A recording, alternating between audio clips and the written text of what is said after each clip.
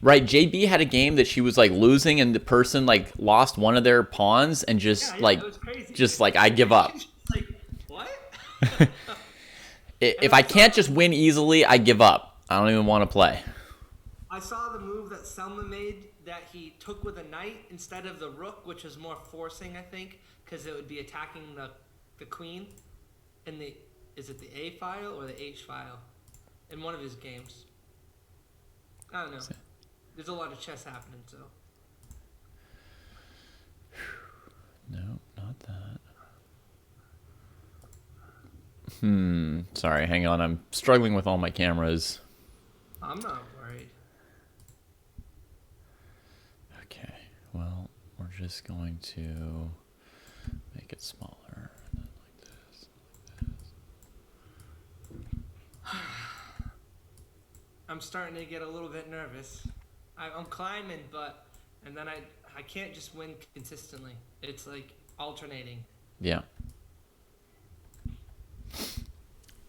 Yeah, nobody gets to just win consistently.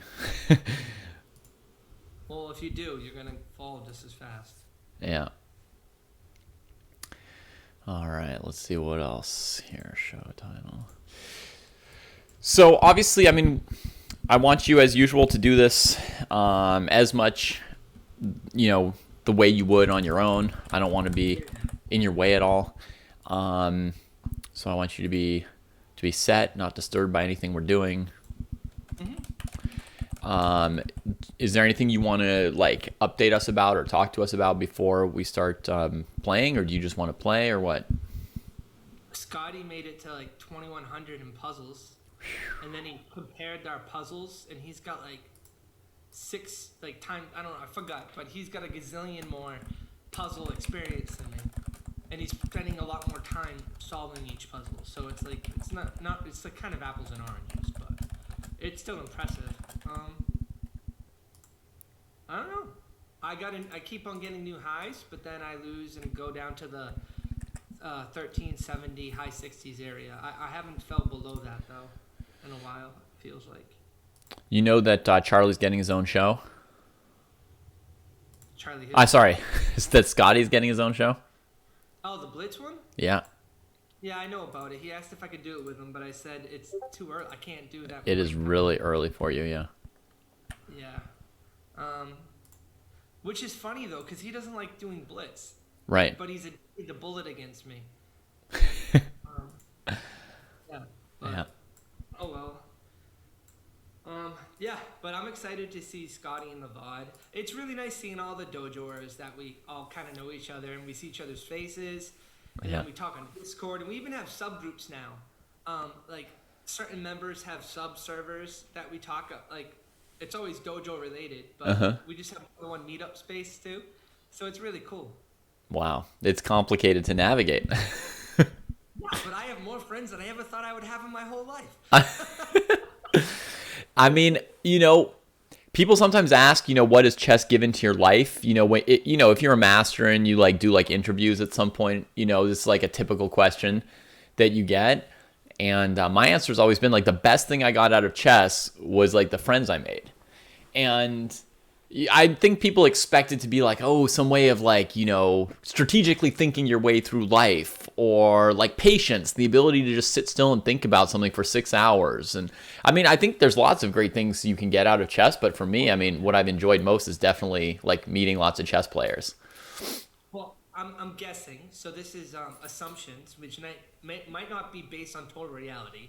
Yeah. But you be a professional chess player and the top player, you're basically spending as much time, or if not more, than somebody's reaching the top accolades in a sport, like hockey or something else. Yeah. So at the end of the day, the brothers and sisters that you make in the friendship groups you do, studying the game to get better, and it's always stronger to do it together than by like I think the lonely road is depressing. So I say learn with a friend and then like help each other out. Usually your strengths aren't going to be exactly the same, so you can help each other. Yeah, that's totally true. And I would guess that chess players spend even more time per day training than like hockey players or something, because I think in a lot of other sports, if you practice too much, you can get injured. Yeah. I've had 2 knee surgeries Right. from ice hockey related. Yeah. Medial meniscus, sophomore year in high school, sophomore year in college. I don't have any music industry injuries, but I also never stage dived or like jumped off the stage, so who knows?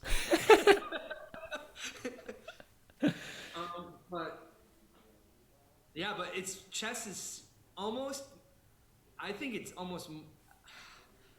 I don't know the word to use, insane, but I feel like it has the ability to drive me insane more than music could. Because like the music can stop, the theory side of it can stop, and I can just listen and appreciate it. I can turn it off.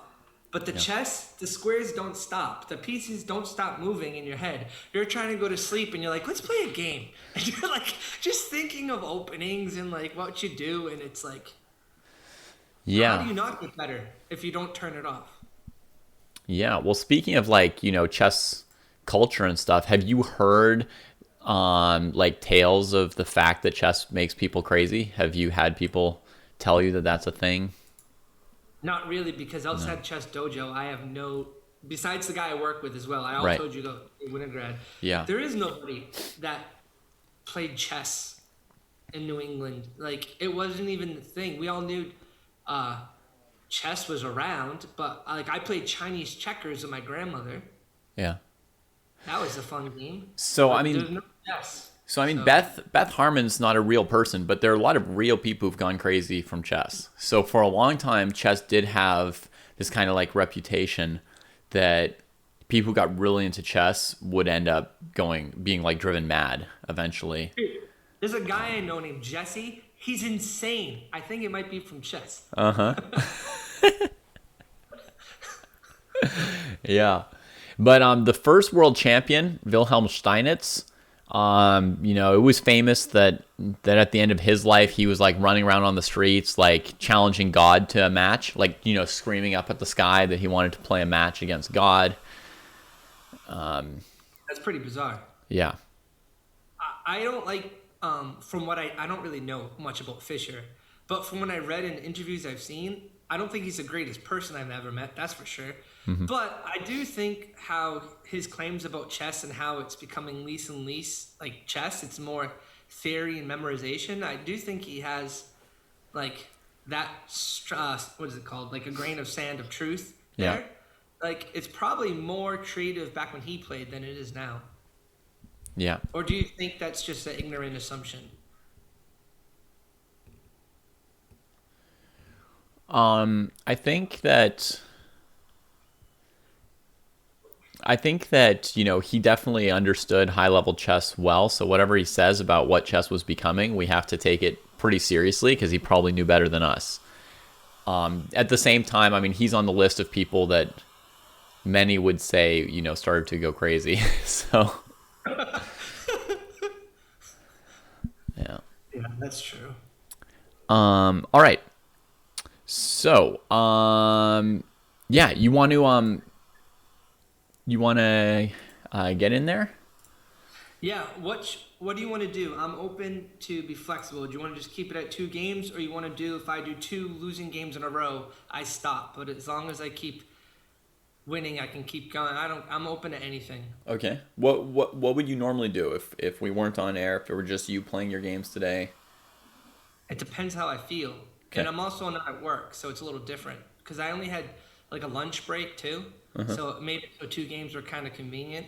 But now it's 8 p.m. Like, it doesn't matter. Okay. I'll be open to All whatever right. you want. Well, how about play 2 games as if they were your only 2 games, and then coach will decide whether to send you in for a 3rd game. Dude, I'm married. I've been with my wife since we were 14. I'm good at not making choices. This works for me. You want to be happily married? Literally, don't make choices. Just go with the flow.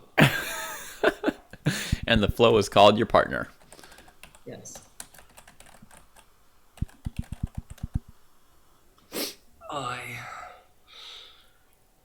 Ready to rock and roll? We're ready. Hold on, let me get a moment. I just got that little uplifting feeling. Yeah. Like, Yeah. there's no reason to be excited. Yeah, no, you're cool. Whoa, boom, what a sound. All right. We're off, everybody. I'm muting my own mic so that Charlie won't hear me. Yes, I cannot hear Bruce anymore. This is not hard. Okay, you want to Ruy Lopez. You can see Charlie switching around his openings like somebody who really wants to learn the game. He was having a great time with the King's Gambit for a couple months, Vienna for a couple months. Now he's into the Ruy. Go, Charlie, go. Fantastic the way he just goes from opening to opening without a fear or a care. All right. Yeah, trading wouldn't be good when Black's got this knight that wants to come back. I'm at you, bro. All right, Charlie's feeling good today. Come at me, he says. Keep chasing my bishop.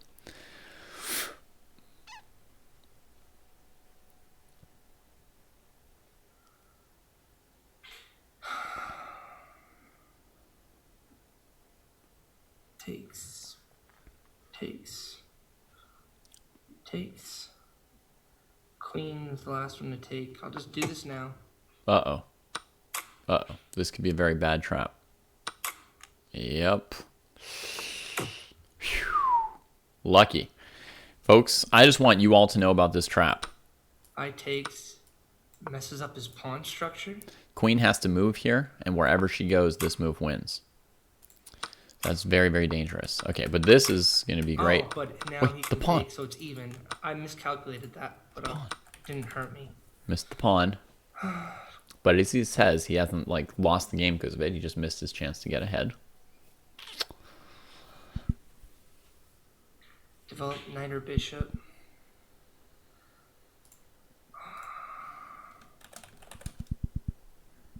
If I go there, you can just kick me out with a pawn move.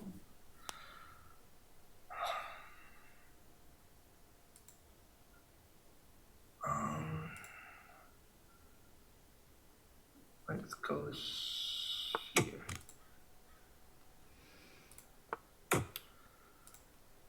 Okay, so it only has rights. No, he's getting ready. I'm gonna do this just in case he's trying to castle. He is trying to castle. He can't do a Don't knight let him. move, but if he moves there, I'm gonna have to move it out of the way. Queen G4 him. Queen G4 him, Charlie. Hold on, let me slow down. Don't let him do what he wants. Hold on, let me slow down is a good call. Gotta get into that game. I don't want to have to move it twice. You're welcome, Boggy. It's good to know Then I'll some just stuff go like for the this. pawn. I'll slide it over one. No, because then if... I'll just do the safe thing. Just attacking my knight.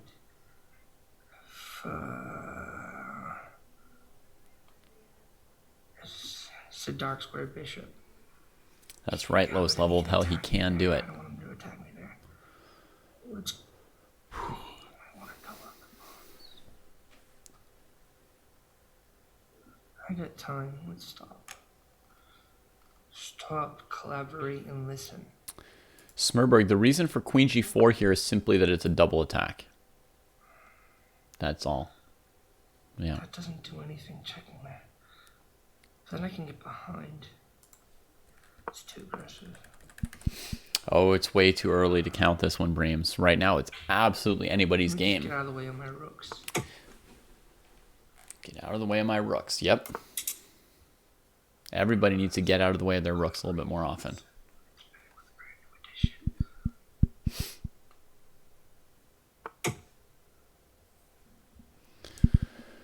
Yeah, the Ruy Lopez is intense. D4. It's a tough opening. He Right. should get his queen off the back. You're feeling good vibes. Okay, that's good to know.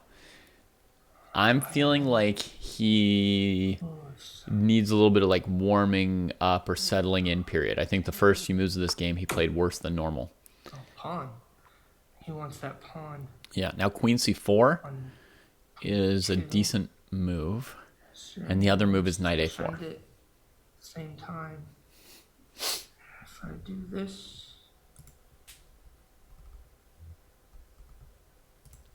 defends the pawn. I'm on the rim. But defends the pawn.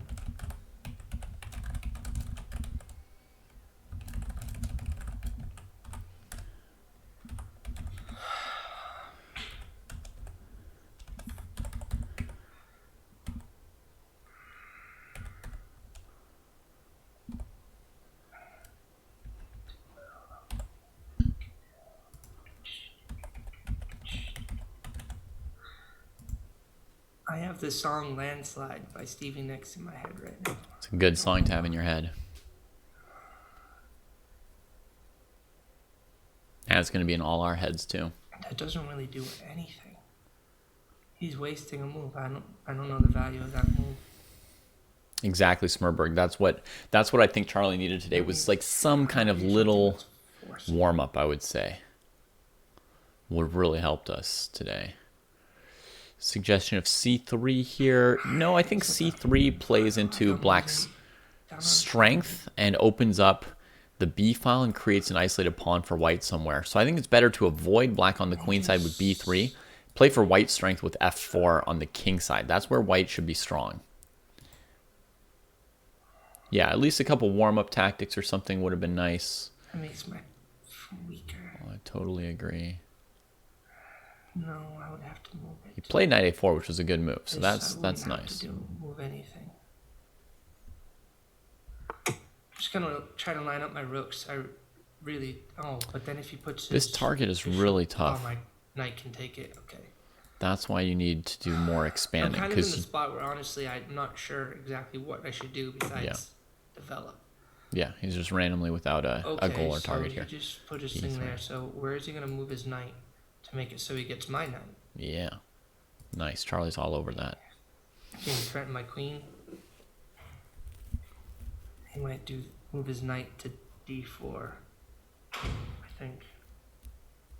Then I take. Let me just defend your knight in advance. You know you want to. do this. Pro players always keep their pieces defended. This is defended. Yes! Yes! Defend that piece, Charlie! No bad tactical elements for you.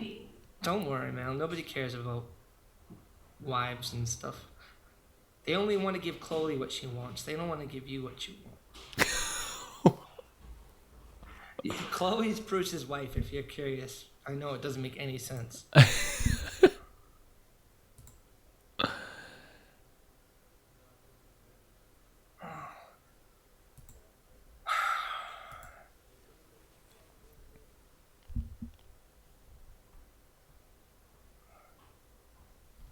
This pawn structure is actually not symmetrical or boring, Alpha Canis. Because black has a D pawn and white has an F pawn. So if white plays F4, you'll see that white can expand quite a bit on this side of the board. They can even play G4 and do a full pawn storm. But it's very important who advances first. If I throw my F pawn up forward, yeah. Does it do anything? Yeah, it does, man. Yeah, it does. I'm just gonna do it. Yes, yes. Doing it. He opened up the file, so it's yours, Charlie. The space is yours. If I pushed it forward again, he takes, I take. There's no real rush to push it forward again here. Don't know. Now you know. I don't know. Queen c4 is a decent building move. I'm running. King h1. Maybe even g4. Fine. And knight b2 to c4, back into the game can be played too. I'm just going to push it forward. All right. It's okay. His knight can go there. There meaning e5, but I don't see anything. If I put... Should I do... Oh, yeah. All right. Really good question from Stefano here about this game. No. Yes. No. Yosemite takes... I don't like the idea of the pawn taking. I'm low on time. My life sucks. Okay, so real quick. This question, when do you know that you can push stuff and when can you not, right? The answer is, how active are your opponent's pieces? If your opponent's pieces can get to you, it's risky to open up your king with pawn pushes. If your opponent's pieces can't get to you, then it's pretty safe. Just trying to drive this home. That's doing nothing. Nope. Oh, he blocked it is what his point was. Okay. Here's a check, but it doesn't do anything. No, it doesn't even win our knight. Oh, sugar honey. You can move your f pawn if you want to, Flying Puppy Dog. There's no hard and fast rule on that. f4 was definitely good. This, because I don't know what else to do. Honestly, this sucks. Sure, fair enough. I'm losing my thoughts. Losing my mind. The position's close to equal, by the way, what they're playing here. What's up? 6 minutes. Oh,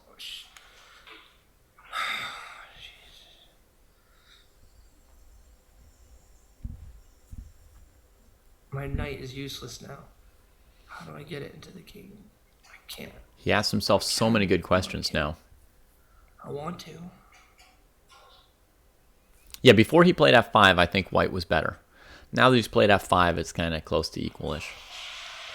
If I do bishop d4, You can't. he can take... No, that's... I'm not giving him that crap. No way.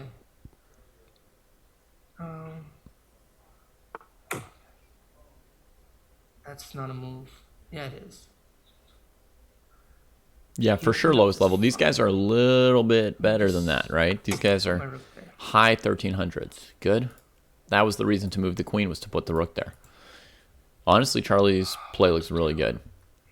I gotta get my bishop out of the way. That's what I gotta do. I'm gonna lose on time. Because I don't have a plan. I don't have a plan. He's pretty aware of everything. It's pretty good.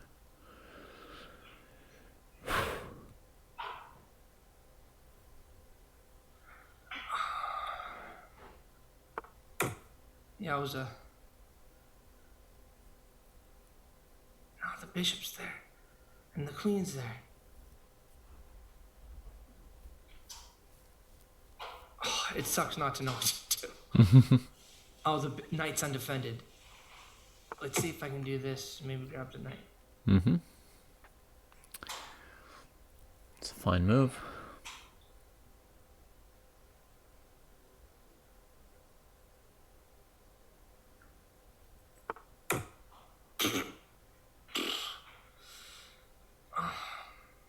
That's fine. Knight c5. Oh, knight c5, knight d4. Shoot. Can't do that. My knight's got somewhere to go, but if I do this, I think I got taking away more squares. Nice. Much better. Good work, Charlie. Good work, Charlie Silva. Move the king. I just forked myself so hard. Move the king. Oh my goodness. Just don't take it. No! And this is the sound of silence.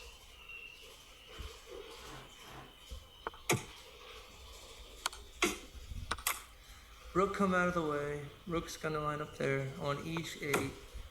I knew it.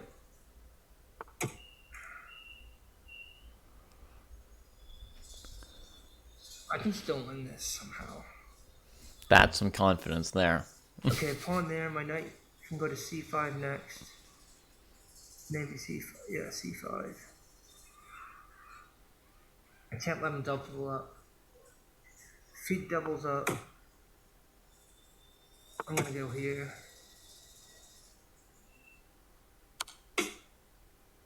Oh, yeah, I have to take.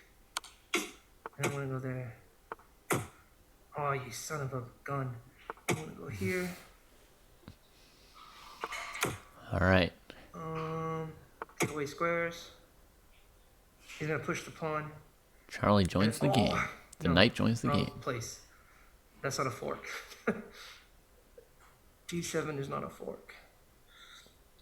He's thinking. King f6 would be a good Okay, move but for he did Charlie. it. And I'm gonna go this way to stop the pawn and threaten the rook.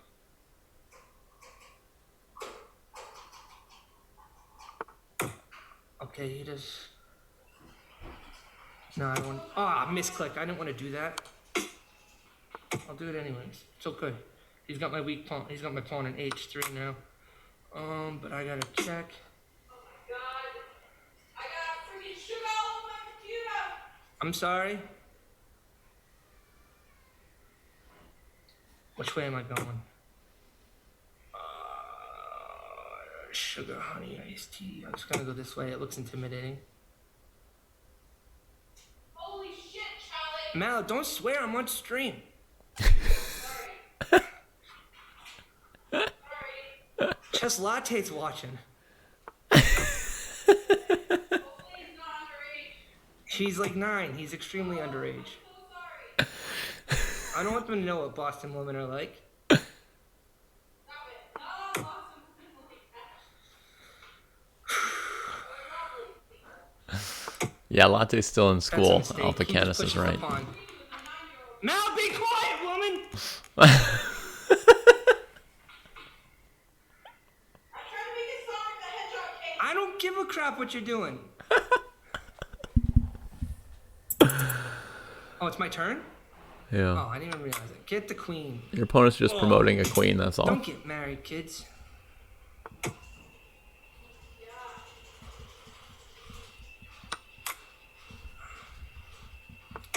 I'm not resigning. I know I should, but I can't.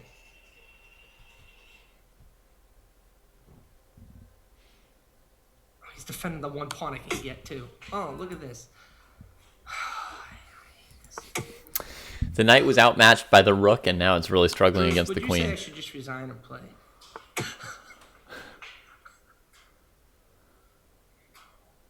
Get the pawn and then you can pin my knight. I know. Well, he can save time for his next game, Daster. Yeah, see, I know what you're Here's doing, Lancer. guy. You don't have to tell me. Yeah, but nobody ever started a new You game should by be not just resigning pushing either, pawns, Stefano. putting in the-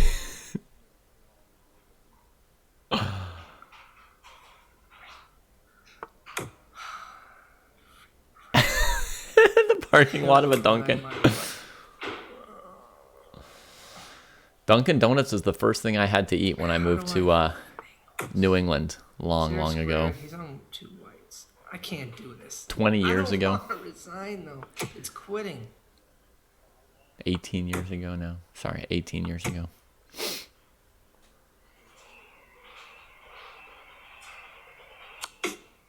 Yeah. Okay, I'll resign. Jeez, you don't have to be mean. I can't resign. Oh, Charlie, I'm so sorry. It's okay. This is one miss win. Don't tell me that. What's that? The computer says 2 mistakes, 3 blunders, 1 miss win. One missed win? Well, I didn't see it. Don't worry. Yeah, but the fork thing that hurt. That was the turning point. Yeah. Yeah, I think we should have just done a short warm-up before you started playing, but now that game's going to be the warm-up. Well, was I playing bad the whole time? No, but I mean, you were playing great. If you played like this like 3 months ago, you would have been really happy. But I think you played slightly worse than last week. Okay. In this game. Just a touch, but I could feel it, just a step. I think if we did like 5 minutes of like puzzles or one unrated game first, that would probably help us. What was I was stuck and wasn't sure what to do. Yeah. Was there any like defining position I should have saw, or move I should have saw? So, I mean, your setup with F4 was good, but you pushed F5 too soon there. Oh yeah. Okay. So F4 was good, but there's no need to rush ahead with F5. After that, I would say in that position, where you played F5, instead of playing F5, one thing you could do would be move the knight from A4 through B2 to C4. Oh, it could do that then. Yeah, I before didn't- doing anything else. Or you could put your queen on C4 or your queen on B5. You've got a couple different options for how to improve your position a little bit more.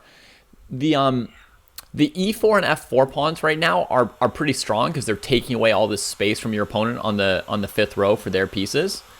Yeah. And once you push one, your opponent's going to get some options for square. So normally you only push them once you're ready to really hurt the opponent. Yeah, I wasn't ready yet. I Right. should have developed right at least. Yeah.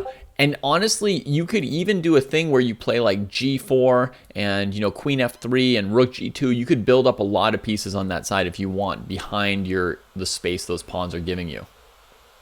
Oh. That's like back to the King's Gambit days. Maybe. It's a pawn Yeah. storm. It's a kind of pawn storm. Yeah. Yeah. I wish I won, but I didn't. Yeah. But this guy needs to win too, right? He That's deserves right. a win every now and then. That's right. That guy needs to win a game now and then. Poor little Shis Han.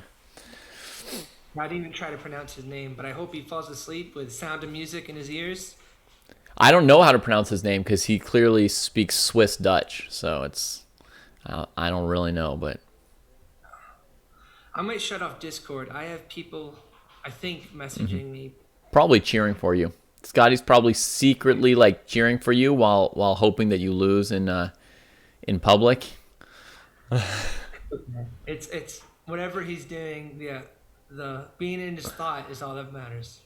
If I said Swiss Dutch, I meant Swiss German. It's because in German it's Deutsch, so it'd be Schweizerdeutsch is how you would say it, I think. So that's why if I said Swiss Dutch by accident, that's why I did it.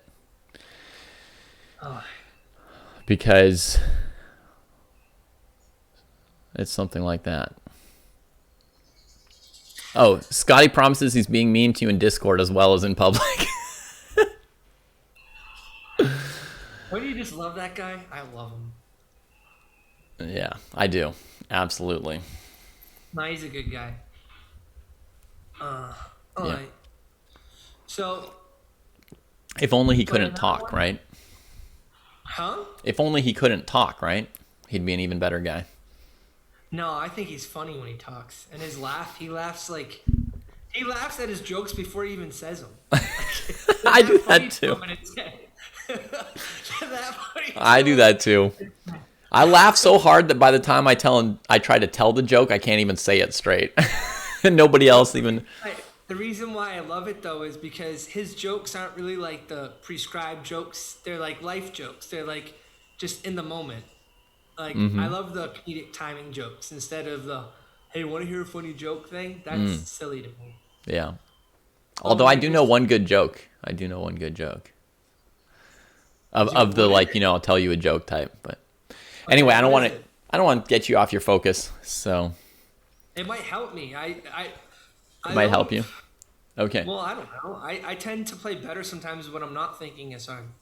So there's this problem in humor that a lot of humor is like really mean, right? It's like it's making fun of somebody else for being dumb or for falling or whatever, like, or it's like, I mean, humor like some years ago used to often be racist or like really offensive in some way, right? So it's like, at some point I was wondering like what humor is there that isn't mean, and then I came across this joke, and I think this joke qualifies as not being mean. It's not like particularly funny. The only reason I remember it is because it's not mean. See if I remember it. So this guy's walking home, and he goes down a dark alley, and he gets jumped, right, by some guy who's like, give me your wallet, and he's like, oh hell no, you're not getting my wallet. So they fight for a while. Luckily, the guy who jumped him didn't have a gun, so they fight for a while. They punch, kick, they're in the dirt, they're fighting. Finally, after like 15 minutes, the assailant wins and sort of like pins him down and reaches in his pocket, pulls out his wallet, and he like opens it up, and the guy has like 2 quarters in his wallet. And the mugger's like, are you kidding me? You've got 2 quarters? Like, you fought like that for 2 quarters? What's wrong with you, man? And the guy's like, oh, I wasn't fighting to save the 2 quarters in my wallet, but the $500 in my shoe. Anyway, that's the joke.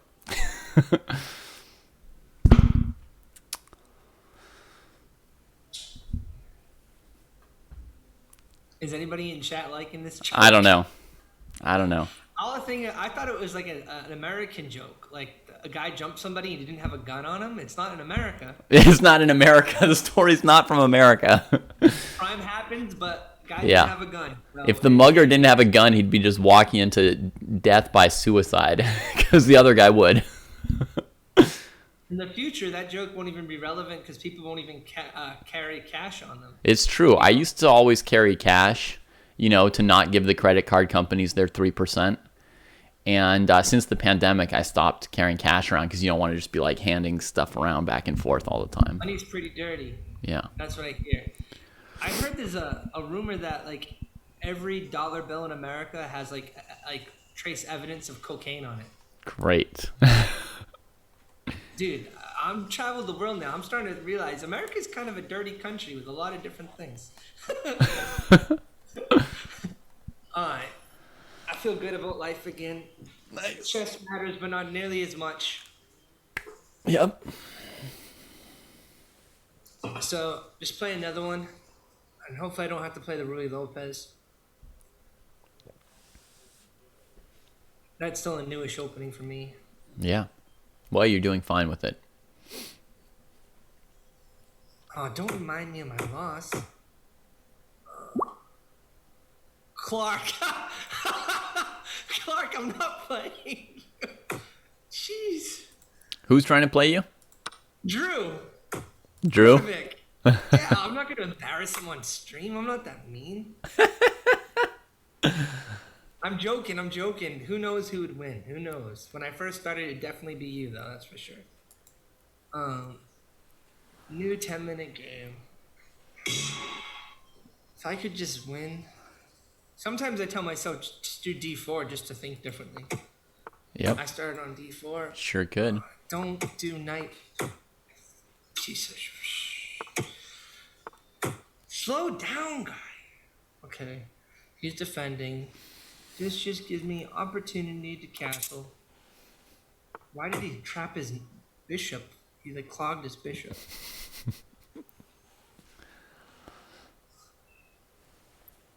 Hold on a second.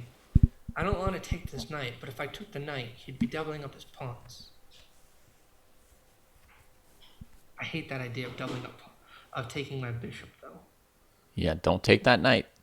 Actually, my bishop might be strong because That would his let this bishop's trapped. I'm going to keep it. Good call.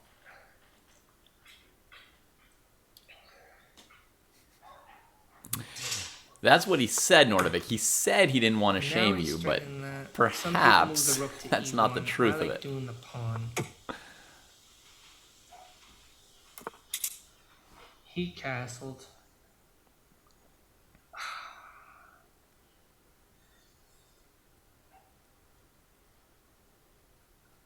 Yeah, bishop d6 is okay. What do I want to do? Let's just take it simple and give my bishop an escape square. Yeah, Loki, Eventually, c3, things d4 get would probably crazy. be the best plan for white in this position. Certainly c3 is good, and then he can just develop. Another plan without d4 that would, since he's already played d3, a plan that would make sense would be knight d2 to First, I c4. may want to take my dark square. If the bishop moves away, you take the e pawn, What the? and if the bishop stays, you can probably take it there, Oh, He right? wants the fianchetto. Charlie, can you taste this? Mal, I can't taste anything right now. No, give me this. Give me. Taste it. It's good. It's frosting. Like, what do you want me to tell you? It's homemade frosting. Okay, it's Does good. It taste good? Yes. Jeez, I'm already behind the clock every time. No, Well, I'm trying to make a Sonic cake for our fun. Wow. I don't eat frosting. She's baking a cake in the background. Nice. I thought she was playing the video game Sonic the Hedgehog. I figured Charlie's wife would play computer games, video games. if I take, he takes with queen. If I backed it up and he moves twice, Yeah, Cappy Max and everybody feeling real bad for Charlie. Somebody's baking like cake in the that. background, I'm giving him taking it. frosting to taste. So this is an example of like bishop g5 being not a particularly good move, right? Because do you want to trade your bishop for the knight? No. So when they play h6, what are you doing? what? What? Oh, thank God for that terrible move. Whew. Why would he do that? I have no clue, Charlie. I want to move my knight. Do I have a fast checkmate? No. Move your knights, yeah. Come on. If he goes here, I can get to this outpost on F. Soraka, you know this My handicap. white can come here, check, and then let me just do this. I feel like it. Yes, But I don't yes, know do if it's this. Queen to H5. Why is this scaring me? It's like,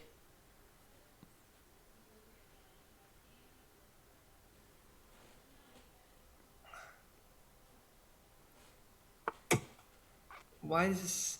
This is, I don't, oh, this is why.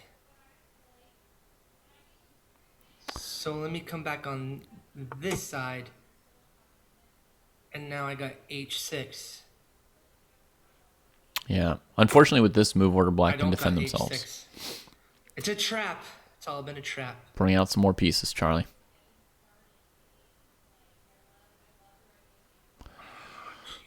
The chance to knock him out has come and gone. Chess is a hell of a game.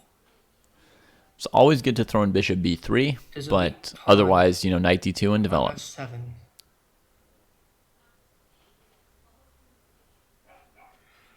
Should I develop or go for this? Actually, if Develop. I just do this, I'll threaten it. Good. Good. Then develop. I gotta get my other knight in there. Hey, though. Zelmer. His bishop and his knight. What is he doing? It's a very I'm good confused by question. this game. Now This he's doesn't just make giving any you pawns. sense. I thought this might happen. Somebody who first blocks in their own pawn with You bishop make me d6. question life. And then for some reason I thought, and then illogically, the same person who didn't even want to move the pawn is going to just hang it. Why is this coming? I can't explain. I can't explain. Some people just love to lose, right? Some folks just love to lose.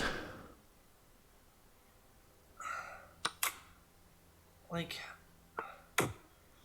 I don't trust anybody right now. Trust nobody.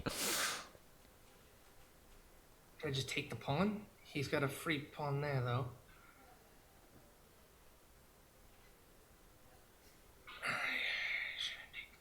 I want that knight. I can't do that. I think The key, Stefano, was in this position to play queen h5. Because the rook can't move to provide defense without hanging the f7 pawn. move. I think at least I get So something. queen h5, but you're threatening knight f5. The opponent has to bring defense to this square here. So when you play queen h5, Black's going to have to sacrifice a pawn, basically. It doesn't instantly end the game, but Just in case it's crazy tactics. it's nice to... Yo, I can't handle this game. This game is too crazy for me. All right. This is my Eichhorn Elfins game. There you go. just had to die suddenly. He was in a hurry. What was happening? Like, I don't understand anything in that game. I don't know, man. His moves didn't make sense. I made one mistake according to the computer. Did you see any ones? I mean, I don't know what the computer calls a mistake or not. I would ignore the I computer, just but says it instantly. Yeah, I know. but did I see any mistakes in the game? I mean, I saw one move that would be stronger, which was on move 11, where you played queen f3. I would have gone to h5 instead. so in then one I move? could've, Because on h5, your queen's attacking f7 and h6 already. That's stronger than the queen on f3. isn't H6 defended by the king though? Oh, but then when I put the knight on, Yeah, you're just F5, bringing the queen to attack those 2 points. The thing is, like, the big threat is knight f5. The main way your opponent's usually going to defend is with rook g8 and then like rook g6 or bishop f8 kind of moves. The reason queen h5 is so good is because when your opponent plays rook g8, you can take the pawn on f7 with check Okay. and then get out of there. Basically, now the opponent has really, really weak light squares on the king side, right? They've got 3 pawns on dark squares, a bishop on a dark square. They just can't keep your queen and knight out. Yeah, this guy literally played worse than any 1000 like that I've seen in the training stuff. Like Yeah. JB could have beat this Yeah. guy easily. He made his bishop horrible, his light Yeah. squared, and then his knight was like hiding on a7. I think he wanted to lose. That's what I said during the game too. He may have been on some special game show where people compete to play the ugliest game possible, and they've got a few different contestants at once, and then like a host who says which game was the most sinful. I should have asked him for a rematch. Oh I don't yeah, want- definitely. No, that's not really full of integrity though, and I'm kind of a big integrity person. Nice, nice. You can't Like, I inflate your never rating hated by that. riding somebody. No, yeah, I hated that that I had to resign last game, but I could see the guy was gonna get like there was no way I could come back, and I was gonna flag too. I definitely want to play another one. Is that okay with you? Yep, it's okay with me. We got time I for don't mind. we got time for one more. Okay. Good luck. Yep. I'm definitely not gonna make 1400 tonight. Play. No, just one step in the right direction. Okay. I'm gonna introduce you to something. You might not have seen it before. Knight F6. What is this move? I guess I should just follow pursuit and just say he might transpose. Or maybe he's doing this stupid London thing. Oh yeah, Alright. yeah. I don't have as much experience playing this, but I'm just gonna treat it like everything else. I see all the D4 players in the Bishop chat are knight. totally confused by Charlie's Fighting never for the before same seen card. opening, as expected. If I put my knight, that's too fast to put a knight. Let's just go like this.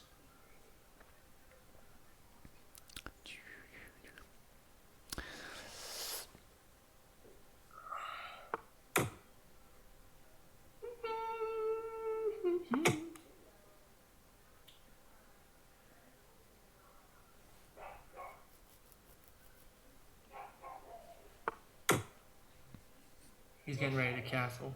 Mm-hmm. If he castles, I gotta take the knight.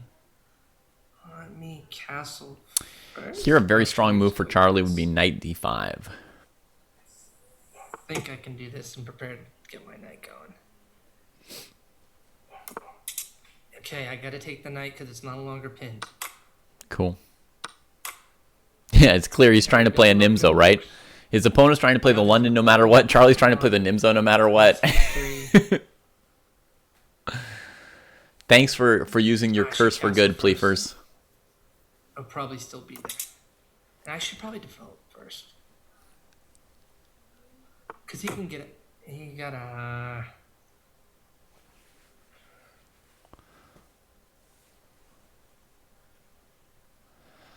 All right, so I think the best plan for Black here is to play like No. Knight D7 and push Oh, E5. that's defended. That's defended. Let me- There's also a pretty good plan of playing Knight E4 F5. That's quite good for This is almost feels similar. for Black as well. It is very similar to the Nimzo, actually. If anything, White's just playing a very slow Nimzo where they play like B2 to C3 to C4, etc. What F5 trying to accomplishes think is whether I gaining should go- space. Knight to E4, or should I go C5? C5 bishop takes Depending what he D6. does, but Your first idea is pretty good.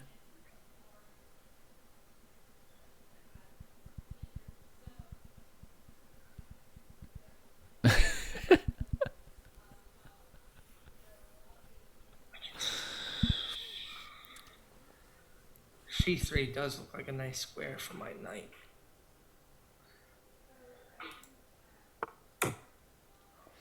Okay, so Hunter Hero was asking, what is Knight E4 with F5 like a real plan, or why would we do it, right? What does it accomplish? It accomplishes space.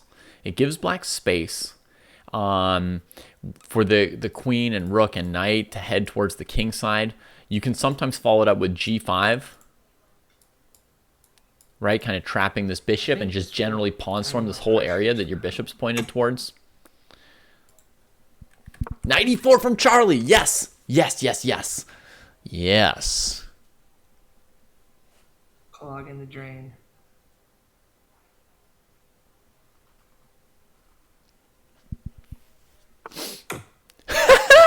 C3. Don't take it, Charlie. It's a trap. It's a trap. Play F5. But white has now accomplished a 2-tempo down Nimzo Indian.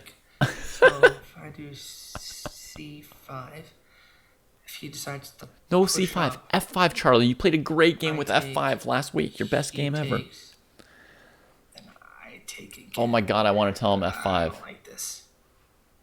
Oh no, Hokie, don't tell me I gave you an emote idea. You can't use it. F5! Yes, come on, Charlie! That's the Charlie we want to see. Give him the old F5. Yes, yes, Charlie. Okay, Oh, it's so good. you're giving me all them tactical elements right here. G5 looks good. You have to calculate G5, bishop takes knight, but then bishop takes E4 hits the queen. So let's do it, Charlie. Let's go G5. I believe in you. You can also improve your position first if you want. Queen E7, rook AE8, knight F6. G5. All these moves are very good. No, I can back. No. You I'm don't... not used to doing this with the London bishop. Oh, he really wants to play C5, but he sees it's attacking D6. He understands there's an issue. You got to put your queen on E7 and be very solid if you want to go for C5. Just kingside expand here, Charlie. Just kingside expand. Bishop on B7's ready for it. F5 pawn's ready for it. Huntier Hero wanted to see why F5 gets played. So show it to him. We build the whole kingside. Huntier Hero, in the best game Charlie ever played, he did play G5, and he did like crush the opponent in exactly the structure on the king side by It's getting too by spicy. pawn storming. Too spicy for Charlie. That's not true. Charlie can handle it. Exactly, Zelmer. Right here, if you take this pawn, queen c2, knight's Back trapped. it up. Did he help me by backing it on up? Now, once you've played f5, you're prepared to take it and then pop back. Okay, here they are. Hold on, if I go here, if I take on G5, I'm threatening the bishop. If he takes it, I can take with my knight. G5 is good because Charlie can like dominate the space in that area, and white's got no pieces to fight. Ooh, there's knight takes e4 here, and then knight takes e4, keeps the g pawn I know it's defended. definitely Nice. like this, but- Good work, Charlie. Good work. Okay, now if I take, I open up. Do I need to take? Don't take on g3 yet. That bishop's bad. You want to play h5, h4. take. But I do think that it would help Charlie to play like queen e7, rook f7, rook a f8, you know? Like you really want to show like a preponderance of force behind these pawns before you start opening things up. Knight takes, bishop takes, bishop takes. e4 is still solid. That's the point that Charlie controls that's keeping the white rooks from getting into the king side. But he needs to show that he's got more pieces there than the opponent before he blows it open. I don't know what to do. If I take, he could take and open up his rook. Why would you trade it for a pawn? But this opens up my light square too. Yeah, Stefano, black has long-term weaknesses around their king, so they better keep control of the position. Center with the c5 pawn. If things go wrong, it can get But I bad think this later. has more But so far, controversy. it's I fine. don't No! Could have been bad. Takes that He crummy opened up the bishop. rook. Let's You white know, back into the I didn't know game. that was gonna happen. I had no idea. No idea. Get your pieces. Get your pieces, Charlie. That rook on a8 is starting to scream. Like me. The rook on a8 is screaming at you. I'm so sorry, everybody that's watching. No! Rook on c8's like, bring me in, dude! I gotta still think though. Game's not over. Now, very, very high probability that these just become weaknesses. And that all these moves, which I said were good, are now going to look bad. Because now Charlie's lost control of the e4 square. White can play e4, just blow open the center. Black's Should've just almost let it simmer lost. And just keep pushing things Almost to the lost. kingside. White could also play d5, and black would also crack. Like Legyon says. So... Okay, E3 is a spicy. Well, Cappy Max, the way to get these rooks into the game is to play e4, right? Opening up the file. As long as black had a knight on e4, white couldn't push this pawn, so these rooks couldn't get to the king side, E4 to E3. right? Here the white rooks can't get to that side of the board.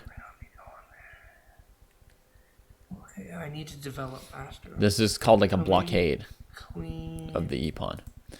But when he does this, now this rook's already open and white can play e4 next move. And this move just makes more weaknesses and it doesn't get this rook towards the game.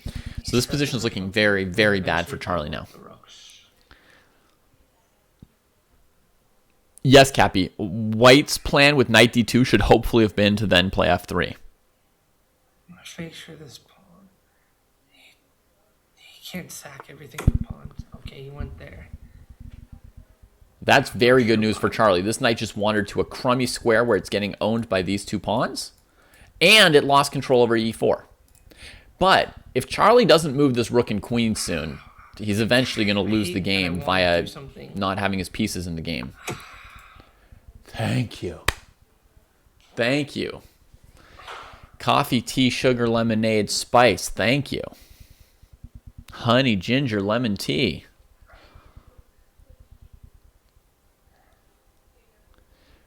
I don't think there is, Stefano. Oh, sugar, honey, iced tea. I called it. Okay.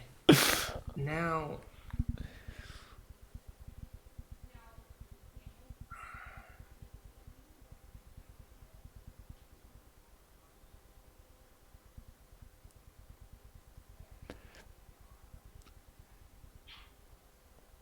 The rook, Charlie. Rook a8. He's talking to you. You got to talk to him. But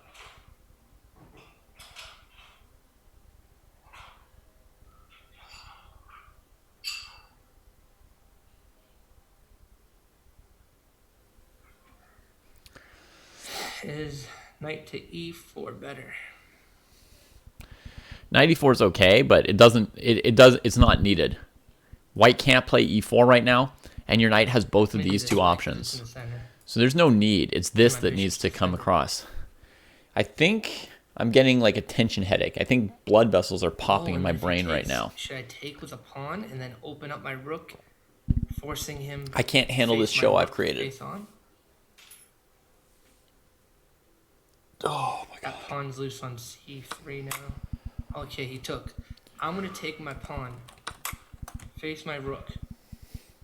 It's just like let me just get in your face, bishop. Yeah, don't mind me while I. Okay, no. I didn't think this far. You didn't think as far as the next move? I just blocked my bishop forever. Yep. You know, life sucks and then you die. Yep. Tell me about it, Charlie. I thought I'm double dying. I'm dying watching you die. If I go there, he just takes, he threatens. Here.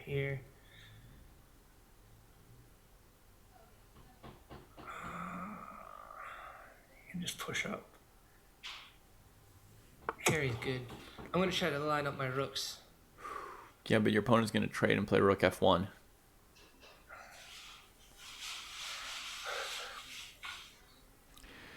If you want to win the fight for the f-file, the one thing you can try in a position like this is here, controlling that square with your bishop. That may keep the opponent's rook from getting to the f-file. The second one, right? The first one you can't prevent anymore. Rook f2. I don't feel good about life. And now he takes. He could have doubled. He could have traded once. Oh my goodness. And then again, another chance to play rook f1. Charlie probably should have played queen here, right? To control the file. Oh, we'll see. I feel like I'm inflicting pain on everybody. Oh, yeah. That is accurate. That is accurate. I may or may not survive this show. Oh, sugar, honey, iced tea. Ah, the rook. I mean, the knight. Don't see it. Don't see it. Piece of I'm sorry. It's okay, Charlie. I'm so sorry. It was just 3 years of my life.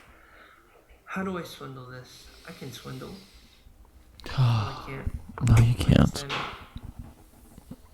Let's just move on, I'm folks. so horrible. Let's move on.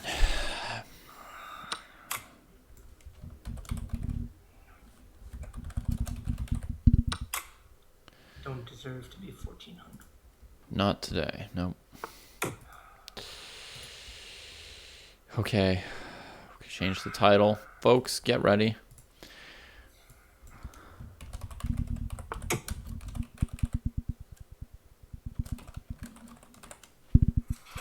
I saw that as soon as I did it. Why did I do it? Oh, that's right, because I suck.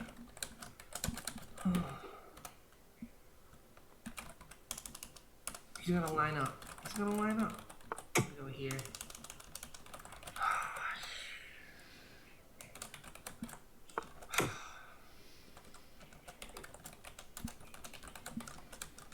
What did you see? This animal I didn't. All right, folks. Pickup game is when you just play somebody.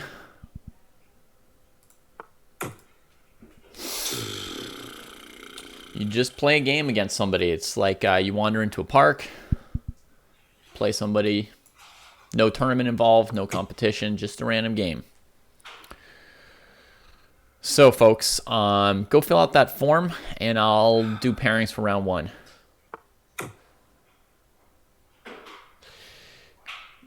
I'll just pair you for 1 game. If you want to play the second game, you can also. But for now, you can just sign up to play game 1. The games will start in like 2 minutes, Basil. You can play rated or unrated. I truly don't care. It's now. The time zone is now. I'm so scared. For a game 45, you should expect that it could last up to an hour and a half, right? Because you've got 45 minutes and your opponent's got 45 minutes. Yeah. Choose what to do. I like it. You could just register for the first for now, Daster, and then, if you change your mind for round 2, let me know. We would be done. Yeah, the second game should be done in 3 hours. That's what it's slated for.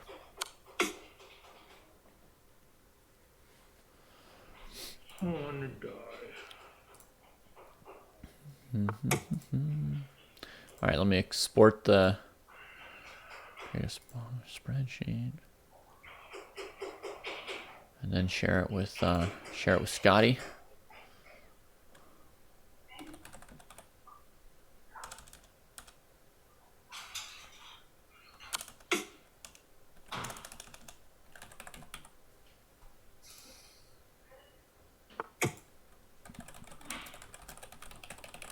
Bye, pawn.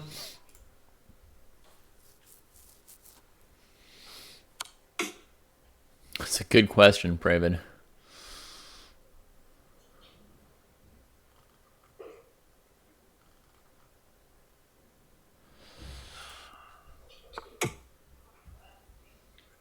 Another question is, does Charlie still get cake after complaining about the icing?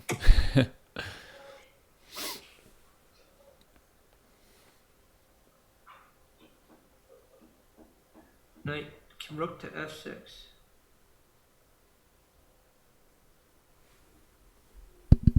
Yeah, you guys can ignore the suffering on screen. I'm not watching it to save what's left of my health.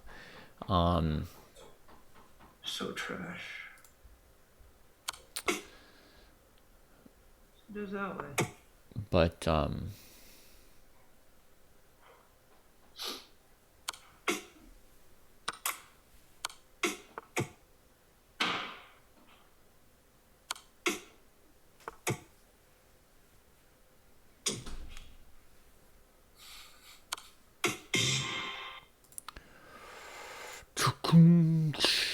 all right.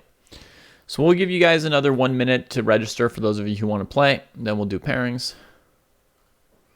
We'll start the games in about a minute, or at least we'll give you your pairings in about a minute. You can't win if you're not playing your best.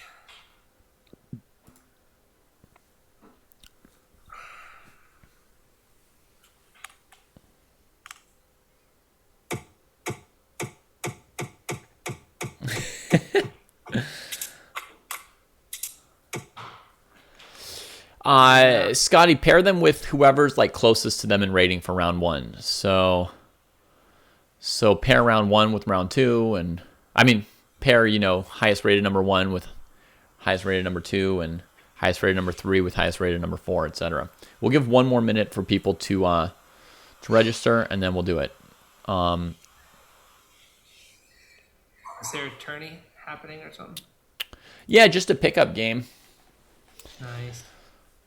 Yeah, but it will get maybe a little bit late for you, and Why is that? What you time thought is you're it starting fighting. at? It's starting about now, but it's going to be game 45. It's a slow game. Last an hour and a half. Yeah. Charlie, you started off down a great path with that game. I got to say, your setup, with 94, F5, G5, that was all good. The place where the game turned was one single positional decision. It was when you traded your knight for the bishop on G3.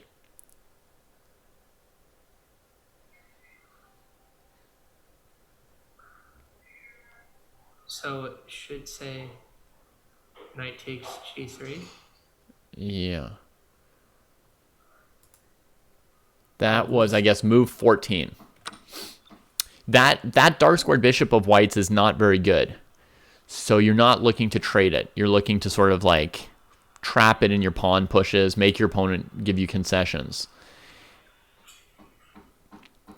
So I think at that point, what you should be doing is probably playing moves like queen e7, rook f7, and rook a to f8. Bring that rook from a8 over to the king side so that eventually when the king side opens up, you need to have more pieces there than your opponent, right? Because you're making these pawn pushes that are kind of weakening your king, but it's based on the fact that you've got enough space that you can dominate the area. But the space is kind of keeping your opponent's pieces from getting there. But the other piece of having like the other puzzle piece, right, for it to all work out for you is you need to bring your pieces there while they can't bring their pieces there.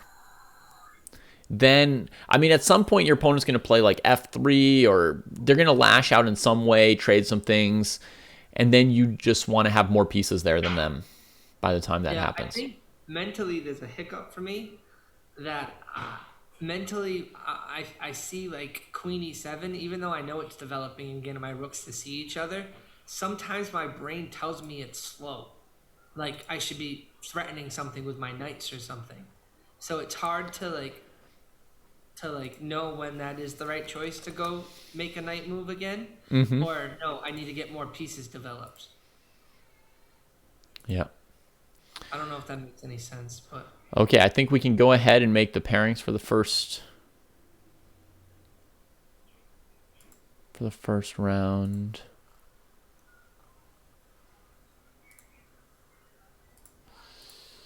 so I had I lost one, then I won in one with an easy win, and then I lost this game on my own accord. Like I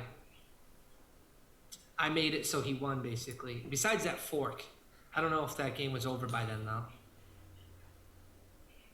Not fork. When I gave my rook away to the knight, was the game already decided by that point, or?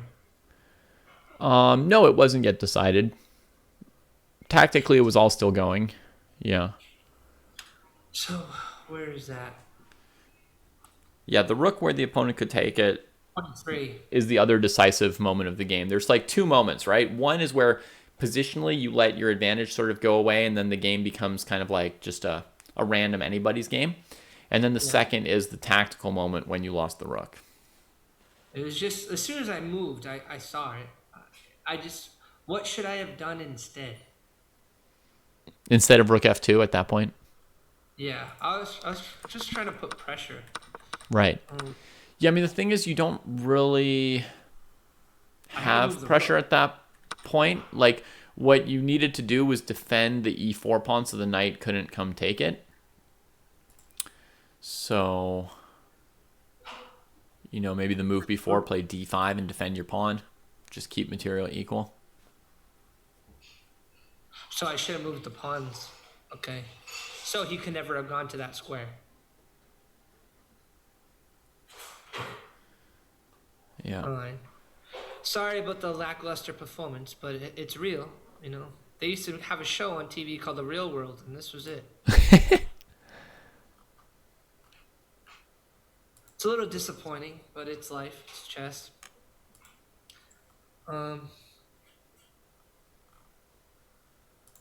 Yeah, I don't know what to say. Yeah. I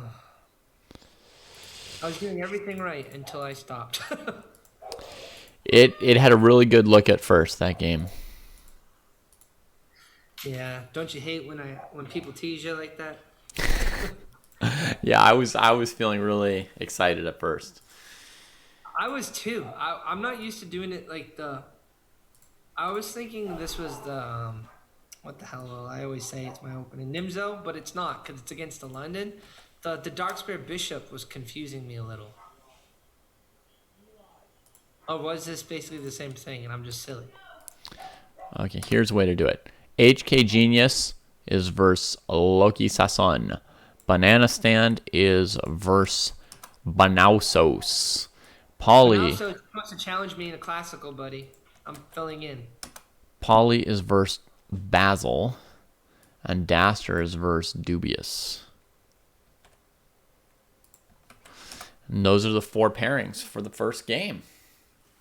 And I am going to watch all those people play and comment on their games.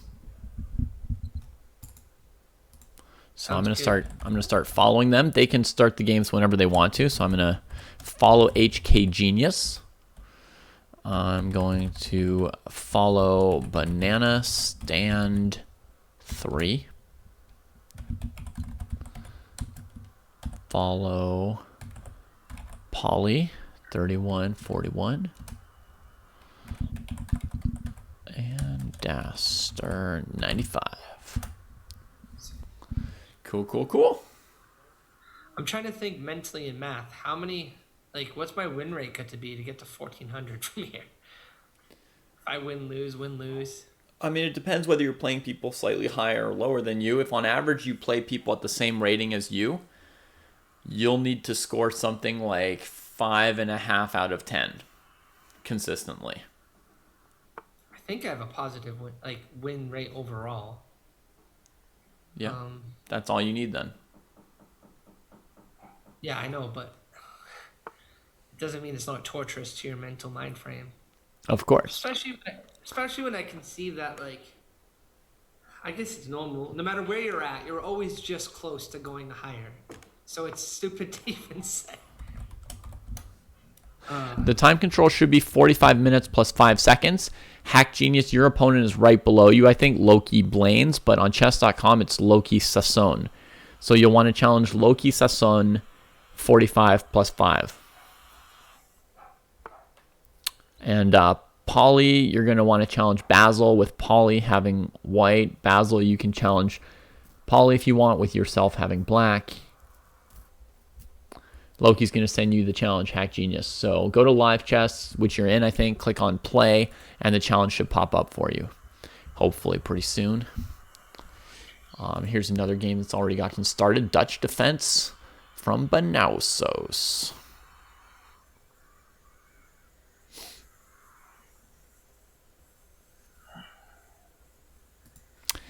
This is not the verified club, Steve North. This is just anybody who wanted to play a game today.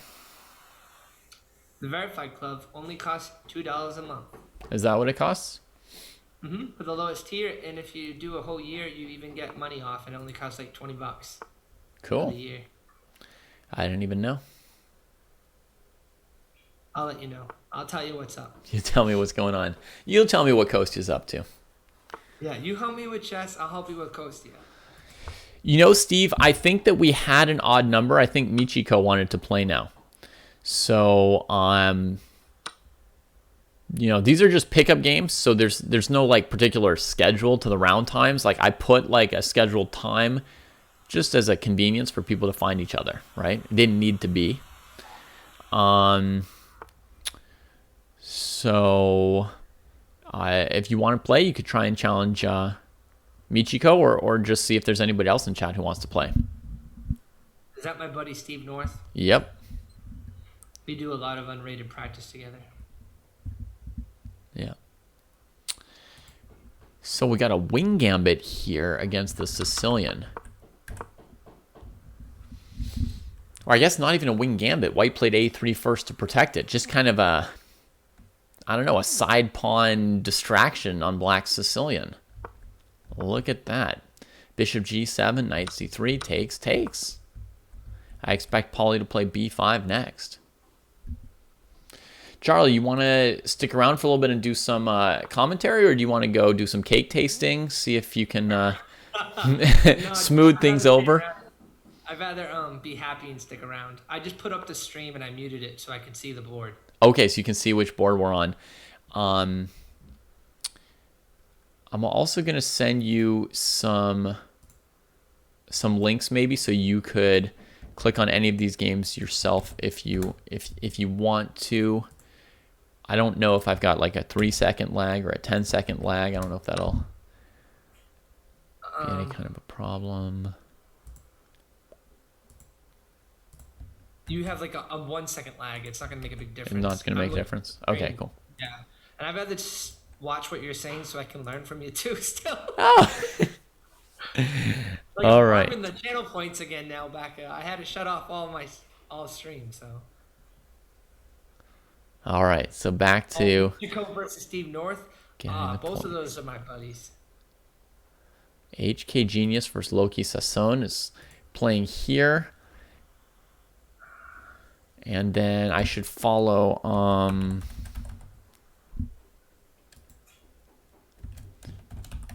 Michiko 3. I don't think there's a V on her chess.com, so we'll see if I'm right on that.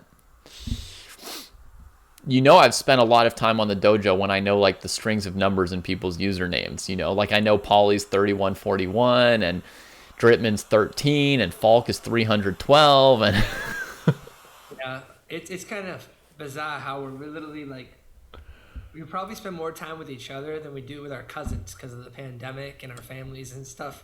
Yeah. For sure. So this started off as an Italian, as HK Genius, am I right? Yeah. Yeah. And White's offering a gambit here, right? The move order from White. Normally... Isn't that a Dalish or something like that? C3 here. Interesting, yeah. So what does White normally do? Actually, C3 is probably pretty normal. That makes sense. All right, cool. HK Genius. It's just a slightly unusual move order, but totally reasonable. Yeah, Italian game. Black can take on C3 if they want to keep an extra pawn, but then they're risking bishop f7 check, queen d5 check.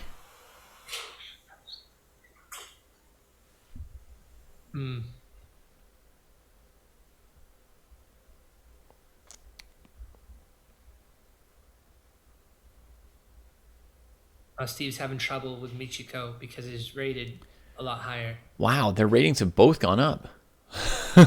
Steve is right on my tail. I don't like this. He's right on your tail, man. Because Michiko just got to like... In unrated games, like, he's going to hate me. But he's at like 2 minutes and I'm at like 15 minutes. Uh-huh. I beat him all the time. But he always plays these baboons and stuff. He gets these people that don't know how to play chess. And he gets to catch up to me. That's where he gets his points, playing against baboons online, huh? Yeah, it's not fair. Yeah, Michiko's gone from like 700 to 950 recently. But Steve must have gone from like 1100 to 1350 in the same time. Yeah, I don't like this. Yeah, he's 1350. 1350 now. Dang. So I'm trying to catch up to Seth. He's trying to catch up to me. Uh-huh. We got all these rivalries coming at all different angles. Yeah.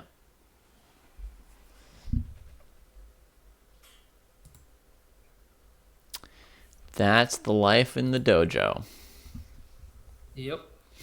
All right, so Paulie played rook to b1 to defend the pawn. How interesting.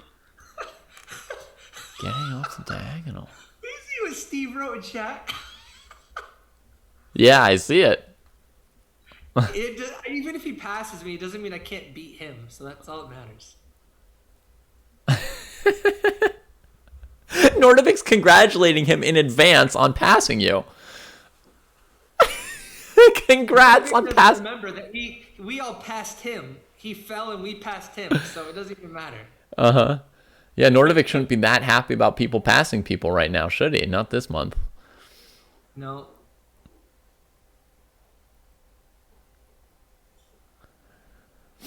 This is a very, very interesting opening Paulie's playing. I hope people are paying attention because a lot of times people sort of like just churn out, repeat the same opening moves they've seen like hundreds of times from, GM games or opening books.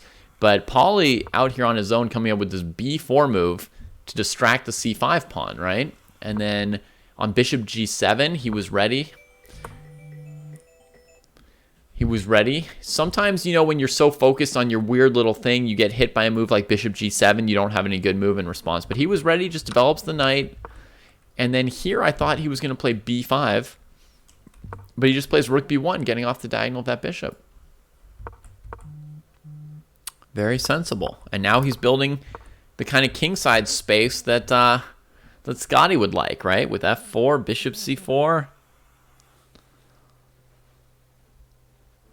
That's beautiful.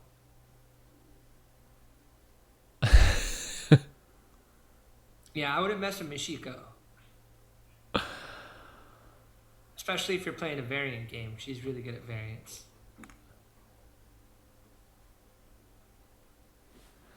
Okay, so I love Paulie's opening. Very, very interesting. How to best counter it for black. I would think that since Paulie spent quite a bit of time on this a3, b4, rook b1 stuff, that black should have looked to sort of aggressively play for the move d5 in the center themselves. I don't know if that's still possible, because obviously playing the move d6 doesn't help you play d5 the fastest.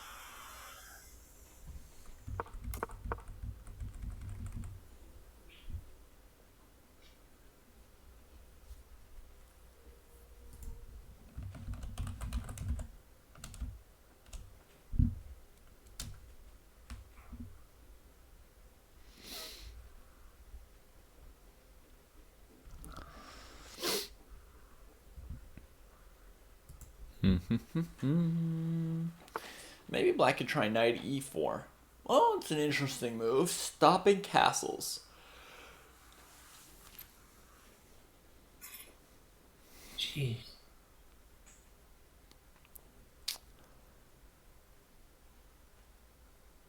I did not expect him to do that. Yeah, me neither. It hadn't occurred to me as a possible move, but now that I'm looking at it, it certainly looks reasonable.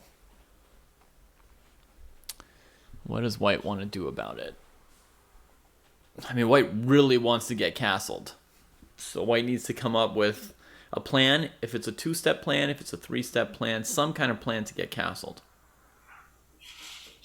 All I can think about, I don't know if that's safe. You can't just go d4, right?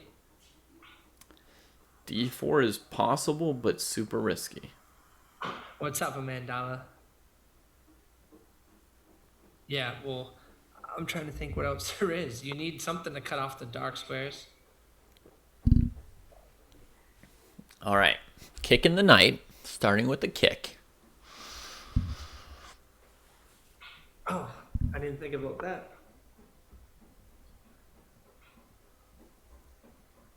Oh, and his rook is defended by the... Oh, jeez. Yeah, the rook's defended. So Basil's trying to get the queen into d4 after a knight trade and just keep control of g1. If white castles here, then knight takes knight is double check. And so you can't recapture the knight because you're also in check from the queen. So white cannot yet castle like this. Still need to work on it.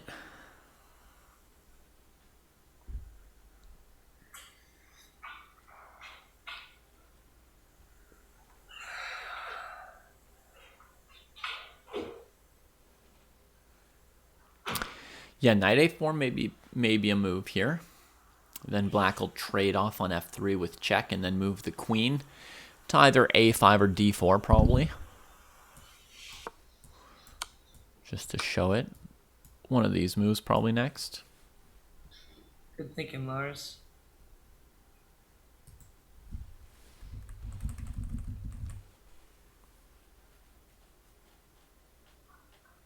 Yeah, this is quite an exciting game, I think, because it feels like it's not one that you see every day, like this type of position.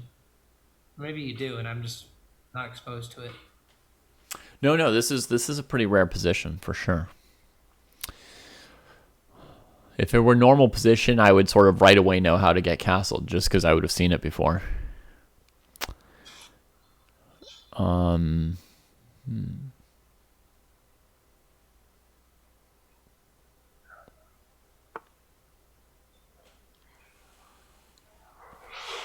so white does start with d3. Now an extra option for black here is probably bishop g4. That's the move I thought they were going to do moves ago. Yeah. It's standard. Oh, I could just start a game for them. Pfft, sorry, I forgot about that. Good thinking, Scotty. That's...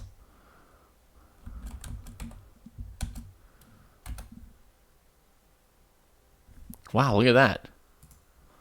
I just went through all the parameters. Oh, I know what you're doing. Now you're going to do stop asterisk and write it correct, and then you get to farm, like, being the lead for writing stuff in chat. That's what I do. That's true genius. Wow. Thanks, Scotty. Oh, Michigo. She plays English. Yeah, that's a classy opening. That's It's a classy pretty. opening. But she's pretty classy, too, so it makes sense.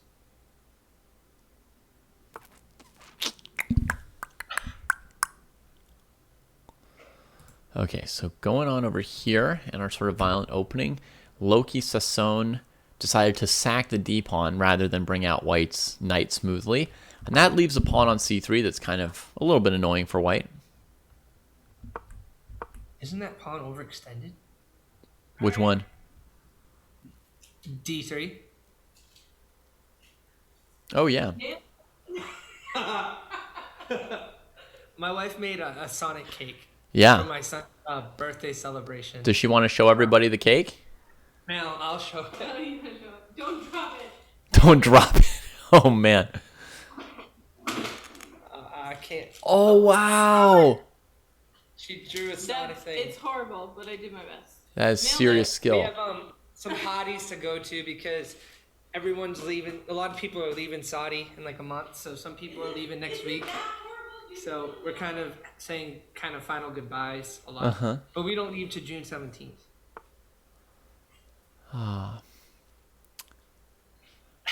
Scotty, shut your mouth. You just told me the other day that you weighed more than me. So I don't know what you're talking about me.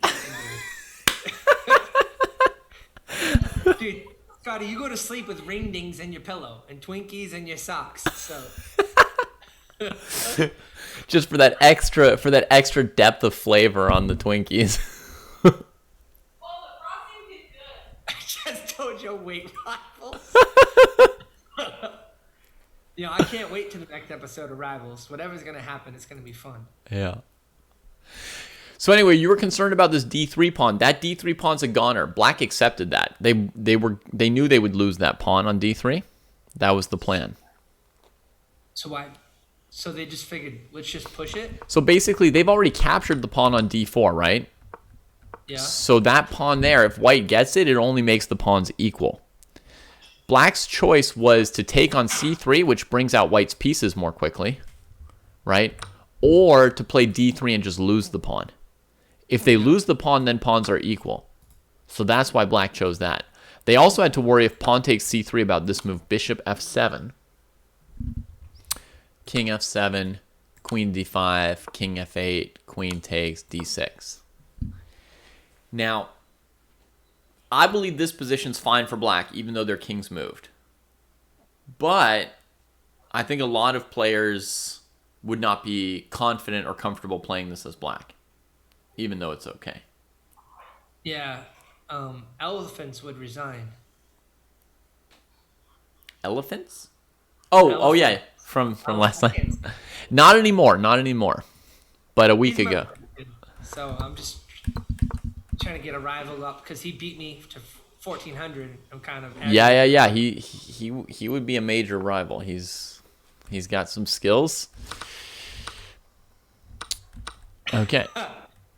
So white tries to trap the bishop on b6, and I would say completely does not succeed in trapping it. it was like 3 pawn moves, c3, b4, a4. No, I guess c3 was played earlier, but it's like 2 pawn moves to try and trap this piece, and then all we're doing is kind of losing a pawn on the queen side. Oh, queen b3.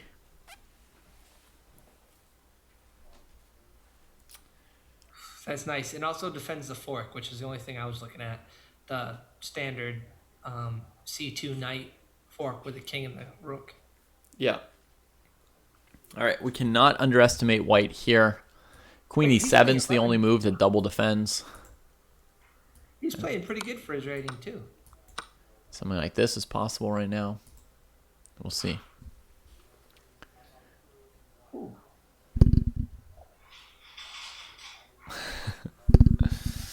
Well, lowest level of hell. If you play the next game, you won't have to imagine it. You can just play it, and I will comment your game. Sometimes I think that some people, their ratings are just what it is because they haven't played enough rated games to get where they belong. Right. They're actually way better higher than they were. Like Scotty, if he played more rated games, right, he might be like 600 or 500, but instead his ratings all inflated. No, Scotty's great. You just can't put a clock in front of him. Yeah. I think he's a great player. Yeah, you're right. You're right. He's actually a good example of what you actually meant, which is, for a long time, Scotty's rating was officially like 800 or something like that, even though he's like clearly hundreds and hundreds of points. He has a higher puzzle rating than me. That Yeah. just means that you at least have the patience to get better. Mm-hmm. Did you just sack your pawn? Queen e7 just got played. HK Genius castled. Paulson pointed out a very important variation tactic. Bishop f7, queen f7, queen b4. Trying to win a pawn for white, but a nasty sting at the end. Bishop a5. This is a poison pawn on e4 too, I think, if the queen takes it. Let's investigate if the pawn is poisoned. Yep, poison. Why couldn't this happen in my game? Oh, it did when I was 1200. That's right.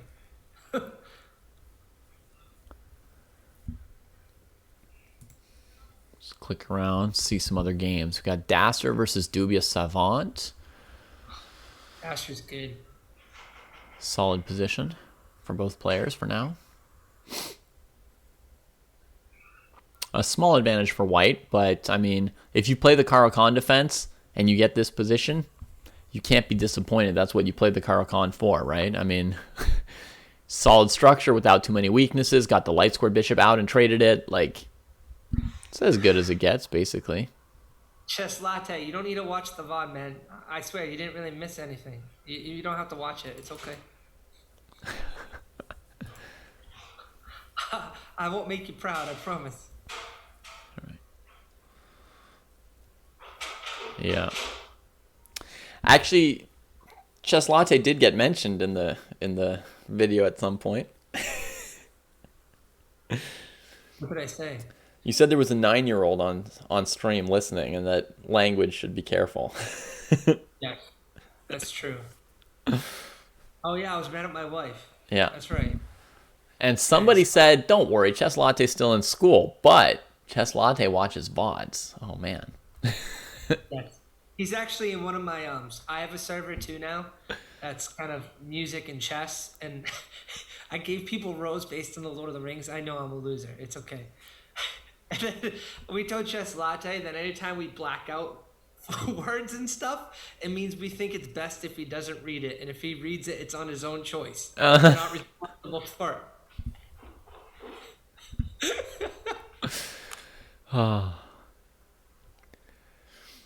So Pravid's asking me if I'm headed to any OTB tournaments in the near future, and I was really close to planning to go to the National Open, and then I found out that it's like the week that my daughter's school is out.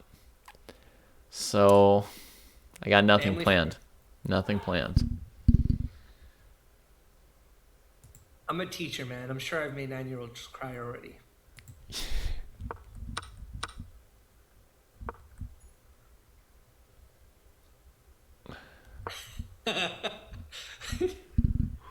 This pawn here looks available. Looks available for the munchin'. Now the only question is, how hungry is Basil? Could even be followed up with further munching. Let's see if I'm blundering or not. I would want to munch this too. Now, takes here. Can I get punished for my munching?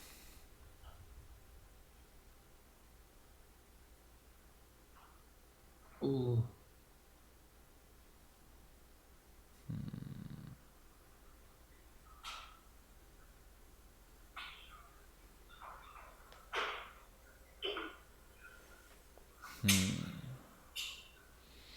Falk wants to join. Yeah, Falk, there'll be another game in like 50 minutes if you want to play the second game. Or you could try to find somebody in chat who wants to play you now. There's no real pairings. Like, I'm not in charge of anything, right? Like, you can the hobbits plural, yeah. So I named Chess Latte Smeagol. What? Because he's tricksy.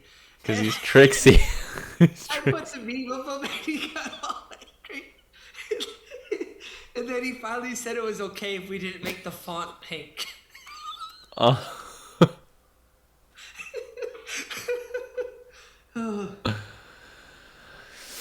Falk, du hast eine Einladung von Halfgilde or Hallgilde. If you want to play a game just right now, you can. Anybody can play anybody whenever they want to, and if you tell me that you're playing or send me a link to it, then we'll watch and chat. Okay, it looks like weirdly these pieces would get themselves forked, so we can't eat all those pawns. Let's see what's happened. Knight F3 check, King F1, Knight E4. Basil went for all that. Wow. He went for all of that.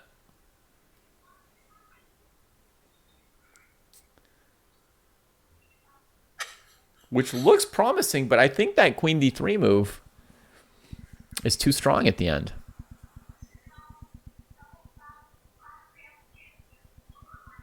Oh man, you didn't want the weird character and they forced you to take him? I said he's an essential character in the whole entire Hobbit and Lord of the Rings. Uh-huh. That's true. And then, yeah, there's Drew, who wanted to be an Ent.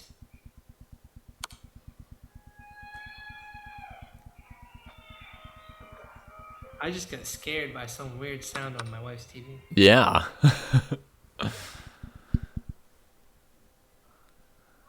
There's no kid.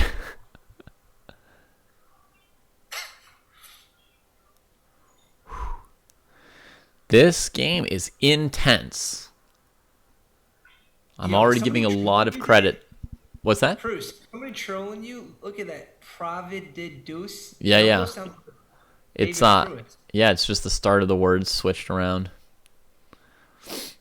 I actually thought you would want to be put on Bombadil too if you ended up ever going to the stream. So it's weird that. Yeah. Is that you? Secretly? It's not me. It's not me. I'm not typing. Pravid, say something while they can see my hands. I'm so confused. All right. Life. Black's trying to open up this rook on f7 towards the white king on f1, of course. The goal of many a rook.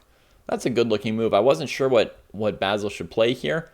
Now that I've seen this e5 move, I gotta say I approve. It looks pretty good. I've always seen Pauly play well, so I still think he's gonna win no matter what. Yeah.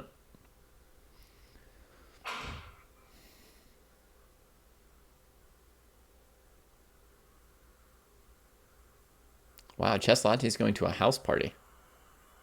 That's I intense. told you, he's a mature 9-year-old. That kid rages hard. Like, he's got the sunglasses on inside house that like flash and blink and all that stuff. He's crazy. Yeah.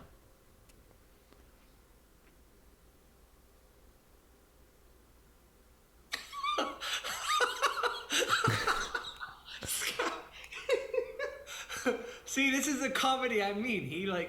This is like just life. It's funny. It's Yeah. not a joke. It's just being funny. Yeah.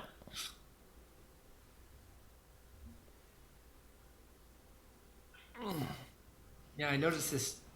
Taking Interesting. taking his, her, or their sweet time typing right now. Oh, here it is. I knew it. I knew it was something, dude. Bruce isn't one of those dibs guys. Wait, you're letting him troll you? What's up with this? I wasn't trolled. I just knew somebody had made a name based on my name.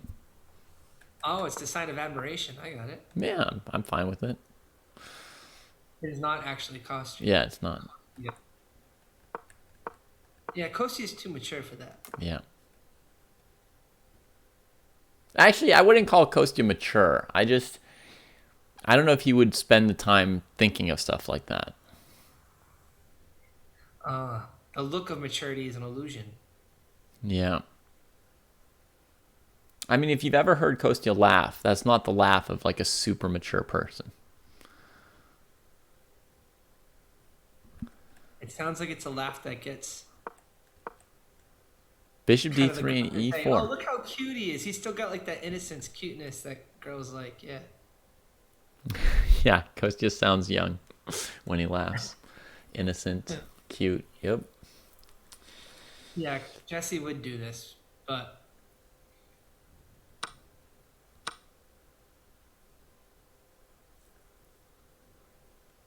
I knew you were, Pravid. I knew you were going to make me wait a while. I knew I was signing up for some kind of contest of how long I could keep my hands in the air. Okay, so e4 is played. That's a good play by Banana Stan. I think bishop d3 and then going for e4. I think Banalsos that like b6 to play bishop b7 is a move too late here, right? Like if you know white's going to be able to play e4 and open the e file, then it's not even worth putting the bishop on b7 anymore because you're going to need the bishop to cover the e6 square here. Something's gone wrong in the move order somehow. Like white's a little bit ahead of where you are. How did that happen? Here, here, here. Makes sense. Maybe it's this d6 move. Maybe if you want to control e4, you have to hurry b6, bishop b7 here.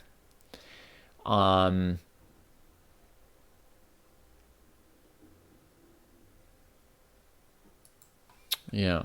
I think the d6 move... Right, d6 and b6 aren't really going to go well together. You had to sort of pick one or the other and go with it, but not play both. I think that's what happened with this opening. oh, okay. Does that So make he's gonna sense? need Like something. you want to play one of those moves to open the bishop, but you don't really want to play both because if you do both, then whichever direction you move the bishop, you've just created weaknesses in the other direction. Like when this bishop goes to b7, the e6 pawn will be weak. If the bishop went to d7, then you would say that, you know, these squares here were unnecessarily weakened by the b pawn move.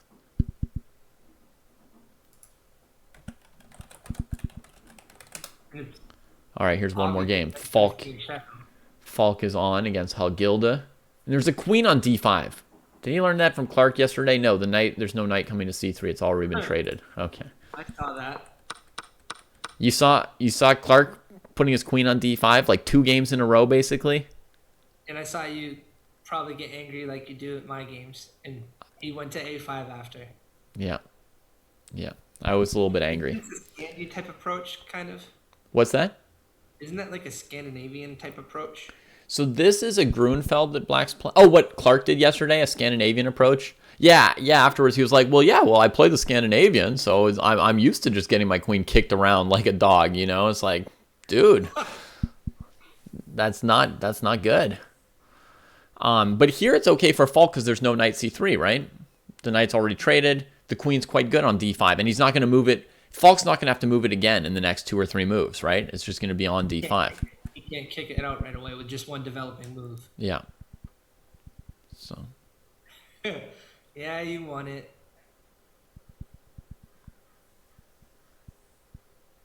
Yeah.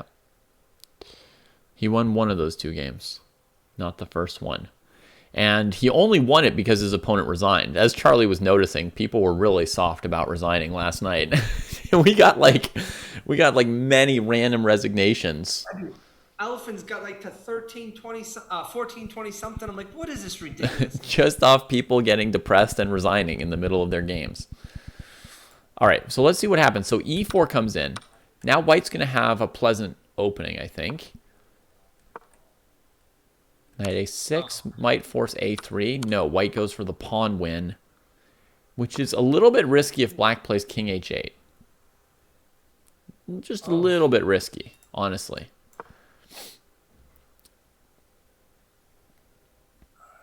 I suppose you could come here to here. Then queen e8. Yeah. Oh no, that's closer than I thought. Oh, that's because the bishop's there. Yeah, it's not so easy for white, you know, because the black rook gets developed on the f file. So there's like a real possibility. I guess we come back here to defend this pawn. Because if you trade, you know, then this is hanging, this is hanging, this is... Wait, but we can't go bishop e3 because this is hanging either. Okay, so bishop e3 here, leaving the bishop like this. That's correct. Now...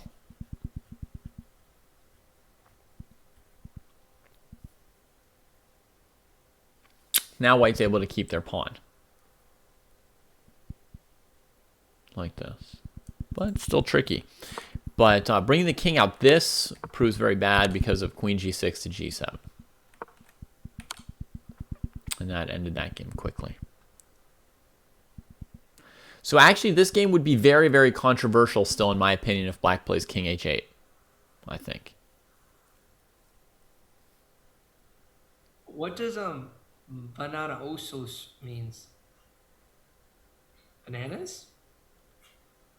Oh, what banausos means? Anybody Something. know? I mean, he's playing against banana. Banausos. I don't know.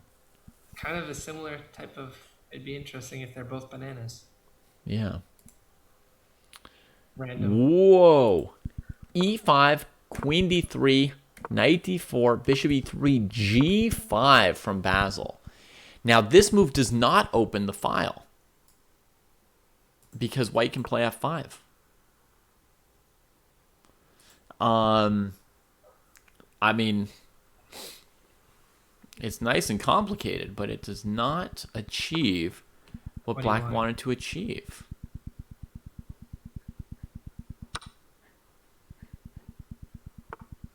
Wow. Nice. The Double complexity here is attack. Oh, f3. White's trying to win that knight for a pawn on c3. So white didn't trade the bishop for it. Now white's going to move the knight somewhere like g3 or something to try and not trade the knight. I guess white's going to win a piece. Wow. Going to win a piece, but then have a complicated position because the king's going to be badly placed like forever with that pawn on f3. So I guess you want to go knight g3 so that when you trade your pawn for the knight, you can put your knight on f5 and try and black out.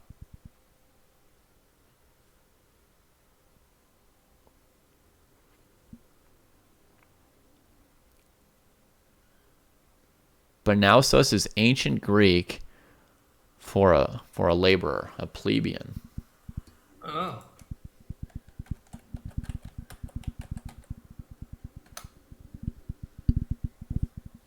It's a pejorative, according to Wikipedia.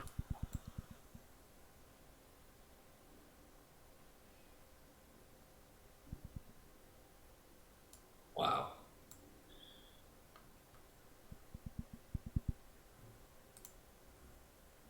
How do you save that pawn? Oh, wow. Okay, so the idea would be pawn takes knight, rook check with like a weird back rank, right? Formed by the f3 pawn and the f2 bishop. So the bishop would have to come down to block, probably with a trade first. I don't know. Say like this.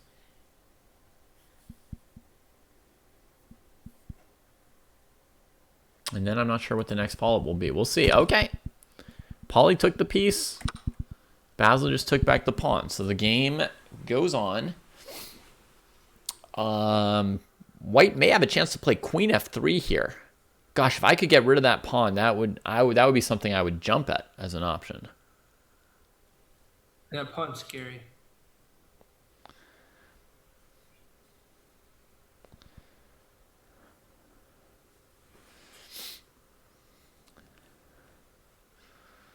It's the fanciest possible way that PB Corporeal could think of to say that they weren't fancy at chess.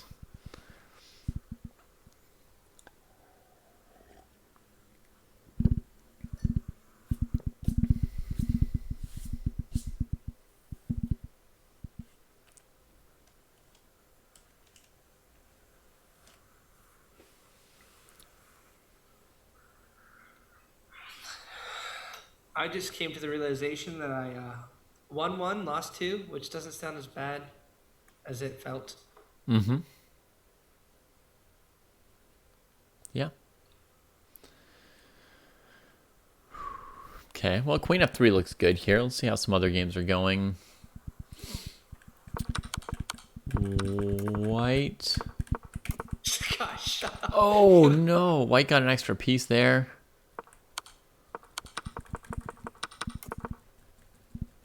All right, so HK Genius got a pretty easy free piece there. In that game, Dastra and Dubious still nice and set up.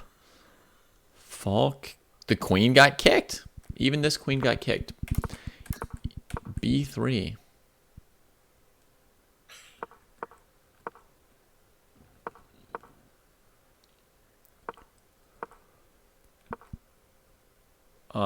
What about Queen A5, friends?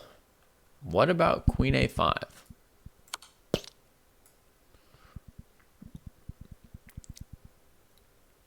Queen A5 was good here. Queen A5 was good again here by trading on F3 and then playing Queen A5. Well, trading on F3 was so good. Why play Bishop G4 fighting for the key square and then retreat from it? That I don't understand. That only Falk could explain to us. Say that again? So you're thinking the bishop should have took the knight? Yeah, I mean, Bishop G4 threatens the knight to go after the D4 pawn, right? In response, White plays H3, serving up Black a whole free move to go win the pawn on D4. So you take. Because we're past the opening. It isn't the opening Ruy Lopez bishop. It's something different. Yeah, we're not in the Ruy Lopez. I mean, the choice to trade the bishop for the knight and the Ruy Lopez and the Nimzo and the Grunfeld in every opening, it's always different. Scotty's just going relentless, man. Yeah. Saying I made you cry, you close your eyes, you're probably regretting ever letting me on your stream, all this stuff. Okay. I take it all very. I feel it all very deeply. So it's really tough for me to watch my students play chess. Yeah. It's okay. That's because you're compassionate and empathetic. I understand. Yeah. So I can't understand why Falk would play Bishop G4, which looks great because you can take the knight, and then after H3 handing him a tempo, not actually take that knight.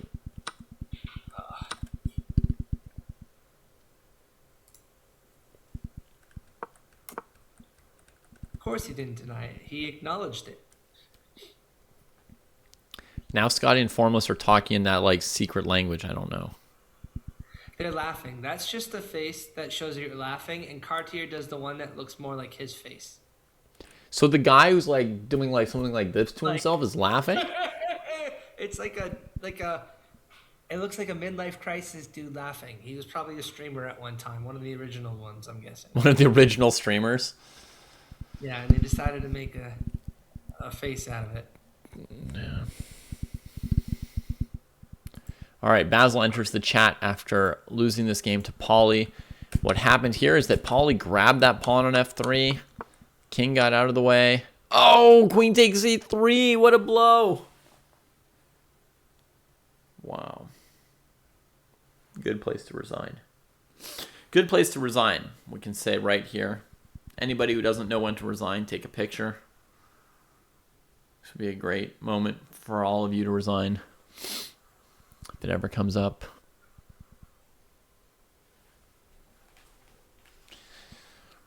Jeez. It's just...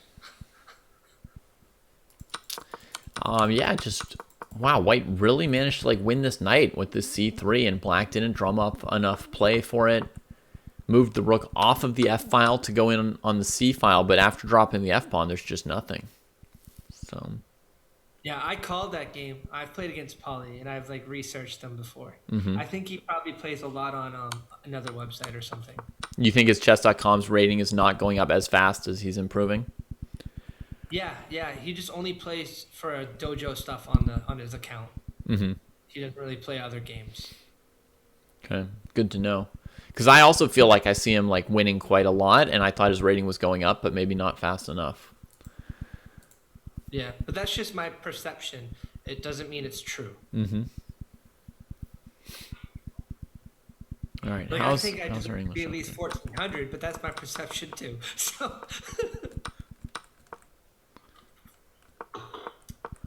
Oh, Steve North has pulled ahead on material here. Off of this like knight to b3 maneuver. b4. yeah, Pauly just acknowledged what we said in chat. He says he does puzzles and dojo stuff on chess.com. Uh-huh.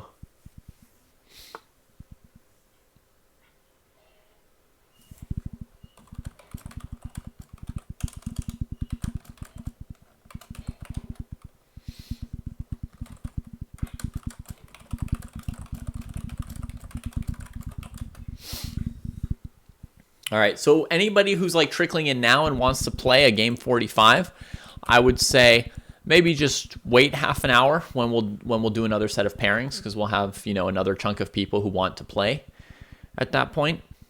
We're planning to do another set of pairings at 12:30 Pacific. So Scotty's here with the assist. He'll pair you up with somebody fun to play against. This is a closed game, I think. This is... Yeah. So everything was going fine until Michiko took her queen off of b3. And then Steve North comes in, right? And this starts to fall apart, losing part of the queenside structure. And then the f4 plan loses the knight, because normally the queen would have been next to the knight, right? Defending it somewhere around here. You're pretending right now. Yeah. This game's going to be interesting because they're both kind of nervous players, I think is how I would describe Steve and Michiko. Like they're kind of reluctant to do tactics. Okay. They're kind of defensive. Yeah. So instead of moving the queen up, which, I mean, normally this would be like a good move because you want to connect the rooks before you play for f4. Instead of that, how should White play this position? I guess what Michiko had to do was trade off the knight on d4, probably. Either with the knight or the bishop. Because if that knight's going to tie you to b3, you can't have your queen just babysitting that pawn all game. That's not a job for a queen. And it's going to block in your rook communication, right? So I think what needs to happen here is Michiko needs to decide to just make a trade on d4. And then Black's going to take it back somewhere or other, let's say like this, and then the bishop drops back. And now she can, you know, start arranging her queen to this side of the board, the rook that way maybe as well. So. And then you traded your bad knight for their good knight, kind of? Yeah. I mean, they're still gaining space with the pawn recapture. White is a little bit cramped in, but it's acceptable. It's acceptable. Tells me to see Steve North at the 1360. Yeah, 1360. That is just crazy. Etiquette-wise, are you supposed to use your clock? Asks Zeno.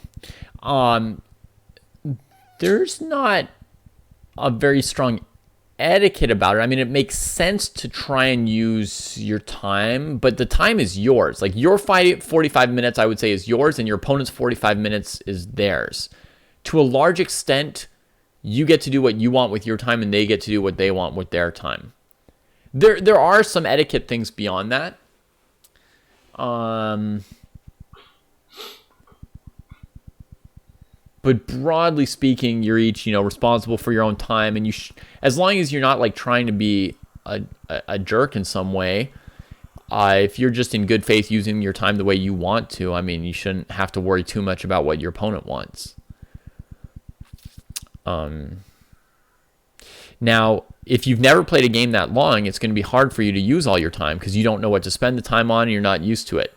So you don't need to immediately aim for using all the time, but you want to, just see if there's some fun stuff you can think about during the game. Try and use more time than you would on whatever time control you normally play. So if you normally play game 15 and now you've got 45 minutes, you should definitely shoot for using more than 15 minutes, right? Try and take advantage of it being a different time control and just see what you can get out of that time. Oh, jeez. You must feel horrible, Drew. Wow, just collecting the resignations.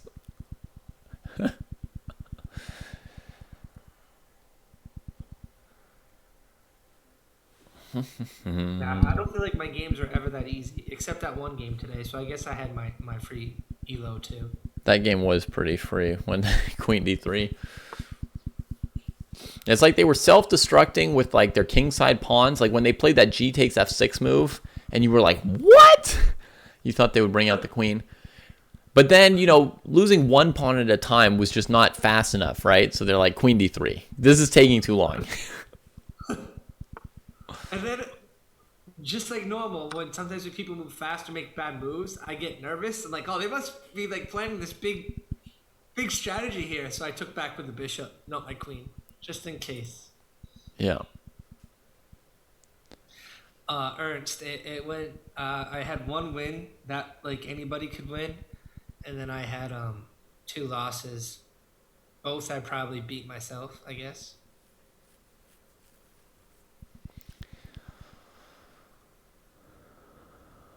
I think that's a fair thing to say. Mm-hmm. Yep. Here we've got Daster against Dubious Savant. Let's go, Dubious.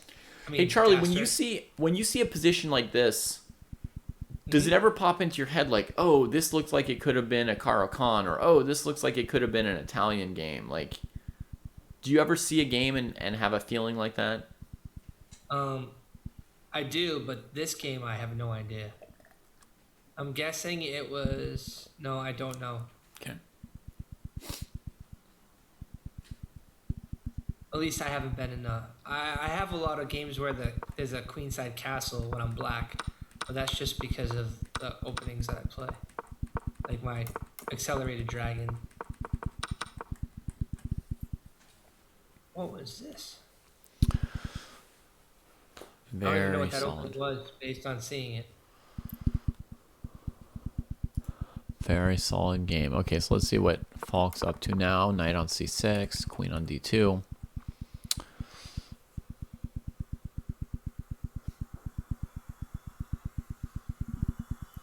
Probably time for black to take on D4 here.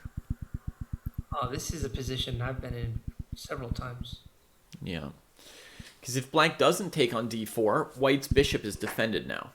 So the first time in a long time, white could play a move like D5 or D takes C5. So, actually, if white played D takes C5, you could trade queens and then win the bishop. Okay. So queen D2 does not threaten DC5, only maybe this D5 move. But I would say it does threaten D5 probably. So as black, I would trade. As black, you would do C takes D? Mm-hmm. I'll take back with his pawn. It boosts. Scandinavian is a good guess as well because the Scandinavian has the exact same pawn structure as the Caro-Kann. Just a couple extra queen moves in the opening, but the pawn structure is the same. Anytime somebody does Cairo against me, I do 2 knights. Mm-hmm. So it doesn't necessarily look like a typical Cairo. Yeah, that's right. Bring this knight to e6 is looking good from HK Genius. The maneuver was knight d4, queen g4, stopping knight e6 like this. Queen gets off of that way. And then the knight gets in as soon as it has a chance. Yep. HK Genius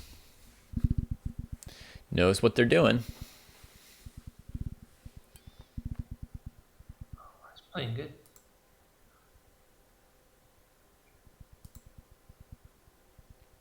Falk traded on d4.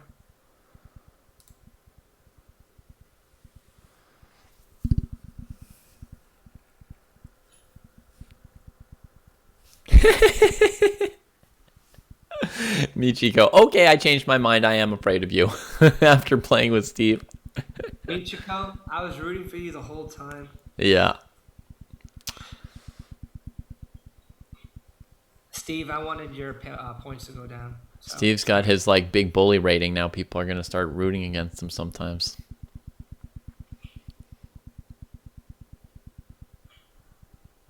I know his real strength, so. Are you going to tell us his real strength? What should his rating be? I just mean personally, like one-on-one. I don't know his strength compared to the whole world. I just know in like puzzle battles, Yeah. Like I got triple amount of puzzles that he has. Mm-hmm. And I usually win games, but I think it's more of a mental thing, to be honest. It's not a fair game when I play him. He's like defeated mentally before we even start.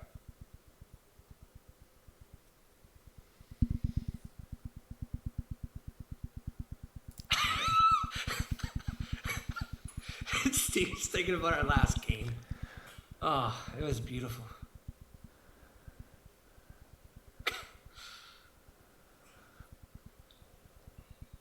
So looking at this Daster versus Dubious Savant game,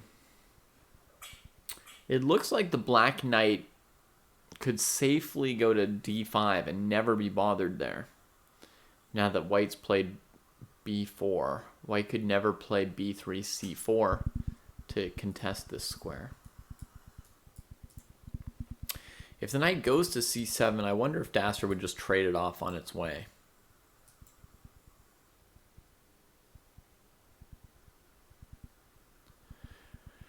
The knight's pretty like boxed in right now, so it has to pass through a square where the bishop could trade it if it wants to remaneuver somewhere.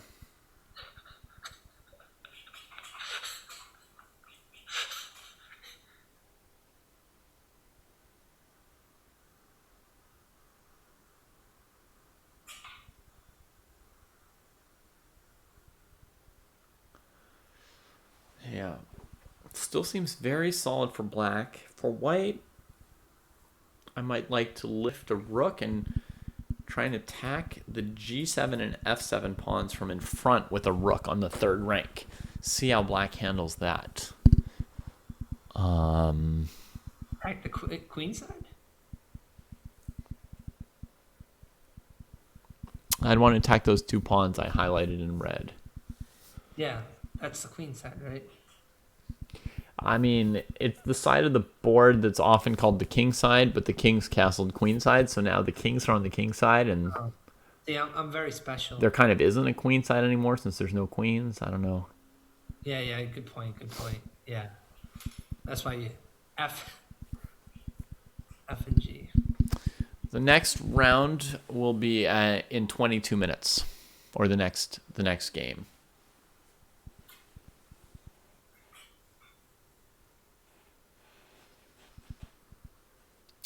All right, so knight c7 was played. I'd be very tempted to just take that off the board. I think if that knight comes to d5, not only should white never be able to win, but honestly, I would even call it slightly risky for white to face the knight on d5. Like, something could go wrong. You could get outplayed even though you've got a lot of space. There's no way for him to kick the knight out of that square, right?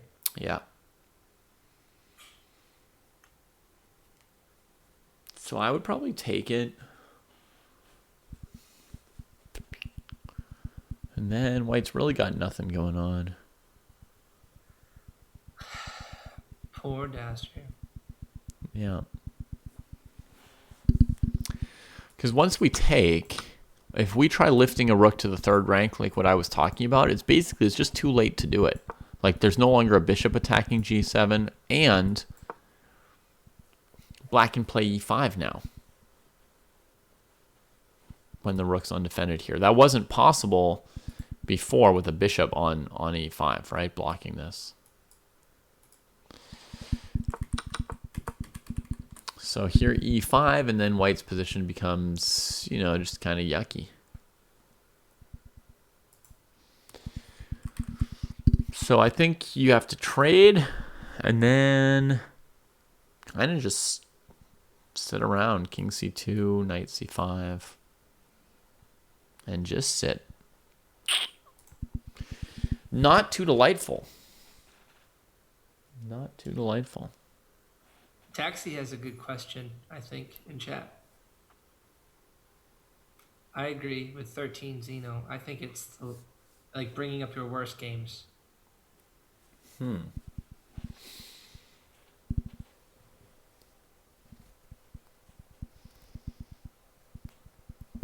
Yeah.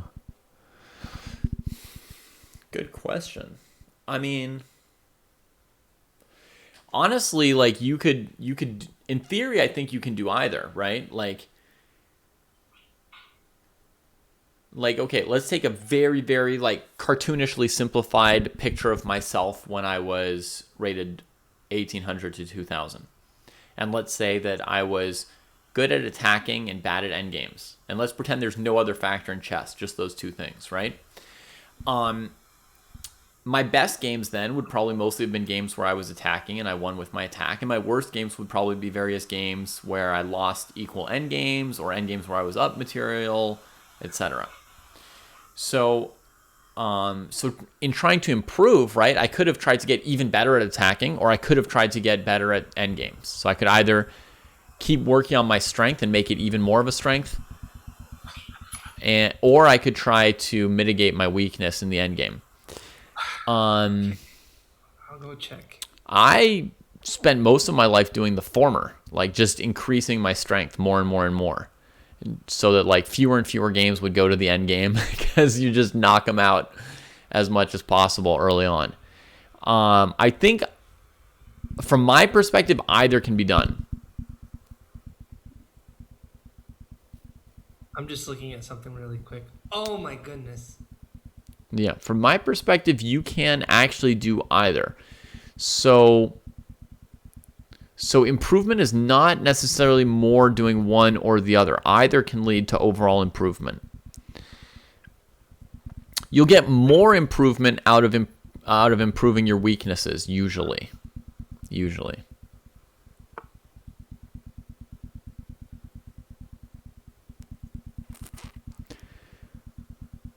Usually you'll be able to learn from both, but usually you'll be able to learn more from working on your weaknesses. But for me, by working on my strengths, I was always like excited and motivated. So because I was working on my strengths, I was putting in 12-hour days of chess. If I had been working on my weaknesses, I might not have had the interest and energy to put in such long days. So it's tricky. I feel like I have to play another rated game before I go to bed tonight. You want to erase the Steve North situation? Yes, I can't stand that he's ahead of me right now. That sounds like a tilt waiting to happen. Okay, I will listen, and I have nothing to prove. Yeah. I have nothing to prove. Doesn't seem like a reason to play a game. I'll play my 2 games tomorrow. Yep. Yeah. Your real goal is to be 1400 by the end of May, and dojo rivalries are fun, but those have to take a back seat until you've made your own goal for yourself. Yeah. Steve is talking a bit of trash today. You can see that the rating points have gone to his head because Steve North a month ago, who was rated 1200 instead of 1300, did not talk this much trash. Or any trash, really. He's just shooting the breeze. He's really he usually is pretty brutal to himself. So it's actually probably healthy for him to get a little bit of confidence. Yeah. Pravid asks a question which is probably intended as a joke, but also is a good question nonetheless, which is something that Pravid and I apparently share in common, as well as our names, is like we say random funny things, but they actually happen to also be really serious and important at the same time. If you have no strength, right, if you're kind of bad at everything, what should you be doing? The answer is it's very important to build one serious strength in your game from an early point, in my opinion. And that's what I'm having the 12 to 1400 class do right now. I had each of them pick one thing that they wanted to be good at, and that's what they're working on now. Once they got to 1200, like a lot of the basics are taken care of, right? They're not hanging pieces every move. They're developing. They're, they've got some sense of how to play the opening, middle game, and end game. They can checkmate in the end game if they've got more pieces than the opponent and all that. But now you need to create something that's actually like a strength or a skill that you have that other people don't. And that's what they're each working on. So that's one of the first things I would do once, you've got a basic amount of experience under your belt, a certain number of games played, a certain number of tactics learned, and you get your rating up to a reasonable, decent 1200. At that point, really need to start building a strength. That can be quite challenging to do, to like at our level as a scrub, to nitpick, because you feel like you don't really have much experience figuring out which one is your strength. Yeah. So you pick something that you want to be your strength, and then you just work on it and try and make it your strength. That's what you do. Like JB wants to be good at end games, so we're starting off with like king and pawn endings, and she's just going to become really good at king and pawn endings. May not come up in her games, may not like affect her rating at first, but like when people are like looking at some king and pawn ending, she'll be able to say, oh, hey, this endgame's a win, or this endgame's a draw, right? There's going to be something that's going to become her first area of expertise. And then she can build on that. To be good at end games, you have to like make it to the end game. You could be good at the end game and never have end games. That sounds like a depressing life. It wouldn't help your rating, and it does sound potentially depressing, but you have that confidence from having mastered something, right? You've got a strength. You've got something to build towards or build from. And different strengths may give you more or less value in your actual games, right? Or maybe easier or harder to build like, an overall strong chess player from. But you got to start somewhere. And I think having something that you're good at makes a lot of sense. Because the thing is, like somebody rated 1200, 1300, like if they're trying to shore up all their weaknesses at once, it's too many things to work on, right? Like Pravid's saying that they sort of feel like a little bit like insufficient in all areas of the game. That's probably generally true, right? If somebody's rated 1300, 1400, they're probably generally insufficient in almost every area. They're no longer just like absolutely god awful, but they're not like, they could probably get better at end games, middle games, openings, tactics, like thought process, time usage. Like there's probably like just so many things, right? But you try and work on all of that, it's just exhausting. And if you try and work on each of those a little bit to be like, I'm going to improve this by 1% and then that by 1% and then that by 1%. I mean, you're going to continue to feel not good enough at all of those things and like, confused and what should I be focusing on and stuff like that. So I think... So instead of being a jack of all trades, try to be a master of certain thing? Yeah. Yeah. First, you need to be good at something. We have a piece being lost here by Daster against Dubious Savant while we chat away about general improvement. Daster elected to let the knight on c7 live, right? He said, sure, come to d5. I'm going to do this plan David mentioned of attacking a pawn on the second rank with a rook lift, right? But look what the knight on d5 does. After f6, this bishop was trapped. That's how good the knight on d5 was. Its first appearance in the game. And the bishop's trapped. Wow. I said it would be risky with the knight on d5, and there's one of the risks. We really should have just traded it off on c7. Yeah. So now Daster gives up the piece on f6, but, against a player over 1800, his odds here are going to be very, very low, right? Just down a piece in an endgame. Good job, Scotty. I'm proud of you, kid.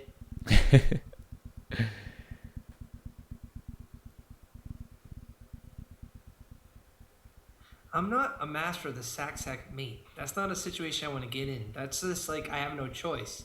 So I see the only choices I have to win. It's just conditional. It's not like I created it. You created it, and I just saw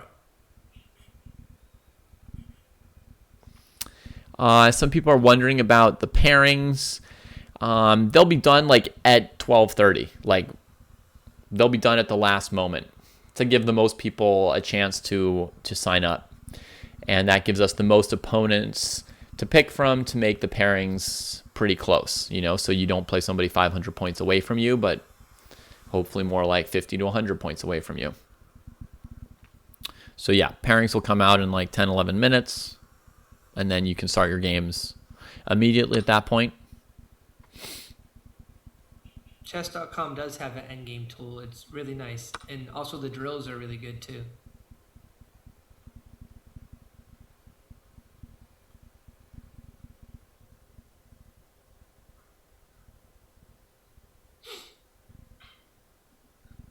What is Scotty's rating right now? I have to look it up. Yeah, you'd have to look it up. I'm going to. Tips on how to deal with ELO anxiety for a beginner. Yeah. If you're a beginner, Sinizia, I've got all my advice for you, which includes that topic in this video here that I made. So you can check that out. But to summarize it, is you just have to get over yourself. You just have to realize that you're not that important. Nobody really cares about your rating. You don't need to care about your rating.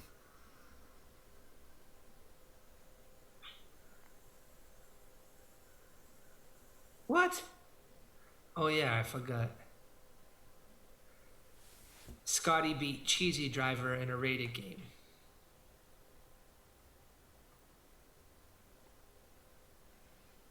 That's a pretty big upset right there. Yeah. Cheesy Driver is a player of many shocking upsets. Yeah. He's 1162 right now, gone up 63 points. He's won 1, 2, 3, 4, 5 rated rapid games in a row. Yeah.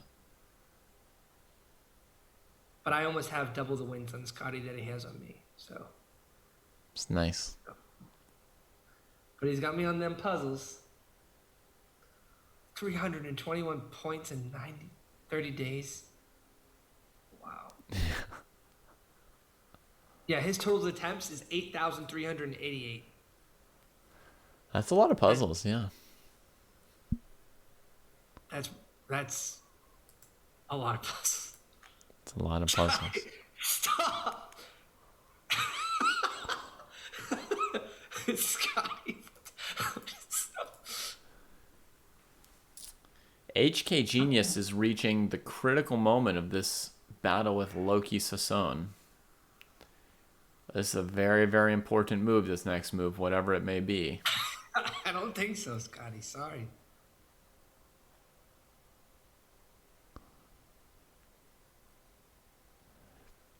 $8,000 puzzles at 10 a day would be 2.5 years.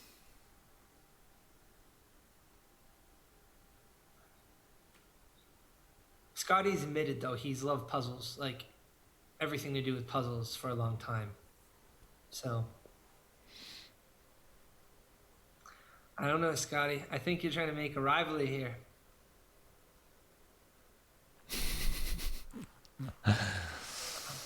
Gotta get in line.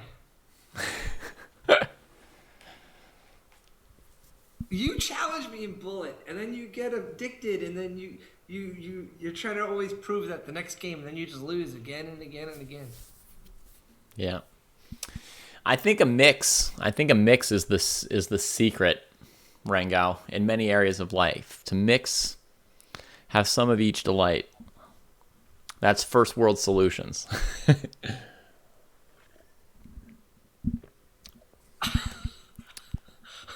I don't think you'll whip my butt in rapping. I'm Oh not my saying goodness. you can't win. You just won't win all the time.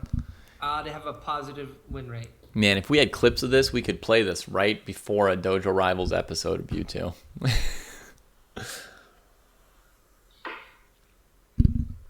So, folks in the chat, anybody see what HK Genius should do with this game?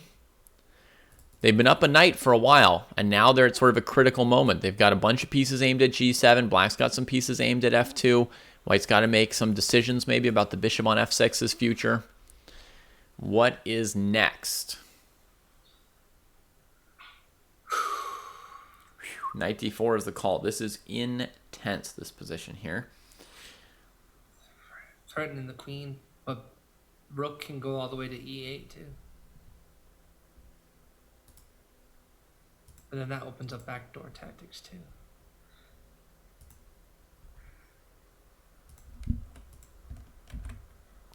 Getting a link here for Caustic Mate. There you go, Caustic. Leafia is approving of this Knight D4 move. I think it's opposite of what a lot of people would have chose, like young players. This kind of moving back move rather than trying to take on G7 there. Yep. Yeah. The move does have a powerful double threat though, right? Like threat number 1 is knight takes queen, but threat number 2 is rook E8 check, rook F8, queen G7 mate. So as far as like, you know, double attacks or double threats, sometimes people call them forks, but more generally it's any kind of double threat is like, you know, very good for winning games. It's pretty high up there, right? You're threatening mate and a queen. You can't threaten much more than that. So Black's only going to have a couple options here. I don't think they see the checkmate. I would doubt it. Mm-hmm. At least with this rating. I don't know. I think I'd just be focused on the queen and where do I put it? Chat thinks it's game over. They're saying winning move. This game is over here. I don't see how Black gets out of this. Well, they're using their time way more than Genius. Well, Genius didn't use his time at all. Oh, Well, no, he it's a started with 45. He started with yeah. 45. So they're doing quite all right. You know, and if you look, these players are rated 1100 and 1200. They may not have tons of experience with like slow games. So game 45 might be more time than they've ever had before in a game for all we know, right? This might be the most they've ever thought about one game. He's going to take the queen and then the black's going to win a rook. Oh, yeah, look at that choice from Black. Well, let me just show everybody. I'm going to go back a second and show people that there was a candidate move for Black that probably most of you didn't see, which was queen to A4. It defends rook E8 while escaping from the knight. It also lines up with the knight and queen, restricting what white can do, right? And this bishop needs to keep the knight on D4 defended, or white could end up losing something. It threatens rook takes F6. Wow. What a find. Yeah. So it's a very tricky move. Yo, Scotty, you didn't have to look it up. Jeez Louise. Now I'm reminded of how much I stink. Wow. Hey, we always need a stats man on stream, so that's very helpful. What about bullet games? Let's pull up the bullet game stats there. Okay, this is a cool move from I'm Not a GM. Bishop takes G7. And then on rook takes here, give a queen check on C8 and then E6 or E6 first? Probably here first. Here. Check here. It's not. These are your moves, right? He didn't. Yeah, I'm just trying out some moves. It's not that easy to finish it off. What about? Oh no, the queen. That queen's powerful on A4.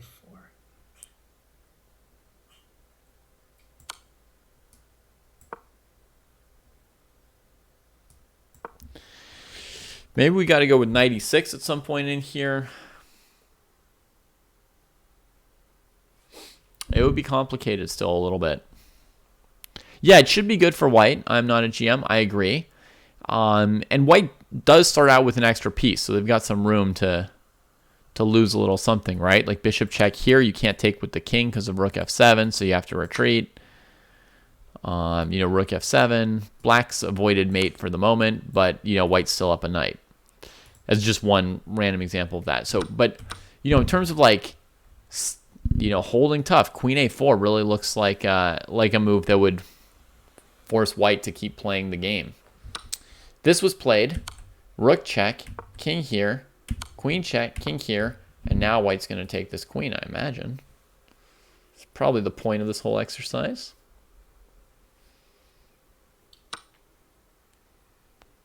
Where do you see your like how do you subdivide your games versus somebody? All Oh, right, I'll do it online here for you real quick, and you guys can see. let's find out. Let's find out what I have versus Scotty. Okay, let's find out. Bullet. So everybody can see. All right, so we go here, Mr. Charlie. Oh, I'm excited now. Games, game archive. Whoops, sorry, that's current games. Games, completed games. All right, so we're gonna search live games. And what kind of time control? You want to look just your bullet games? Just the bullet ones is where I have the edge. So I by click far. bullet, and then we're gonna put in an opponent's name, SM_poo. Oh, there's those Steve North games. All right, 93 games. You want me to tally it up? Sure, if you want to, if you don't mind. All right, 1-1, 4-1, 4-2, 8-2, 8-3, I already 9-3. You don't have to do it anymore. He did? wrote in chat. He said 93 bullet games. I won 65. He won 25, and we tied 3. All right. I think that's a pretty convincing ownage stat right there.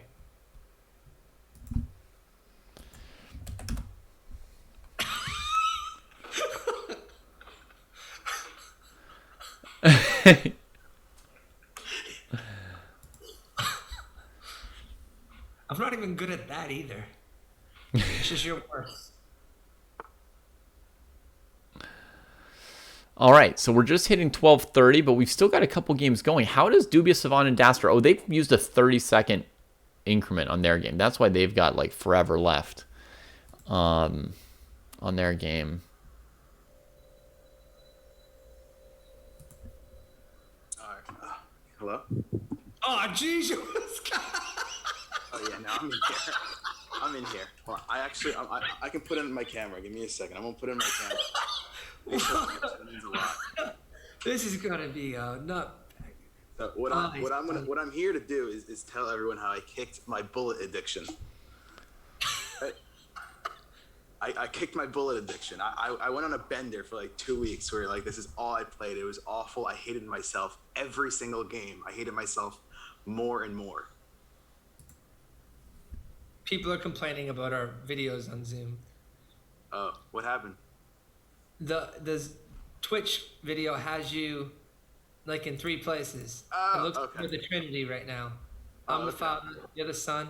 Chris is the Holy Spirit. I'll be out soon. But I just want to say this anyway. Yeah, so I pretty much hated myself, and by the way, I got the reason why I started playing it was because of Charlie. One day he was like, Scott, let's play some Bullet, and I'm like, I hate Bullet. I'm slow at it. But anyway, This sounds like a copy of Jesse blaming Kostya.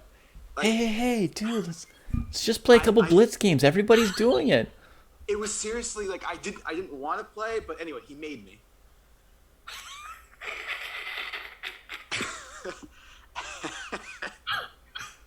I didn't make you. I just knew I could beat you in it. Don't.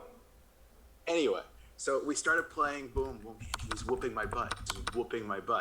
All right, and then fine, I go off on my own. He goes on his own, and then this is where I start my 2-week bender. And then 2 weeks later, or something like that, we end up playing again, and and then. So we're playing a bunch of games. I'm getting tilted. The score is like 20-11, if that. Like he was just whooping me, and I'm just like, all right, hit start again. I was getting all angry at him, and all of a sudden he's like, wait, my sandwich just arrived. And I'm like, oh, he ordered food, right? So he went to the door, got his food, came back, right? Turns on video chat on Discord and eats his sandwich while I'm waiting to play a game, and he's shirtless. What the hell does that have to do with anything? It has a lot to do with it. So he's there eating his sandwich shirtless, and I'm here on waiting for him to play, and like half an hour goes by, and I'm still waiting for him to play, and then he leaves. I choke easy, dude. I chew my food slow. He took a half an hour to eat a sandwich, man. That's not even the worst part. The worst part is he's done, and then he leaves. He's like, I have to go now. And I'm just like, I waited for you for a half an hour. We were playing for like an hour before this though. I still waited for you for a half an hour to finish eating your sandwich, watching you eat your sandwich shirtless, and then you dunked me, and then I was like, wow, this is bad. I'm never playing this again. I'm always shortless. I'm never playing this again. Oh. There's no reason why I need to have another grown man on my screen shirtless eating a sandwich while I'm waiting for him. At that point, I was just like, "This is it. This is bad." That was your waking up in a gutter moment, huh? That was it. You're like, I'm waiting for this guy to eat a sandwich, and then I'm not even playing chess. I'm not even playing chess, and I live in the desert. Like, ask Steve North. He always had, like, I just like to be I'm not on Twitch right now shirtless, but if we're on, like, Discord, it's not like if you were offended, I would put it on, but you were content, apparently, watching me eat a sandwich shirtless. You didn't need to stream. You didn't, like... I was yelling at you to put on a shirt the entire time. You kept on going like this, actually, and looking very deep. Was that a Snoopy tattoo? What was that? What? My tattoos? I have lots of Lord of the Rings tattoos. I have a lot of tattoos everywhere. I think he just called Smeagol Snoopy. No. I didn't call Smeagol Snoopy. I just said that he has a Snoopy tattoo. I don't have any Looney Tunes or whatever the hell.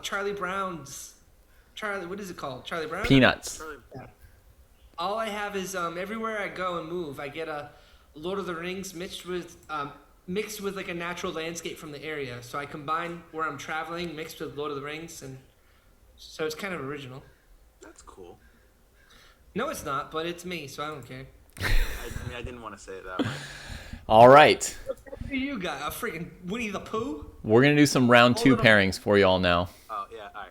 I'll get out of the stream. Thank you for having me. And I just needed to tell everyone about how you can get, if you need to get over your bullet addiction, just find a way to hit rock bottom with the sandwich, someone else's sandwich, and watch them eat for 30 minutes without a shirt on. See you guys. All right. Chess Dojo, full of useful tips. And now we're going to pair people up. So we're going to give Michiko Black versus Banausos. We're going to give Banausos White versus Michiko. That'll work out best that way.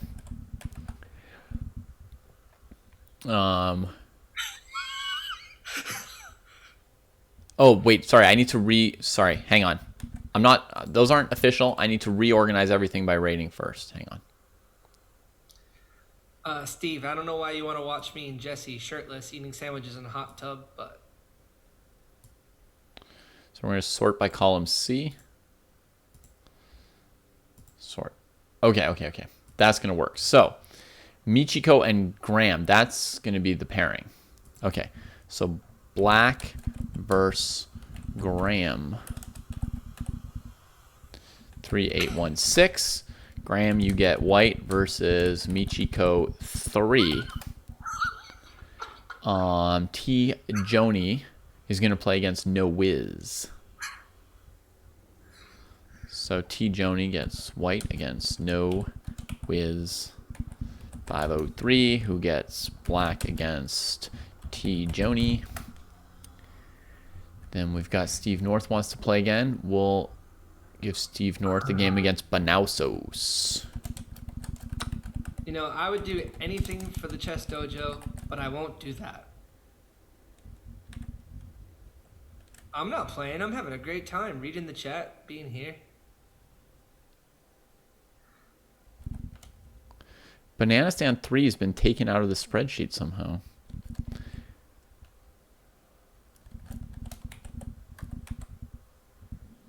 I need Cartier to give me like extra lessons on the side.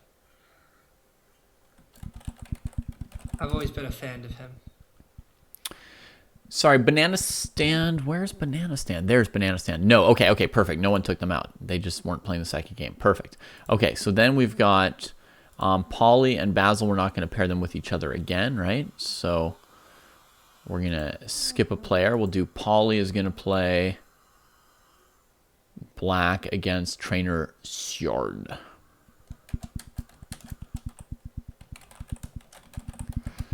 So that means Trainer Sjord gets white versus Polly. 3-1-4-1. Basil is going to get white versus Daster 95. And Daster 95 is going to have black versus Basil 1980-25. And then we've got Cartier versus VDS. Wait, how did Loki get put at the bottom here? Okay. So he's playing into Loki. Anyway, Cartier versus VSD is a good pairing, so we're going to do that. So white versus VSD. Oh, they must be putting their info in as I'm doing this. VSD 328. VSD 328 has black versus Cartier tank.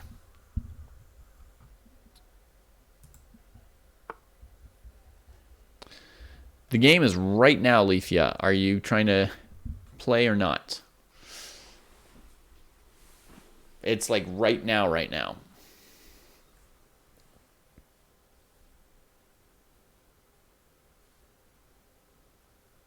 You know, the science is one of my chess accounts on a website. The name is Radagast the Brown.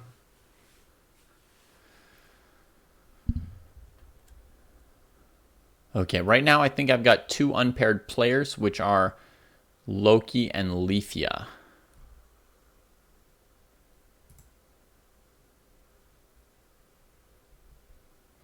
So Loki and Leafia can play each other if they want to. Sorry, man. So He was good at one time. okay. So here are pairings. It's 45 plus 5. I'll start posting them here. The greatest adventure is what lies ahead. Steve, you're white.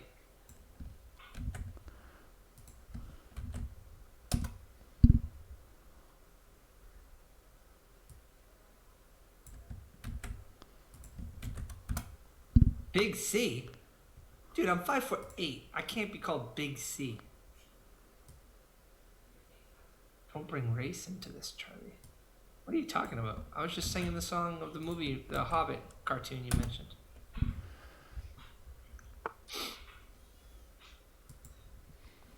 Cartier white. Nice use of, what do you...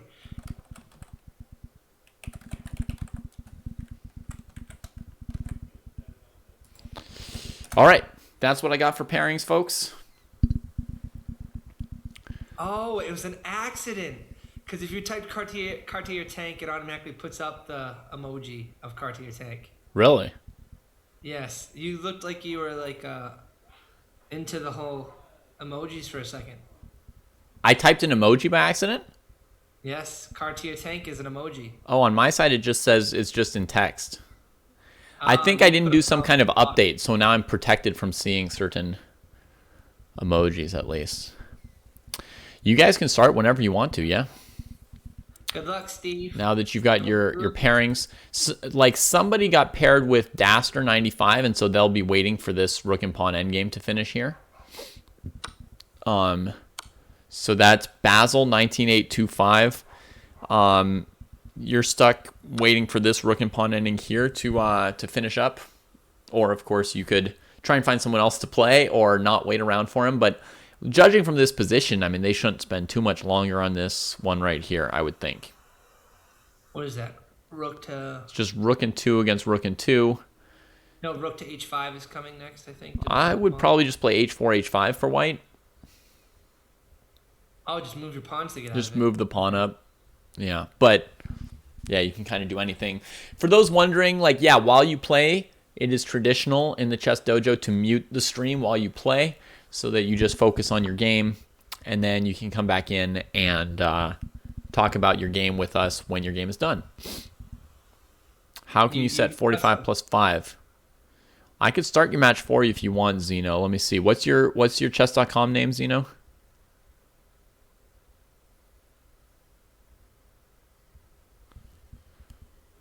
He found it. Okay, super. All right, so as we switch games, I'm going to switch postures here.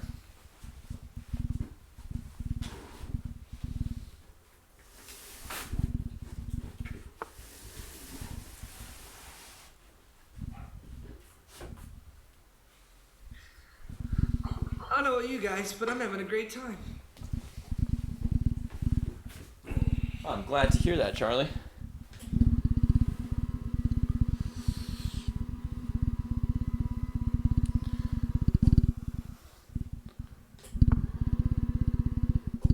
Yeah, I apologize though if the chat starts talking about Lord of the Rings and not chess. That's I okay. didn't know I never knew I had such a big influence on people. All right. Now Steve is ahead of me, Steve North. Here I am to chat about that Chess Dojo Live. I think he's asking about his game. Did we look at his game? Which we did correctly. Oh yeah, we looked at your game, Hack Genius, for sure. You can check the VOD later if you wanna see. Oh, you want to chat about the game you just played, and then you want to go play your next game. Okay, sure. We can tell you something about it as this game here is finishing up. Oh, except your game just got covered over by some other game of somebody I was following. Shoot. All right, I can just tell you without the board a few thoughts. Bringing the knight to e6 was a great maneuver. Knight d4 was a pretty good move at a critical moment where you had to calculate whether you could take on g7 or not, and you played knight d4, hitting the queen and threatening rook e8. That was a pretty good calculation by you. Overall, it was a very good game for you, I would say. I didn't really notice any mistakes. I didn't love like the b4 a4 at the beginning of the game compared to just, you know, castling and developing pieces. I didn't love the a4 move, but it wasn't terrible either. Somebody wants to get in on second round. Is it too late? It looks like somebody wants to get out of the second round, which is fine. Yeah, you don't have to play Basil. Oh, I'm sorry, I misread. I think Basil's the one waiting for this rook and pawn endgame here to finish.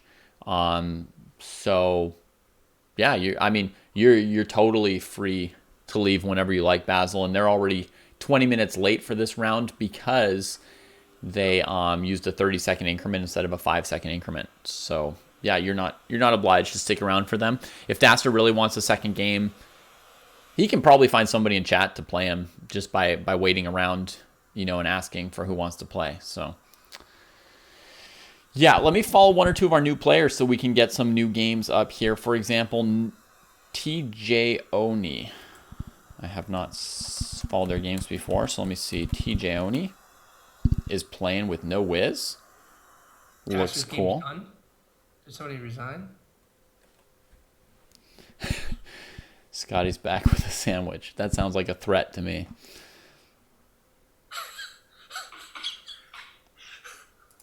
Yeah, but it wasn't a steak and cheese sandwich.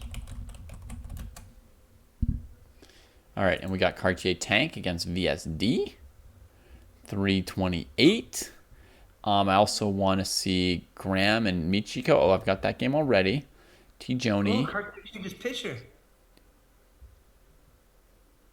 Oh, that's true. It used to be a watch. I think that's him. And now he's got a Latin-like thing. Ve Victus. Victus must be something to do with victory. I remember from the stream. Ve Victus. Sounds good. That's a mean mug pitcher. You don't want to mess with that guy. Look at that. Yeah. Did you miss any good commentary? Daster asks. I'm in suspense waiting to see what chat answers him with.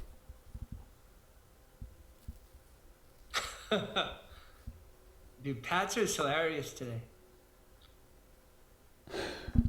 Science is funny. There's so many funny people in chat. I've got Polly versus Trainer Sjord over here. And VSD versus Cartier Tank. The only other one to follow is Leafia.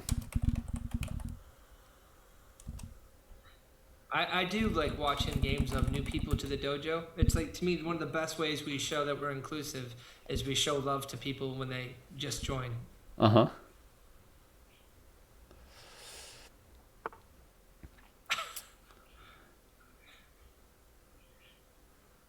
I believe he covered your game, Daster. It was pretty good. One of the big points about your game, Daster, is that we sort of thought that when the Black Knight on A6 came to C7, you should take it with your E5 bishop rather than letting it come to D5. I think that's the most relevant or perhaps interesting conclusion from that game that we could share with you. Once the knight comes to D5, it feels a little bit risky for white, honestly, because that piece is so good. So I guess also I wouldn't have played the move B4 that you played. I thought you had a slight edge until you played B4. And then I was like, oh, when the knight comes to D5, you can never play B3, C4. You can never control any light squares. The pawn on B4, black can play A5 at some point to open up the A file and make targets for their bishop and knight. So I didn't like the move B4 either. So there's two little tidbits from your game. Halgilda has just won this game against Falk. Really? Yeah, the d-pawn came through here in this endgame. Wait, he was already up in exchange in the endgame. So what happened here? He's already up in exchange. G4. Bishop here, bishop F7. Ouch. Wow, that's a decent rating disparity, too. That's a very ouch moment. Good lord. So, and that was rook e8. He played himself, allowing G4. So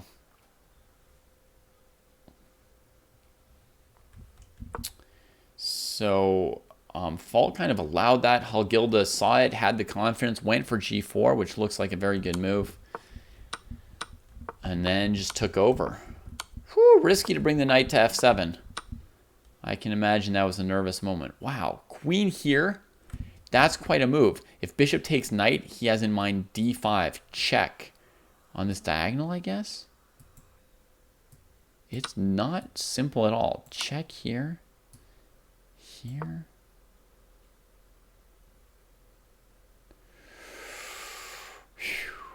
Maybe just keep pushing the pawn. Spicy. It's really spicy. I don't know if Halgilda, you deserve to be higher than 1364 probably. Wow. Got the bishop trade, which was good technique, and pushed the d-pawn home. You're shaking, dude. It looks like it's pretty amazing vision you saw. All right. See you later, Hack Genius. Thanks for participating. You can always check the video on demand to sort of scan through to see what else we may have said about your game if you want to. Those are always available to anybody interested. Dastro, as far as the second game, you got paired against somebody else who also said it was really late for them and that they didn't want to play the second game. So you were totally free. If you want to play a game, you can always ask in chat if there's somebody, but otherwise, you're good.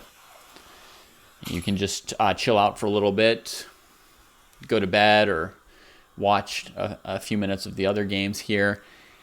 Let's see what Lifia is doing against Loki Sassone. Going for the c-pawns trading into white center. Right? In the London, white makes this nice strong d4 point.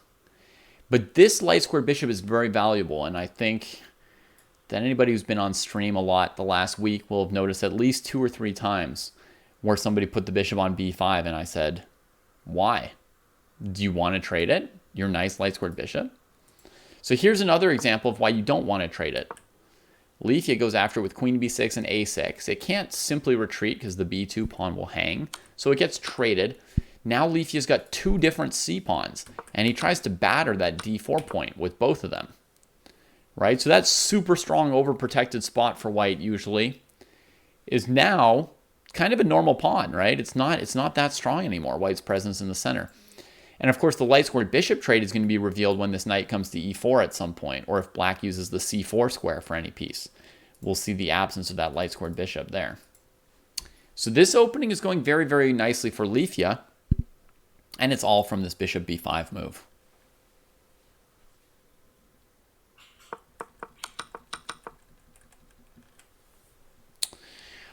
There were some Helgilda. Yeah. I mean, I can try and guess summarize, or you can go click back into the VOD. No, I'm not telling anyone that they should go back to the VOD, only that it's there. I'm not advertising the VOD. I'm just saying it is there for those who want it. You are all free to check it or not.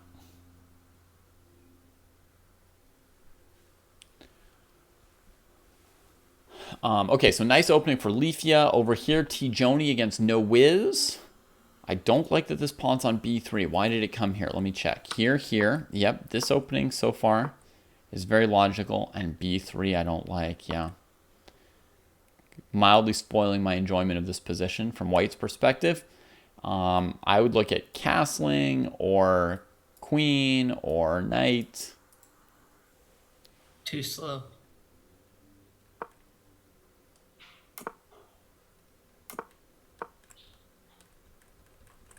All right, so now black plays c5. We get a trade.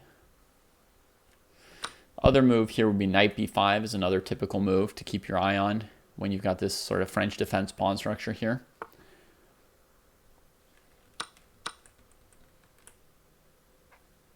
Science is thinking that Lifia could even just play c4 in this position, huh? Wait, white's played g4. So if white's pushing on the king side aggressively, that's because white realizes that they've got some positional disadvantages. In response to that, you don't want to push yourself anymore.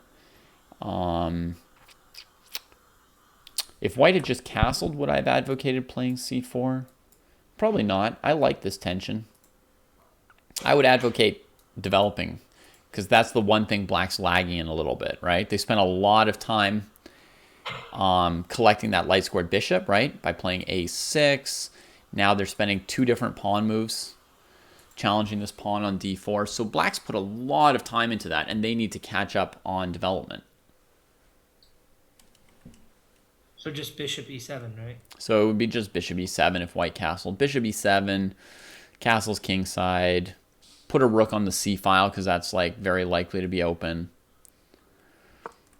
But after g4, now it's all more complicated. But even more than before, I want tension in the center if my opponent's playing g4. I'd probably just put the knight on e4, get out of the way of g5. Here.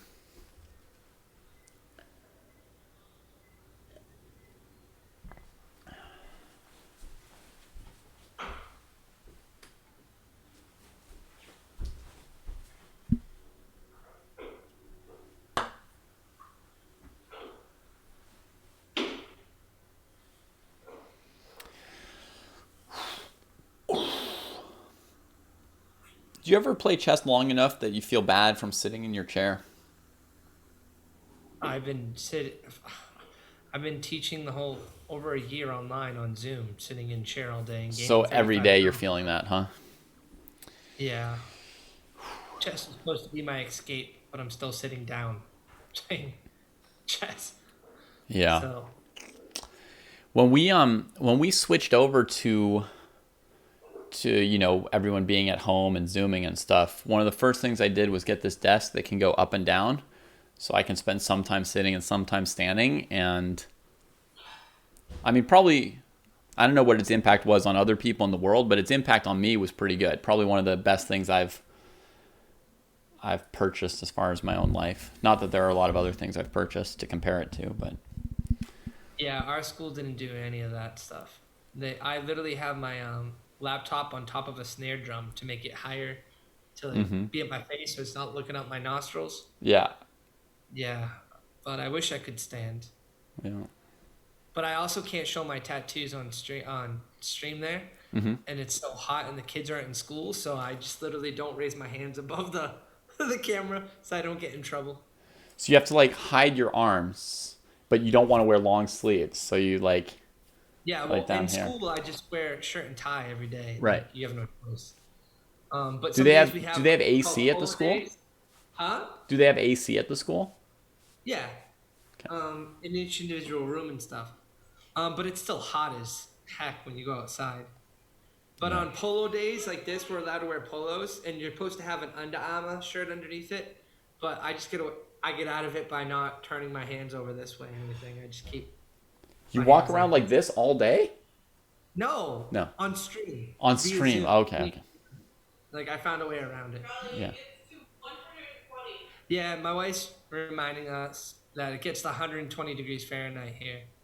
Right. So like something that I can't even imagine. Yeah, it's ridiculous on how hot it is. Yeah. It's ridiculous.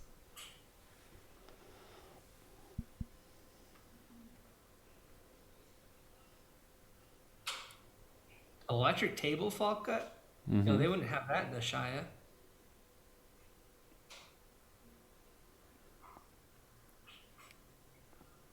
Glad you're having fun, Steve. 3140. Glad to hear it. Okay, so we've got lots of games to look at. Let's see what's going on here. TJ Oni, the knight went to A4, got traded there. So now White's prospects long term are not very good with that pawn on A4. So White's got to look at the king side. Honestly, bishop H7 is already something you could calculate.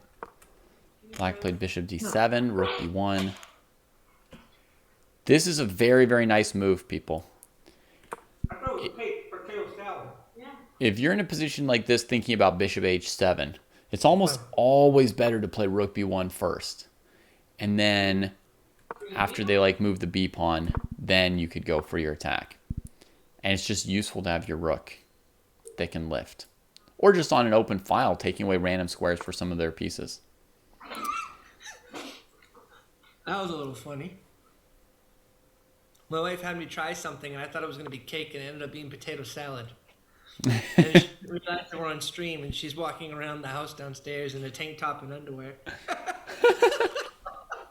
And she's like very modest when it comes to things like that. So you thought you were putting icing in your mouth, and then it was like potato? Yeah, I thought it was going to be like cake, and it's potato salad. Mal, next time you come by, just let me know. I'll move the camera. And people see me? They could if you walk by. Did they? I don't think so. I don't see our views going up. Mal, stop swearing. Sorry. Like, you can't. I'm in my own house. Yeah, it's true. You know about that. It's true. No. You should You be can- allowed. You should be allowed to wear tattoos and swear in your own house. No. No. Can I go? Yeah, just go up the stairs. Don't worry. I can see your back. You're fine. Jeez. Who's the G? You're the one that has all these weird Twitch things. I don't do any of those things. Look at that rook on b1 coming through.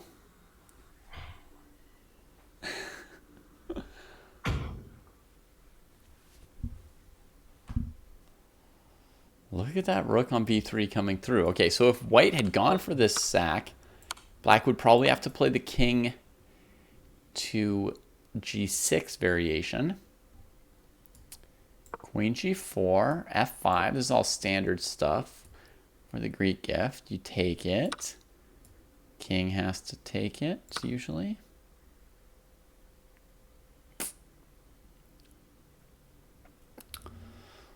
Knight check. King here. It doesn't quite work for white, I would say. That's my answer, folks. I might be miscalculating because, I'm not very I'm not very zoned in here with how much fun we're having. But I would say bishop h7 probably doesn't quite work in this case. Queen c2 instead of rook c8. Okay, that's a good defense as well. Sure, let's investigate that line before we get back to their game. Queen here, covering all the checkmates. That's just bad news for white. Yeah, that's another refutation, courtesy of Chaxis.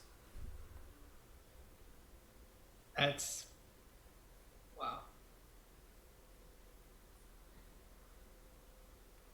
The Anish Giri thinking pose. Not sure I know what science is. Sorry.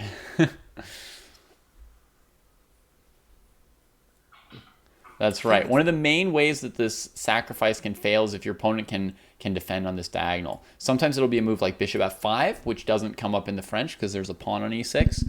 And other times it'll be the queen that can come down to some surprising square on c2 or d3 or something. If you try and rook lift here, it's going to be too late because the opponent's going to have time to play queen g6, sort of chasing your queen back. You're going to run out of room for your attack here. Do this, trying to play here. Black plays f6, let's say, attacking the knight.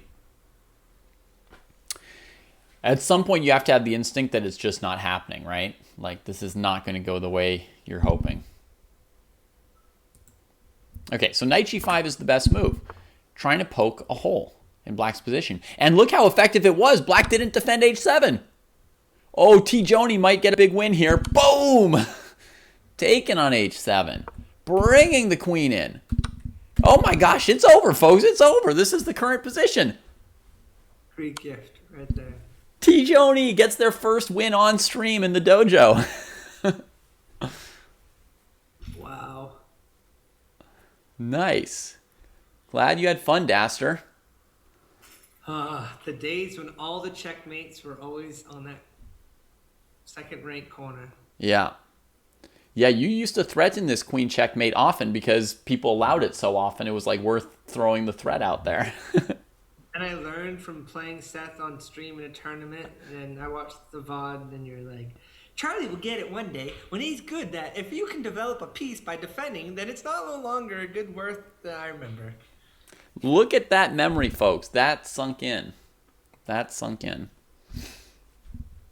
Yeah. So normally here, folks, when someone plays knight to g5, I'm expecting those of you over 1200 to play like g6 or h6, or at least take into account this move. And if you're going to allow it, threaten something good in response. Have some plan for how you're going to fight back against it. So here it led to an immediate KO for this king. Oh, that's an upset as well. The guy's almost 1200. Yeah. It's an upset, but I think they're both a little bit newish on their ratings. Like, their ratings are a bit provisional, so we don't know how accurate those ratings are there. Yeah. I feel like I'm the only one that started at the bottom with my rating. I just said I didn't know anything, and it automatically put me at the bottom. Mm-hmm. Yeah. All right. Let's see what else we got. Trainer Sjord. I don't know much about Trainer Sjord. Let's see what they can do here against Pauly. You shouldn't be watching the stream if you're playing your game. You're on my game. What did you say? Not going to tell you. Not going to tell you.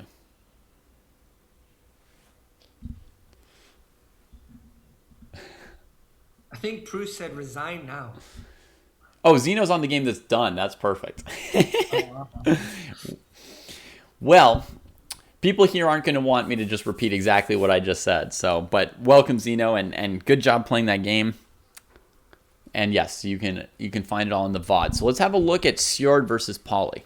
This is my first time watching Trainer Sjord's chess play. So we're going to get to know Trainer Sjord here. Let's see. 1, 2, 3. 1, 2, 3. I assume material's more or less equal. White's probably up 1 or 2 pawns on the king side. This will be a poison pawn variation of the French defense. Oh, wait. There's a b pawn here, which normally would be doubled on c3. He's doing that same. It almost looks exactly like... His last, almost similar. Almost exactly like the poison pawn winnower, but the b pawn would have had to capture something this way, and there's no piece missing, so it's impossible. Sherlock Holmes says this cannot be a poison pawn winnower. The bishop would have had to trade for a knight on c3. Then this pawn couldn't have done anything. So it's just some kind of other French where these pawns got sacked, huh? Caro Khan. Queen g4, queen Probably g7. likes putting his rook on the second file to the left all the time. The g, whatever, even if it's white or black, he likes doing it. Oh, you're right. Wow, white chooses to bring the king up. That was a shockingly bold move. Oh, and you know what? Maybe this... Well, no. Wherever this knight moves... Oh, I see. If the knight moves here, white can answer that threat. Right? But that means that they don't get time to take this knight. Trainer Sjord is trying to win the game right here, folks. That's why they took with the king. They want, when this knight moves, to play bishop takes knight. So king d2 was so that this knight couldn't move with a threat on c2.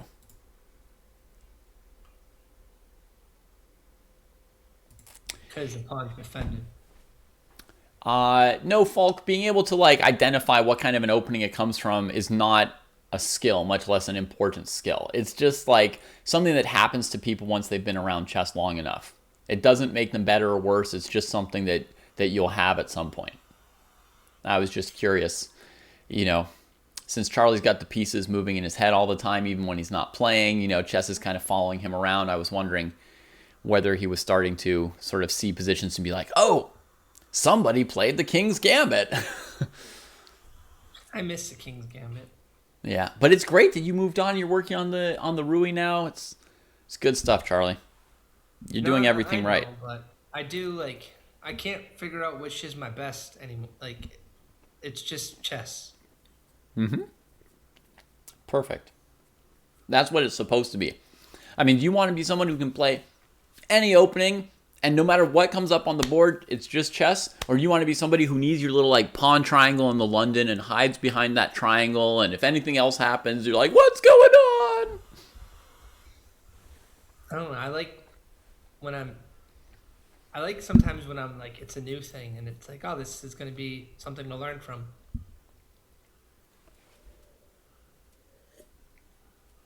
Yeah. Did you just eat a sandwich? What did you eat?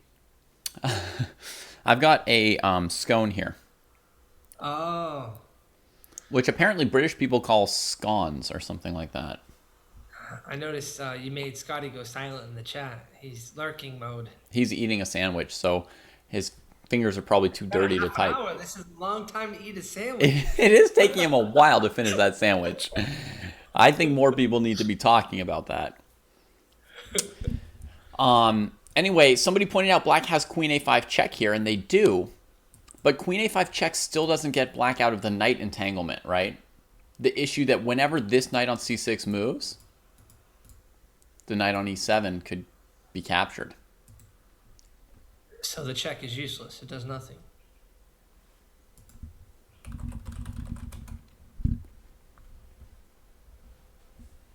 Yeah, so the check will be... I don't know if the check will do anything. The check has been played, though. I don't see how Polly's going to save the knights. You really think that's a great song? Yeah. I like that song a lot. A one-hit wonder. That's okay with me. No, I know. It's one more hit that I don't have, so.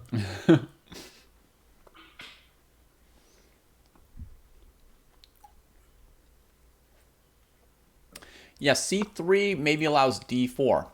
That would be the kind of move black would be looking for. Just like, okay, our knights are hanging, but we're threatening stuff. Just trying to make it a bit messy. Yeah.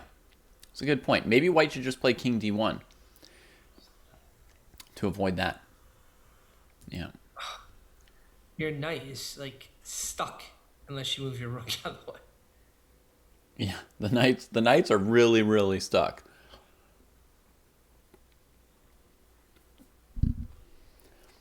And white's got the king in the middle of the board with not really many pieces around him, so black's got some hope to make the game exciting.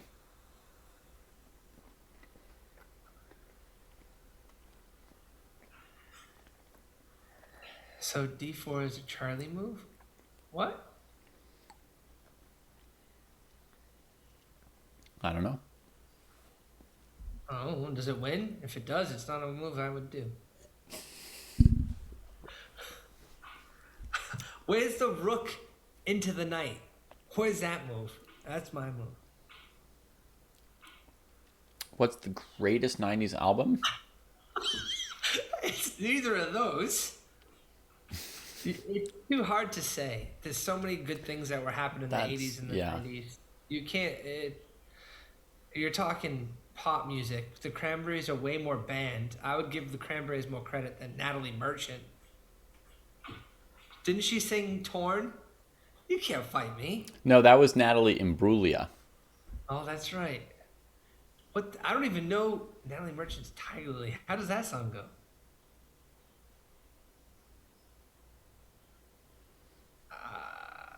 It's got to be the Cranberries.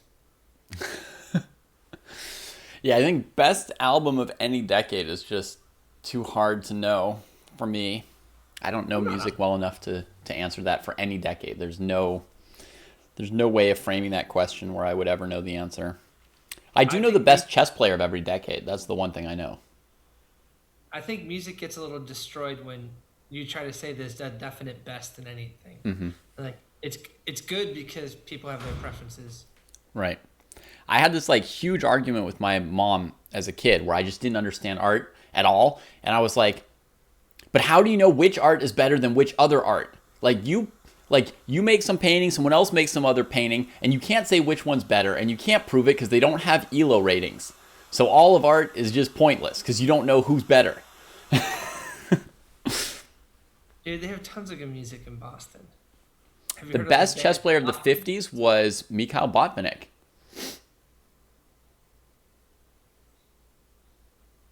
Has there been any famous Portuguese players?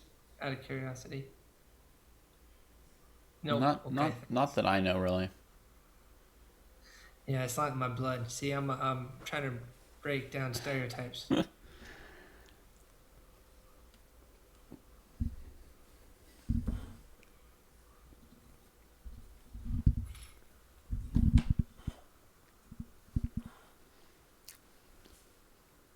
How is Polly gonna get out of this? He's not. King D1 was a nice move. Seard's putting in the time, thinking hard, playing good moves.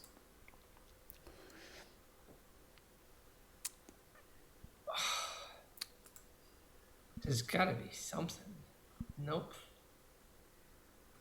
Michiko up a pond.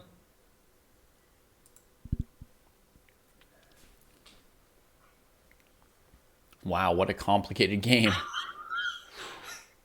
I'm laughing at Scotty, sorry. Yeah.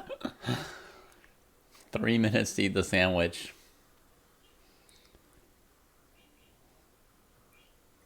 Yeah, you won in under 1200 game. Congrats. Your puzzle's over 2000. Michiko's position looks very nice here. Look how many of her pieces are defended. She's been training a lot. She has a coach and everything that she has weekly lessons with. Mm-hmm. Yeah.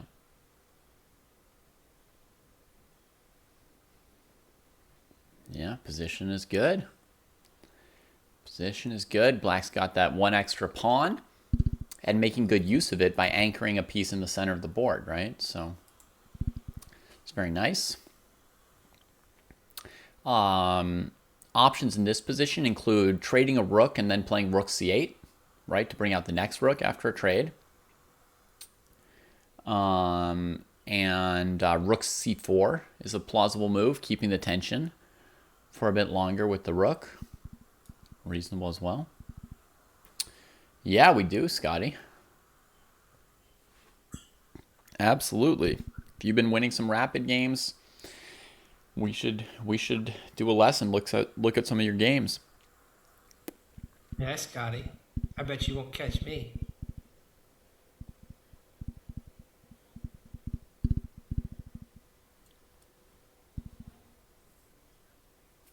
I'm trying to entice him to catch me. I know. Yeah, he thinks I'm probably... See, all these people think I'm against them. I'm actually for them. Right.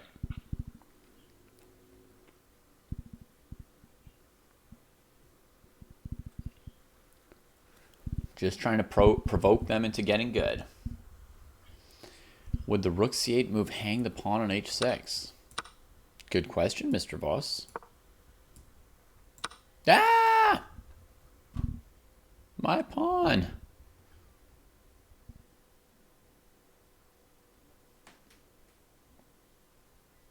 That wasn't good. I don't like that.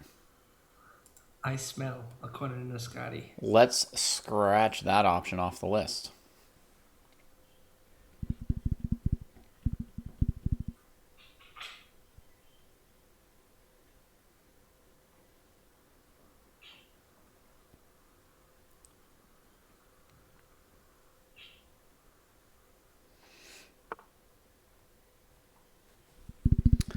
Nice, you know. Yeah, so Michiko plays the second of the options I gave, not the option that hung the pawn on h6. So she's like a good version of me plus Mr. Voss. Wow.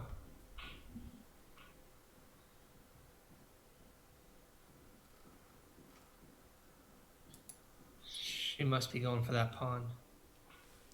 Yeah, she's also pressuring the knight on d4, which is a nice thing to do. And one of the main things that I would be looking at are moves like queen f6 and rook c4. And the reason is this knight on d4 is on a square that's very, very useful, right? But not anchored by a pawn. So if you attack that knight, you could get it to move somewhere worse, right? I mean, you don't know for sure, but it's very plausible that if you put some pressure on this knight, you can force it to retreat somewhere where it won't be as good. Knights are very, very sensitive to where they're placed. You know, like if this knight had to go to e2 for some reason, it could ruin white's whole position sometimes. Just putting one good piece onto a worse square when it's the knight can be a major problem. The best player of the 2000s. Jesse Cryer. It's a tricky question because at the beginning of the 2000s, it was Kasparov. And at the end of the 2000s, it was Magnus Carlsen. But there was like a 4-year period in the middle where it was kind of between Kramnik, Anand, and Topalov. And they were kind of like more or less equals, the three of them. I would say that of those three, God, it's so hard to say. It's so hard to say. If we want to say that, you know, the best player of the whole decade, so we average how good Carlsen was in 2002 and 2003, which was not that good yet, and how good Kasparov was in 2009 when he wasn't playing, which wouldn't be that good either. I might give it to Kramnik by a hair, but I mean, Anand did beat him in a match, you know, so it's hard to say. Kramnik beat Topalov in a match. Topalov won the World Championship tournament ahead of Anand. Anand beat Kramnik in a match. But overall, I guess I would give it to Kramnik by a hair for just average, consistent level of play. But it's only like, you know, I would say his average strength over those 10 years was probably only somewhere between 1 and 5 ELO rating points higher than Anand's. I'd say it's very, very close. What about just US, like US wise? The best player of the 2000s in the US? I'm trying to think where Jesse Cry falls into chess history.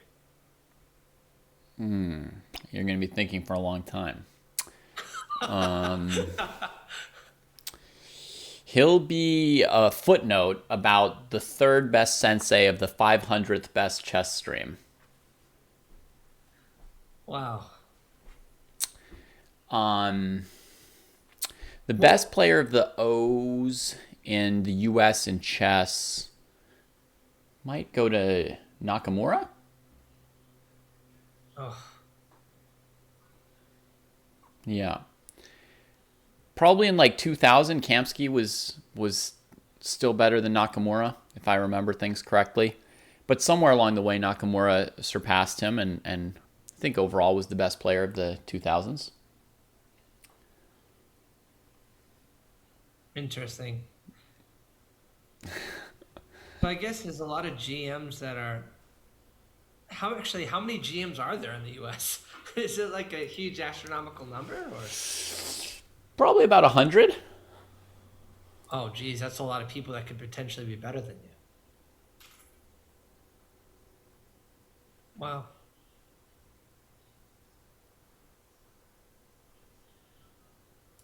Oh, shoot. I didn't have the Banauso Steve North game up somehow. Where did that game go? It must have already finished, too. No, Steve takes his time. I bet you it's still going. Oh, yeah. No, Banausos is playing a new game against somebody else. Oh, sorry, it was just 2 rounds. Steve, did you finish your game? Looks like yes. Whoa, Cartier's on the move here with an attack against VSD. Oh ho ho. Let's see how this one got started before we see how it ends. So F4, castles, knight sack on G6. Roar. He opened it up. Oh my gosh, and Black's best move is to offer the rook. White, of course, doesn't take it. King moves to defend the rook. Pawn takes, rook takes, pawn takes, bishop g5. What a raging attack he has summoned. This is vicious. Vicious Cartier. That's why I told you guys he's one of my favorite players. Oh my lord. This is just brutal.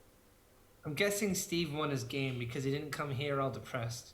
Yeah. He's not letting us have enough information. He must have won. Yeah. That's right. Correct. See, I know my people.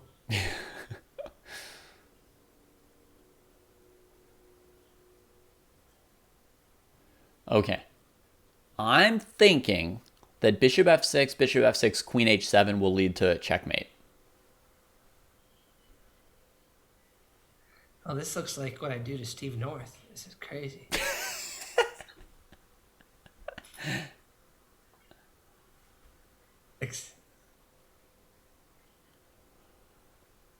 Oh, dude. Wasn't Cartier 1600 just like 3 or 4 months ago?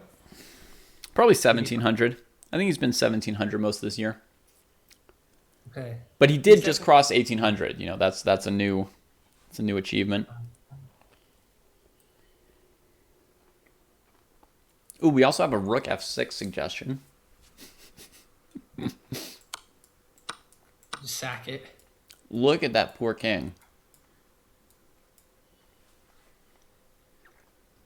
If you just do basic, how many minor pieces versus minor pieces, it's like no way you can do it. That's just a death chamber. Man, oh man. I don't see any conceivable defense.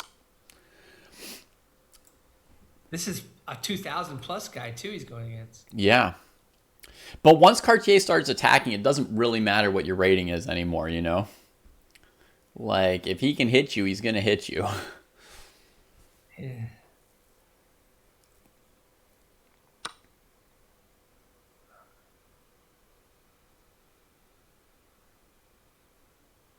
Hey, Opfeshach.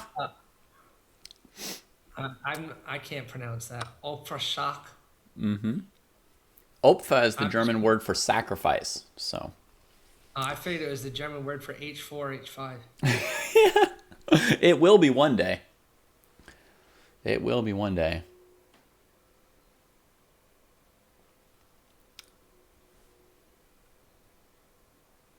Where do you develop attacking instincts if you were born to grind out pawn-up endgames? I mean, how do you develop the attacking instincts?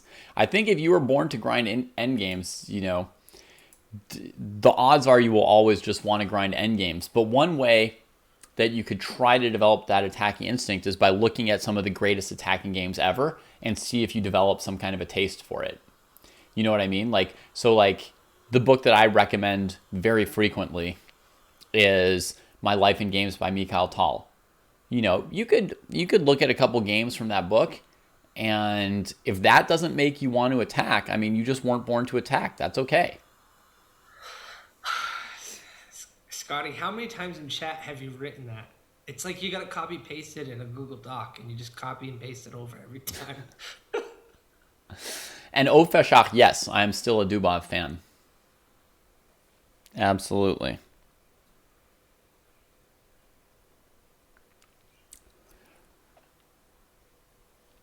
Did I watch Dubov versus Firouzja? No. I was streaming here myself. It's probably my fault. Sorry. Fine. It's fine. Yeah, so here Queen H7 looks like just instant checkmate. Queen H7, threatening Queen F7. Very few moves to try and stop that. And then Rook takes F6 is also mate in one at that point. So, is this considered almost resignable? J Sad G, I think Queen H7 is the fastest mate. Rook F6 is also winning.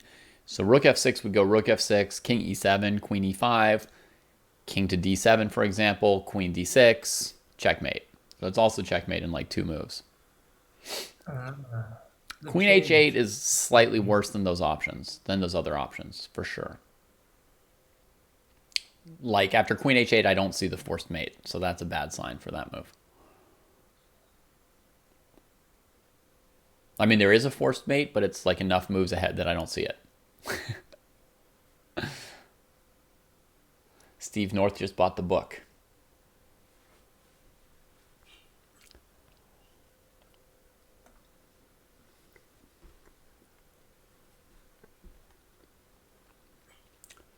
It is Steve North, yeah.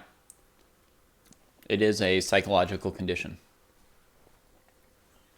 I don't like reading, so I just don't buy chess books.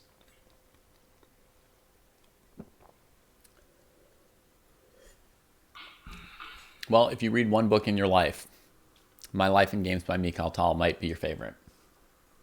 After The Hobbit. And The Lord of the Rings, I doubt. I actually do like Harry Potter, to be honest, but not like a fan. Like, I don't jump up and down and cheer and stuff, but I do like the books. Have you ever played Quidditch? That's what I want to know. No, I would not. Yeah. I don't. I almost for a second thought LARPing would be cool, and then I remember that I'm a hockey player. And I didn't do it. Good. Yeah, playing League of Legends was enough. That kind of nerdiness for me. Uh-huh.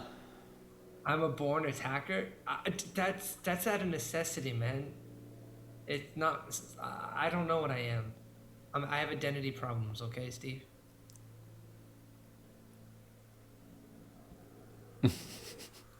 Do I play Quidditch? Are we live on stream or not? Before I give my answer. He probably is on a team with everybody on his team is vegan, and they play Quidditch together.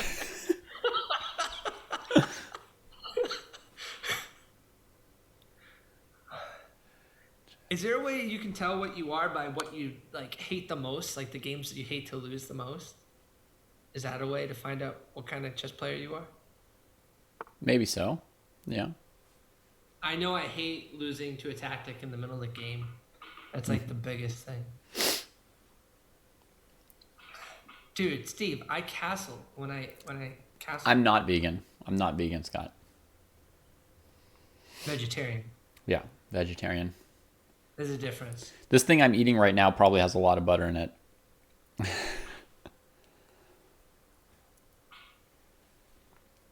So you eat dairy. Yeah, That's the difference, right? yeah.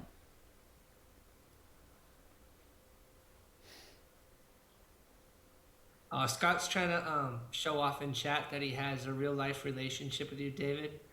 Go out to eat, and you take him out to tacos on Taco Tuesday, and you sit there and talk about life and stuff. Yeah. Dude, Chess Latte played Pokemon Go.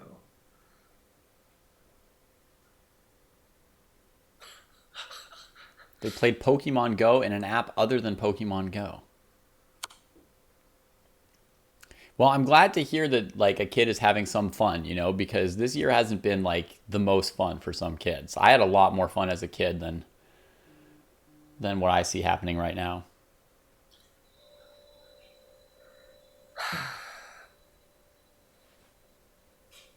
I've actually, for the longest time, Chess Latte was my biggest win. I've beaten him twice. But I'm still convinced he let me. You think? I can picture him being a good person that it comes like he wants to see me enjoy happiness and like, yeah, I think. Yeah. Aw. Yeah, it's not like anything other than just trying to be a good person type of thing. Steve says that might be your chance at fame if he eventually is the next Magnus. It's not like I am not successful or known in my career path or anything. $5 is not a lot of money, Scotty, nowadays. But to kids, it may be. Dude, this kid plays chess and has chess coaches, dude. That's like almost as expensive as hockey, I'm sure.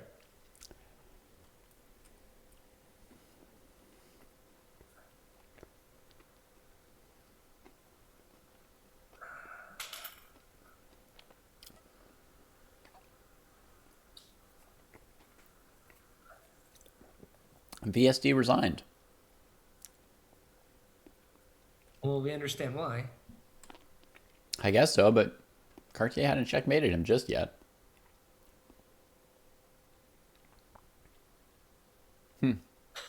Steve, that's the same to me, buddy. So when I see Cartier Tank come into chat and say Cartier Tank, he's actually sending you guys like a picture of his own face or something? No, it's a picture of a clock. And Picture of a clock? The time is almost 10:10. I don't know if that has a meaning, but... Oh, it's a picture of a Cartier Tank watch. Oh, a picture of a nice watch. I was never a watch person. Yeah. Okay. Cool. It's the watch that is expensive. Yeah, I bet it is. Okay, how's Michiko doing over here? Bishop pair each. What was the name of the popular watches that was in like 8 or 10 years ago with the kids? G Pro, Choco, no, I can't remember. There was some popular watch for kids.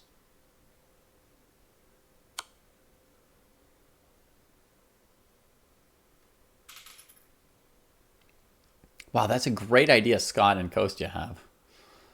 That'll really get us on the map. I don't see it either, Caitlin. There's some kind of like upgrade that allows you to see more emojis. And I was like, I want the downgrade that blocks all the other ones. You can blame DM Hokey for that. He got that. Better TV. Whoa, King comes onto the file with the rook.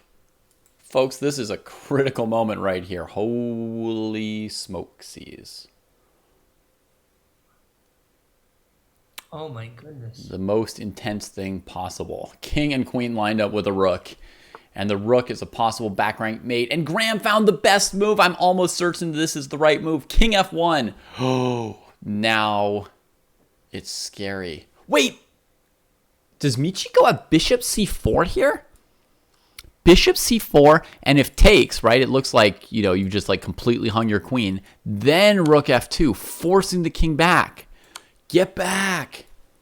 Get back. Get back to where you want. To what is it? Once belonged, right? To what you once belonged, exactly. Whew. That's rough. So this king came here to defend the rook, but black still has rook f2 as a saving move.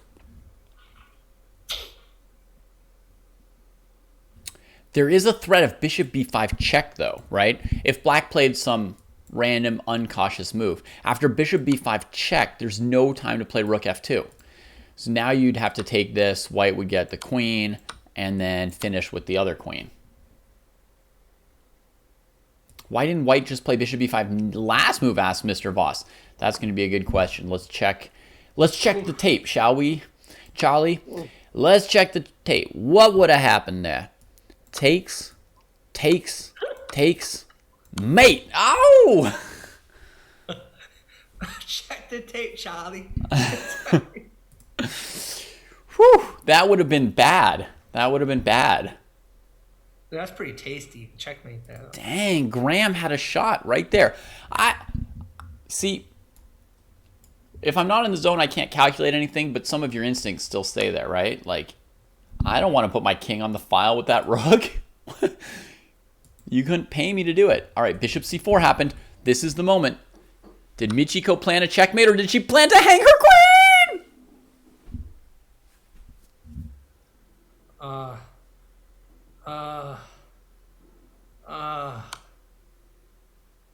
But she showed that she doesn't stream snipe, and that's honor right there.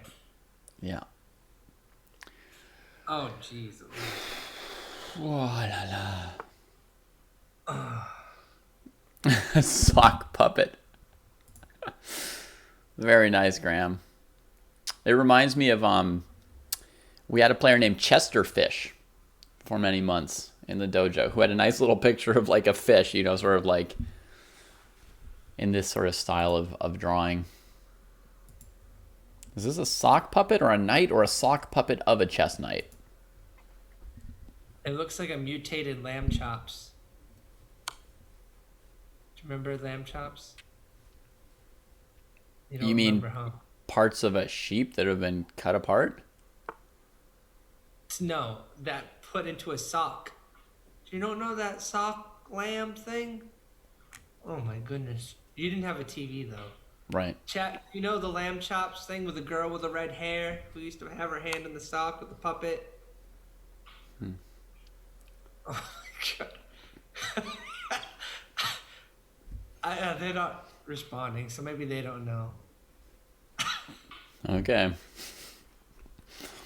Maybe this is all a dream of Charlie's that nobody else has ever heard of. No, there's a red-handed old lady who puts her hand in a sock lamb. Sure, Charlie, sure. No. I think your doctor told me to pretend I know what you're talking about, so yeah. This is a song that... No. That's a different song. Or is it from the same show? I can't think. Lamb chop. Lamb chop. I'm right? DM Hokey, help me.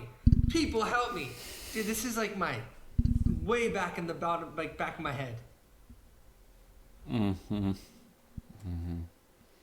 That's from the show.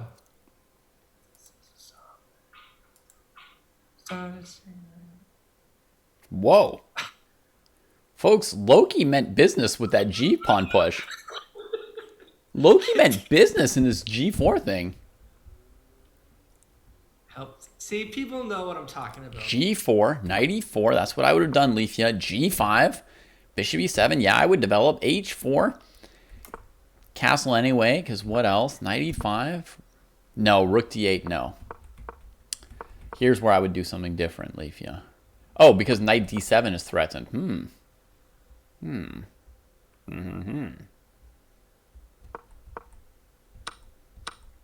Ah! Ah! Loki's coming at him like a spider monkey. Wow. Oh, man. Welcome back, Michiko. Great battle. Great battle.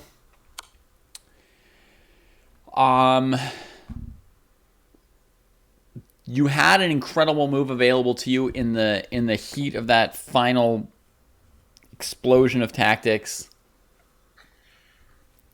But right now, we're seeing how Loki got things going against Leafia. You know, not taking this pawn actually makes things worse.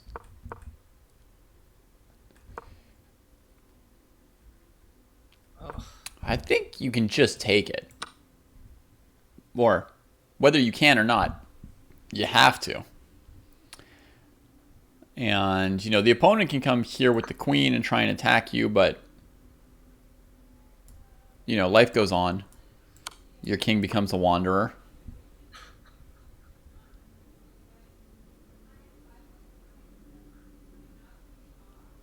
This is like the stream that talks a lot about sandwiches, and I don't know why.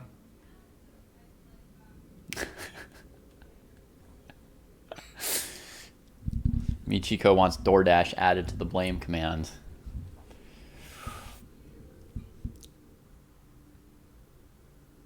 I don't know why he's not taking that pawn on g6, because it just seems deadly. Yeah. And now takes it, but now, you know, he's wasted time running with the king away from his own pieces, right? Wrong way to run. Sometimes you know your king's busted open, right? I mean, that happens in chess. Your king's busted open. Your opponent sacked a piece for it. You're up a knight. So now you just have to plan to run this way with the king. Even if you don't want to take this pawn, you know, go like this and then here. But the king runs into the burning house, basically, right? That's a good metaphor for this, right? Like the king looks over and he's like, my house is on fire! And then he runs into it for safety.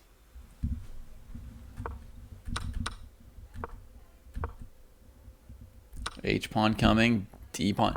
Everything's just coming apart for both players. That is complicated. I think this move here probably is risky choice from Leafia because the bishop is your defender of this checkmate, right? That sounds silly.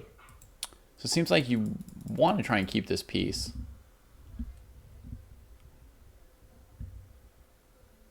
Yeah, why would you want to trade it? Maybe he's thinking his rooks can just... I mean, he was hoping that if they traded on d4, that this queen would come into like amazing position, right? And from here, she can like stop checkmate and give checkmate. Oh. But the thing is, like, there are tricky things that can happen. Like someone plays this move, you know, and then takes over here. Or once the pawn's on h6, which I think is what white played in the game, h6. If black weren't careful, white could play queen g7, bishop g7, rook g7 with check to win that bishop, and then go take the queen at the end.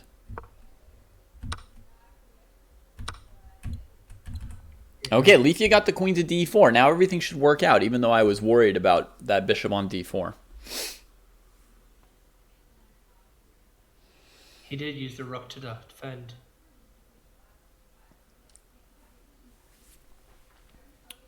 Yeah, Scott, I know you know what lamb chops is. Lamb chop. All right, looks like Leafia's king is going to survive, which shows that not every attack wins, right? A large percentage of the time, sacrificial attacks don't quite catch the king. They're exciting every time, but they don't always win. If we look over here at our other game, Trainer Sjord gained a piece. Oh, wow. Sacrificed that? Wow, what an intense battle. Whoa! The moves these two came up with. Okay, I guess recapturing is not like a great option because this queen comes into a6 and then sort of gives back rank checkmate. So he came up with this, took the rook instead. Queen c8 checkmate threatened. King runs. Queen h8 checkmate threatened. Go trainer Sjord. That's a cool dance. Rook sack takes. Check. Bishop blocks. Queen tries to get back into the game. Checkmate on e7 threatened. Does black have anything here? Oh my lord. Trainer Sjord's got a sharp sword, man.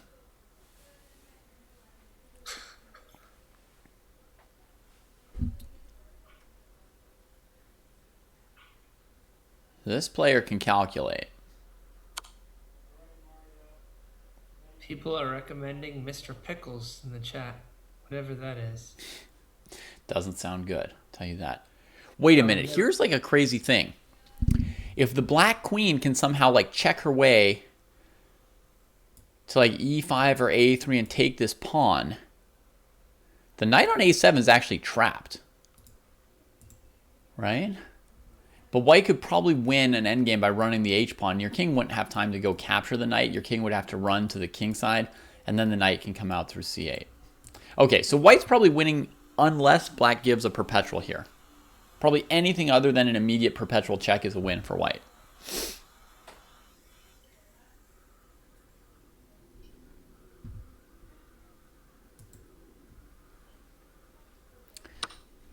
Okay, long think about pawn or king, which is good. I mean, you have to use your time here. It's the key decision.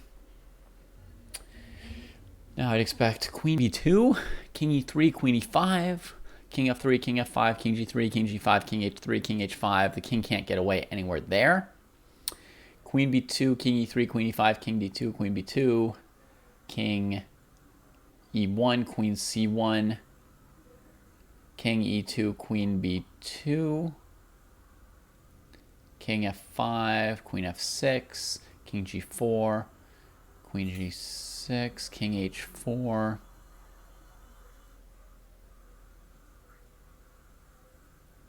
Huh. Looks like maybe the king can escape that way. Oh no, here's the problem. Whenever the king goes to e2, black should play queen e5 check. Not queen b2 check. And then when the king's on the first rank, you can always check on a1. King's on the second rank, you can always check on... King's on d2, you can check on b2. King's on e2, you can check on e5. It's a draw. It's a draw! So you said... Polly! In terms, is you just pivot the queen from e5? Yeah. The queen has to always go through e5, because if the king comes out on the third rank, you want to check it on all the squares on the fifth rank. Right? So wherever it goes, you match it.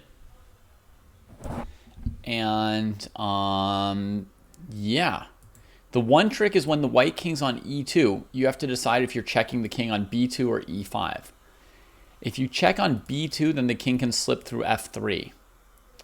Yeah. So you have to check it on e5 where you can go to f5. You got to take away the escape squares. Almost like corresponding squares in a king and pawn ending. Like when this king is here, you need to be there. When this king is here, you need to be there. When it's here, you need to be there. Uh-huh. Interesting. I feel like you. I don't know what JB has in her hand in that picture. Mm-hmm. It's either a slingshot or a wrench. Mm-hmm. I don't know. Yeah. She's never read The Lord of the Rings either, by the way. And she's trying to figure out what character she should name herself in the Discord. Without reading it, huh? I feel awkward giving her a name, but I give her a list of 3 women that she could choose. Mm-hmm. Who would you choose for JB?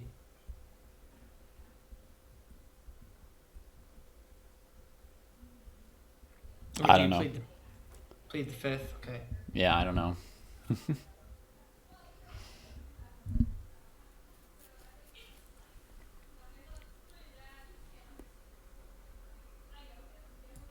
Oh, yeah.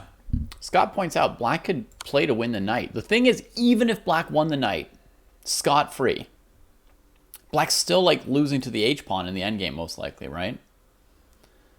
So I could go here, here, check, here. I guess you can also queen this pawn, but even if you didn't have this pawn for white, you know, even if we played like check here, h4, like it's probably black who's losing the endgame in any case. So there should be no dream of trying to win the game for black. I would say a draw is already a heroic result. You are not warm tongue, JB. I refuse to accept that.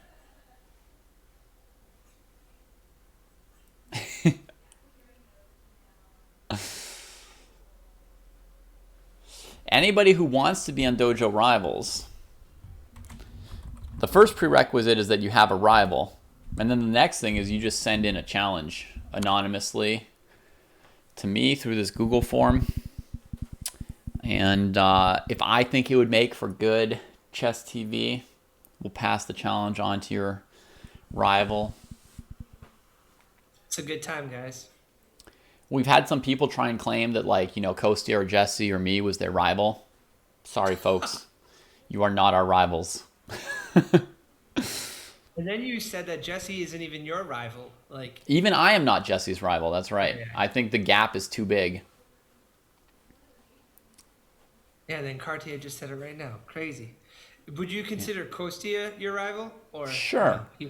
I mean, I don't actually consider him my rival, but like his strength and his level of play would be appropriate if I happen to feel that way. But I just don't have rivals anymore. Like, my competitiveness is more Would or you less consider gone. like somebody that's male with the initials JB?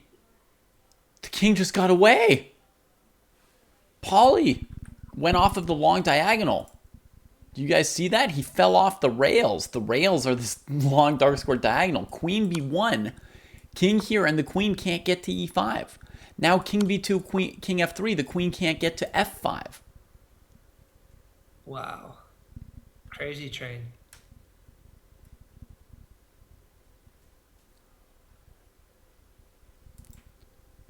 Wow. So check here, check here, check here, and that's where they're at.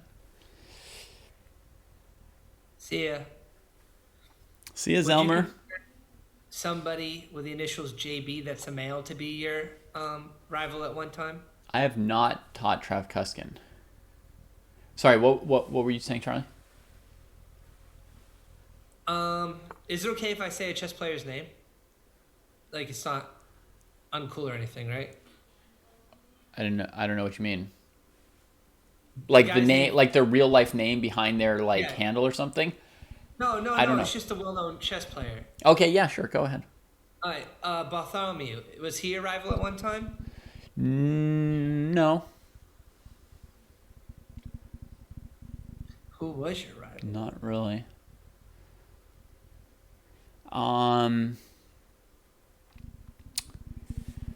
Who was my rival? Growing up, I had a couple rivals here in California. Here it is. Here's the juice. First, there was another David who was at the chess club with me, who beat me a million times. Then there was Andy, who was like, you know, the best kid in Berkeley. So then we were rivals for a while. And then I graduated to Jordy and Vinay, who were two kids who were younger than me, but they had set like records as the youngest masters in the country when they were younger than I was when I started playing, basically. So it took me a few years to even be playing against them, but then they were my rivals and I had to fight my way up. And I'll tell you this, Charlie, after some kind of like big accomplishment in my chess life. I remember what my dad said, but I don't even remember which accomplishment it was. Either I got the IM title or I won the North American Open, something like that, you know, like ahead of 20 GMs or something. And I come home from the tournament and I'm like, Dad, like, you won't believe this. Like, I won this tournament, you know, there was like 20 GMs in it. They were rated like 2,600, 2,650. Like, I beat a bunch of them. And he's like, yeah, but have you beaten Jordy yet? Which was no, Jordy had quit, so I didn't have a chance to beat him. So You froze for a second. I'm glad it came back. Oh, sorry. Yeah, the stream went crazy too. It's still frozen. The stream is frozen? I think so. I'll refresh it for me. Oh, now it's back. Yeah. So Okay. the guy, Jordy, quit? Yeah, he'd quit. He was like a child prodigy with, I don't know, intense parents forcing him to play or whatever. I think he liked playing too, but there was, there was some intensity to it. So he'd stopped playing in tournaments at that point, and like no matter what I did, my dad was like, "But have you beaten Jordy?" So Sounds like your dad was a troll. it does sort of sound like that a little bit from before people had that word.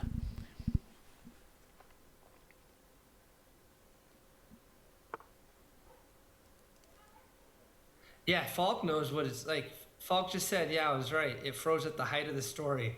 We got to the climax, and then you froze on us." Okay, well, I'll try and repeat it briefly for those of you who. But basically, I had some big accomplishment. I don't even remember what it was. It was either making my IM title or winning the North American Open or something like that. And when I came home from that and was like, "Dad, whatever. I just won, the North American Open. There were like 20 GMs there. I beat like a bunch of them." And he was just like, "Yeah, but have you beaten Jordy yet?" Like it was just nothing. So that was.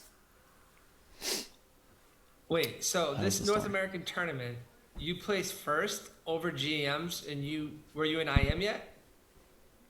Yeah. But you won the tournament over GMs. Anyone's allowed to win a tournament. You just have to play better than other people that week. I know, but that is still like a rare feat, right? For an IM to. Oh, how many GMs did you play? I think I played 3 And you beat them all. and I beat them all, yeah. How many of them retired from chess after that? None. Wow. That sounds pretty amazing, though. Oh yeah, it was a great tournament. I mean, that was definitely one of my top couple tournaments. Yeah, I know. Everybody knows. Jesse shares with everybody that you got your GM norms. You just got to get your rating up. Yeah. But you also have to abandon your wife and kids and like everybody that loves you Right. and move in with Jesse. Which Charlie seems to be more sensitive about than Jesse.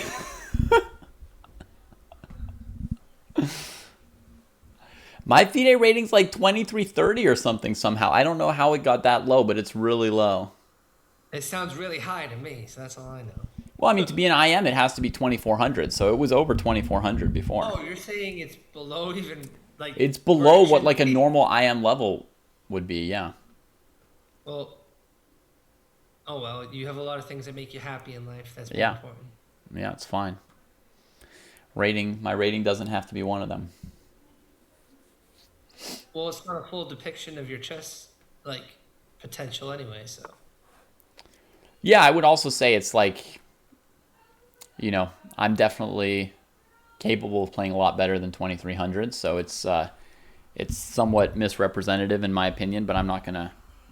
Yeah, 100%. I Stress totally feel about the it or same anything. way with me in 1400. It's just what it is right now. Except Yeah. I'm trying to get above.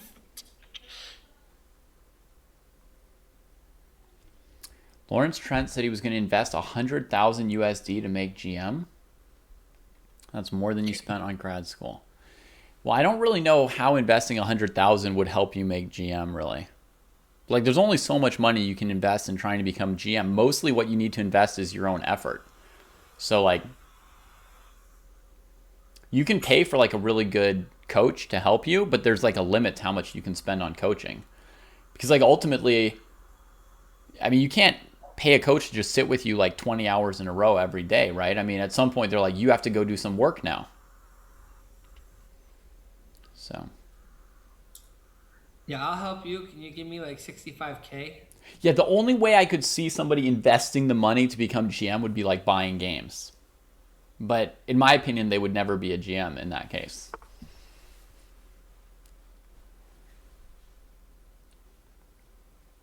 I mean, like, I've spent a lot of time and money on chess, but I've won all of it back. I mean, I haven't lost money on chess, right? Like, you can invest money in traveling to a tournament. You can spend money on airfare and stuff like that.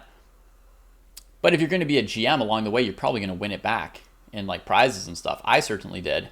If he plans to lose $100,000 playing in chess tournaments, I don't think he's going to make GM by losing all his money.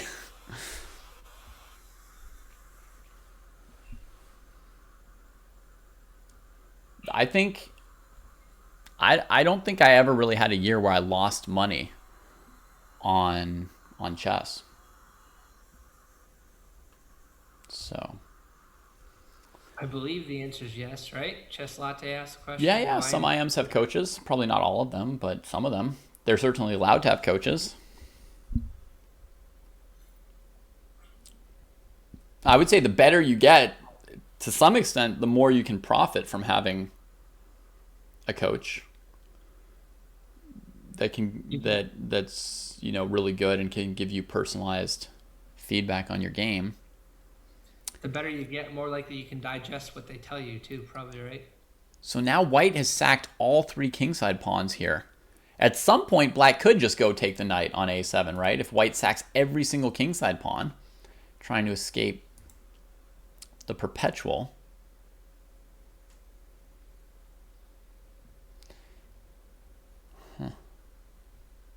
Didn't we think white was doing good at one time? Yeah, I thought white could maybe slip out and threaten to win the game, but right now I don't really feel like white has enough to win. Never seen Polly lose, so.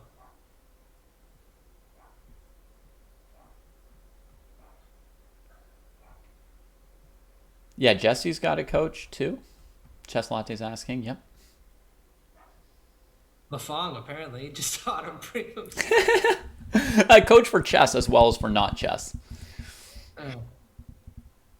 I thought he was gonna get Chess Latte up on his stream, coaching him too for little things. That would have been hilarious. Oh, we've got a sick move suggested here. Hang on. Who just said this? Who's paying attention to the game? Gorkum. Gorkum. That shows you what happens when you try too hard to win, folks. Unfortunately, this has happened to me many times. F6, queen f6, queen e3 is straight up checkmate in the middle of the board. Cartier's confirming it. Wow. Wow. That's pretty sick. I think it's a move you wouldn't expect. You're thinking they're gonna move the queen again. Ah. Paulie didn't find it.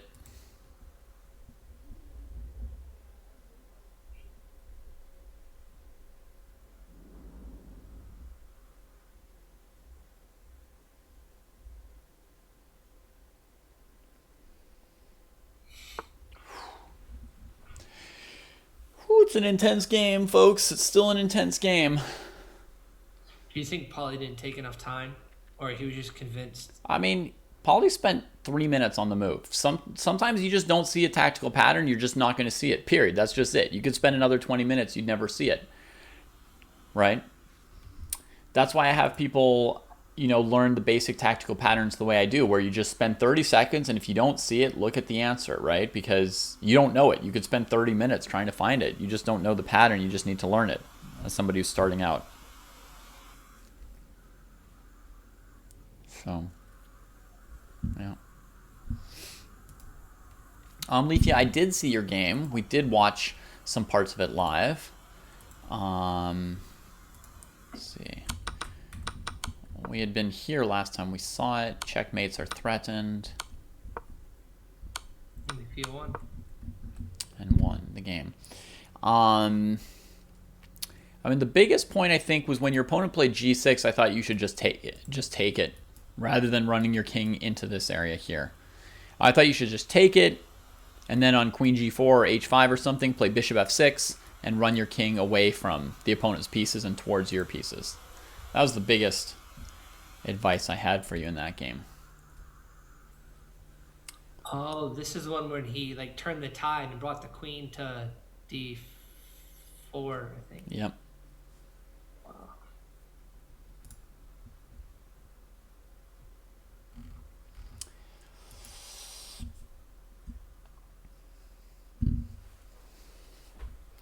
On move 24, I was very worried about your bishop d4 move, but it worked out.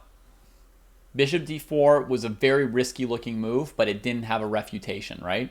It was like the kind of move that in some positions does get refuted. But the calculation that it worked was correct. It did work in that position.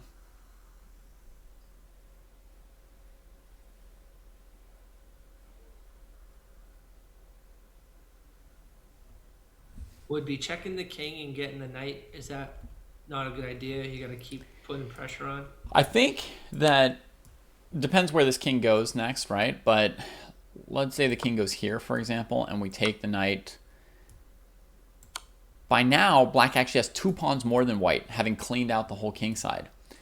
The problem is that white's got a pawn that's 1 step away from queening. So having a few extra pawns doesn't look like it's going to help black at all. So I would say it's still like basically whoever tries to win is just likely to lose. But I mean, if your opponent tries to win, then you can win.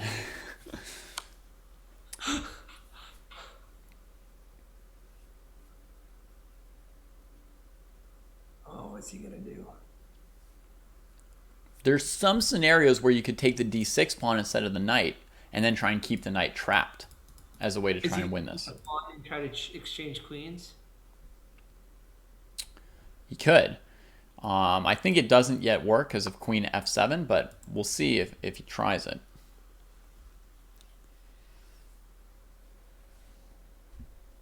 He's not guaranteed to win that pawn endgame or with this one knight. That's good, Leafia. If you are now calculating hard at key moments instead of not calculating purely out of laziness, then that is a huge victory against yourself.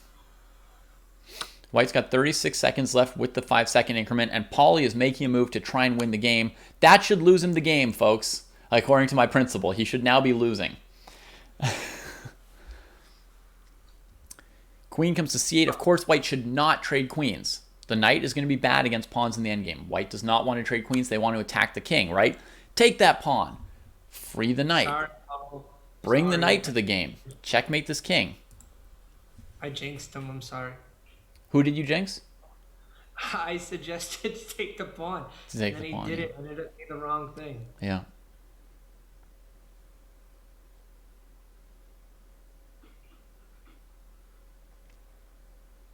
Yeah, for sure, Michiko.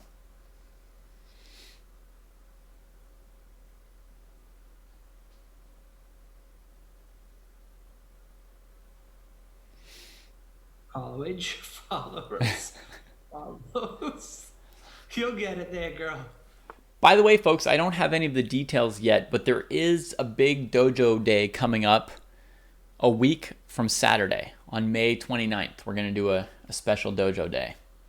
2 days before the 31st. One last push to see if we can get to that 15,000 and get Chloe and Maya on stream. So we're going to do a big fun day on Saturday the 29th. So it's Maya, not Maya. Yeah, Maya. Maya. Details TBD, but yeah, we'll see. I don't know if we can fit a Mega Rapid in because we want to do like a collection of a bunch of our like favorite shows, you know, as like little segments. Like we want to get, you know, the Gauntlet in and Dojo Rivals and Dojo Scrubs and, you know, a mix of stuff. A new show that Kosti and I are thinking of to premiere that day as well. So I don't know if there's going to be time to do a Mega Rapid. I don't think that there will be. Maybe we'll do the Mega Rapid on like Friday or Sunday or Labor Day Monday or something like that. But we should have a Mega Rapid around that time. That's for sure. But I think Saturday we'll do like a fun day, and then we'll do the Mega Rapid one of the other days around then. Did we figure out the results from the last Mega Rapid? No. I haven't had the time to go through and retabulate points. We should It's just annoying. take out the gifting then in it. Take out the awards. No, I still it's want to not- give people who like didn't cheat, you know, prizes. Like it's just annoying to figure it out.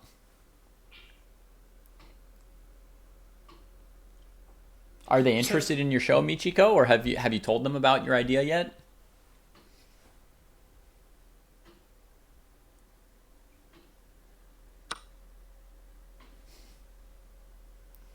Labor Day. Sorry, Memorial Day. Some kind of day. Memorial Day, I guess. Anyway, I think there's a 3-day weekend there. I think it is Memorial Day. Labor Day's in September, I think. Yeah, Labor Day is September. All right, white cleans up the pawns on the queen side and is definitely winning.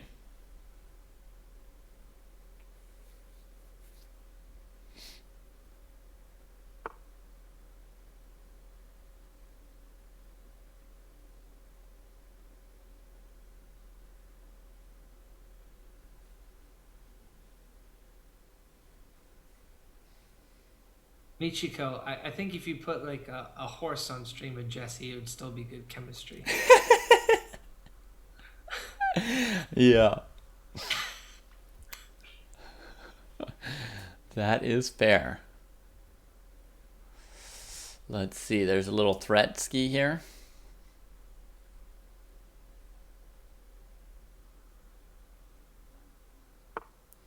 That's right, Opfeshach. We know. And I'd reported them before, unfortunately. But I finally put pressure on the right people to really check them thoroughly or something. And anyway, I don't know exactly how it worked, but thank goodness that chess.com did take care of them now. I think it's because you got Twitch partner. They started to take you more seriously. I don't know. Should I go on Discord and trust Scotty, or should I just let it stay closed? I don't know. If it's a picture of him topless, I'm not gonna like it.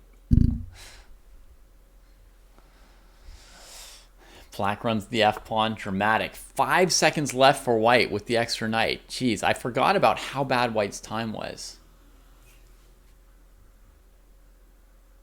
Do they have the increment on this game, these two, or did they leave off the increment? Well, we'll be able to figure it out. 5.2. No, they have a 5-second increment. So that means that white moved with 0.2 seconds left there. Whew. He must have got tips from Seth. Holy crap, how many people messaged me?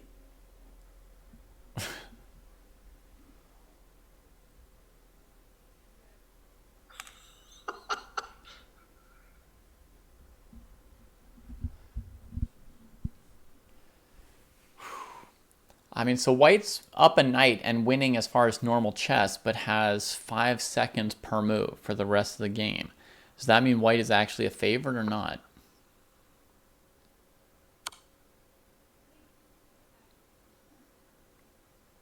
Who knows? Who knows is the answer. What a mess. I expect the king to come up.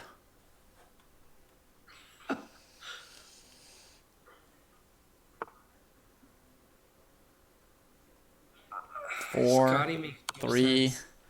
Okay, a knight check. That's okay, I guess.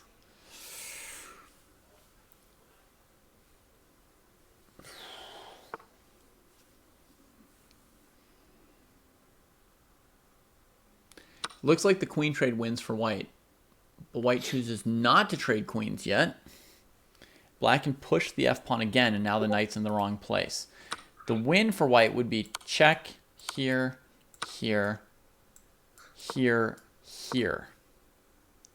And then on f2, you just take it and push the a-pawn. Although there's more variations than that. So white goes here. It is messy as can be. Black could consider playing queen b1, trading queens, and playing f3, because nobody can obviously see how this knight gets back to stop the pawn, right? Like check here, check here, here, check here. I think with knight e6, white actually loses the knight versus pawn endgame. A win for who, though, Lethia?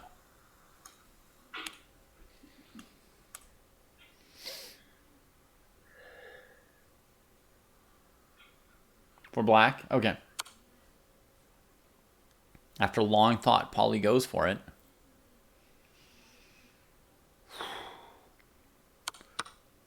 Push. Oh god, the poor knight. It just can't do it. It just can't do it. How many times this week have I told you folks that a knight is bad at winning endgames against pawns? How many times?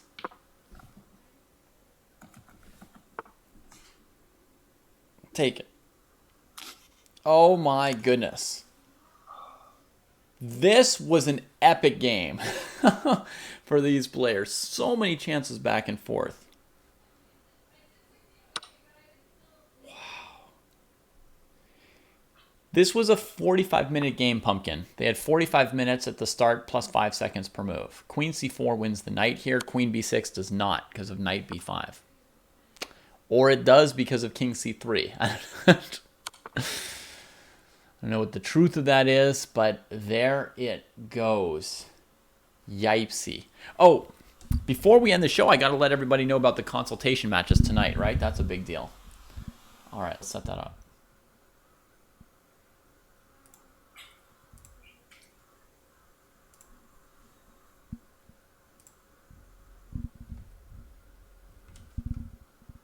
And that was an epic game.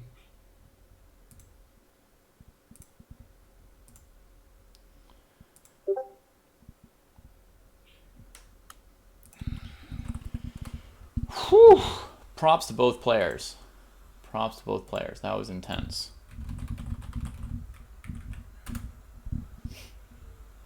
Okay, so we're going to try consultation matches again today.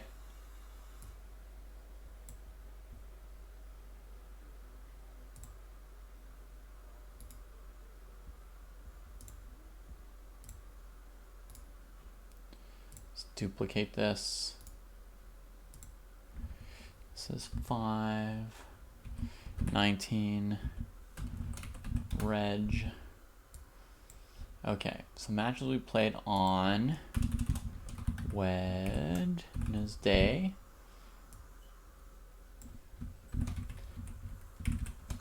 May 19 at, what time am I doing? 9 p.m. tonight, right? 9 p.m. and 10:15 p.m. Pacific. Michiko says yes. I don't know what she's saying yes to, but are the consultation teams made? Ask JB. You find your own partner. You join with whatever partner you want, and then you fill out the information yourself. Oh, I know what you're talking about. I did this with Nordovik, and Yep. got scarred by Cheesy and Scott. Yeah. So you make however many. You have to pick one partner. How many teams there are will depend on how many people register. I'm not doing it at 5 a.m. my time. Yeah. It's already almost 12:30 a.m. And you can, on my and everyone can pick which games they want to play. You don't have to play more than one game. One game is fine. You just pick the time that you want to play. You say either yes or no to any sort of time. Example 1, example 2, right? And what you'll see is you'll get a team average rating, and we'll pair you against a team with a similar average. So, if you're 900 and your partner's rated 1900, that's okay. If you're 900 and your partner's rated 900, that's also okay. It doesn't matter which way you do it. A consultation match is where you talk with the person you're playing with. You guys talk together about your moves. One of you will be logged in and playing moves. So like if example 1 and example 2 are playing against Cheesy Driver and SM Pooh Bear, let's say example 1 will be, whoever's player 1 username will be logged in. So example 1 will play against Cheesy Driver, but example 1 will be talking to example 2 during the match, and then they'll be picking their moves together. And Cheesy Driver will be talking to SM Pooh Bear during the match, and then they'll be playing the moves that they come up with together. And you can even have a different partner for game 1 or game 2 if you want, right? Like if example 1 wants to play game 1 with JB, and game 2 with Giant Slalom, they're welcome to, right? Just sign up twice. To register, we'll do this.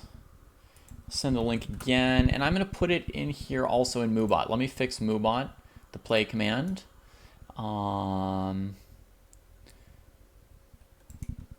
Consultation matches tonight at 9 p.m. and 10:15 p.m.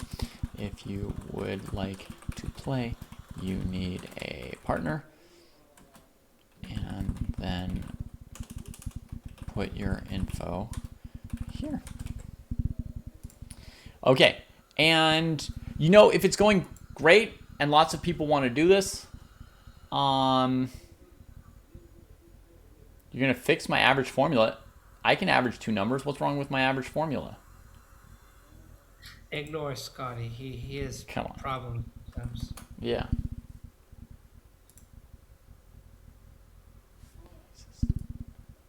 That's a good idea, I think.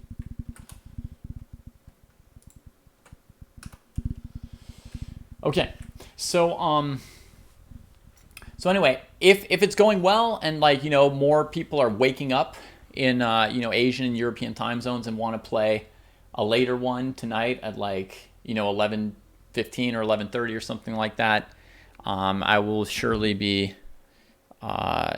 easy to convince to stay up and do a third round with people who wake up and want that time zone. So if you guys want to play a game later than that, you can mark it or let me know. It is 5.5 hours from now is the first, no, 6.5 hours from now is the first one. 7 hours and 45 minutes from now is the second, and potentially 9 hours from now would be the third one. Okay. It's a fun time, I remember. I'm flexible about it. We can play a third round if that's what works for others.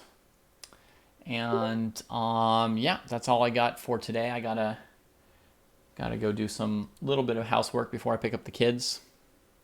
It's been a decent long stream, 4.5 hours. Mm-hmm. I think it's good. Yeah, I know you didn't sign up for it, but I didn't force you either. You were having fun, so we're all good. Yeah, you made my life worth living. Thank you. Wow, now I feel forget good. about the 3 games. Well, I remember the win in that anybody could have won, but the 2 games are still painful. Yeah. Oh well, I'll watch the VOD so I can learn about what you said too. Yeah. Absolutely. All right. Let's send a raid somewhere. Coaching session. Sign me up. Quest to 1400 continues. There's a coaching session going on here. That's what I'm looking for. Some educational content, not drunk bullet.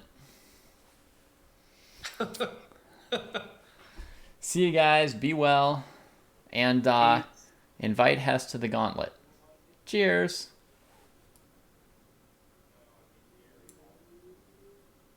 See you, Michiko. See you, JB. Nice, Charlie. That was good work. Yeah, it was fun.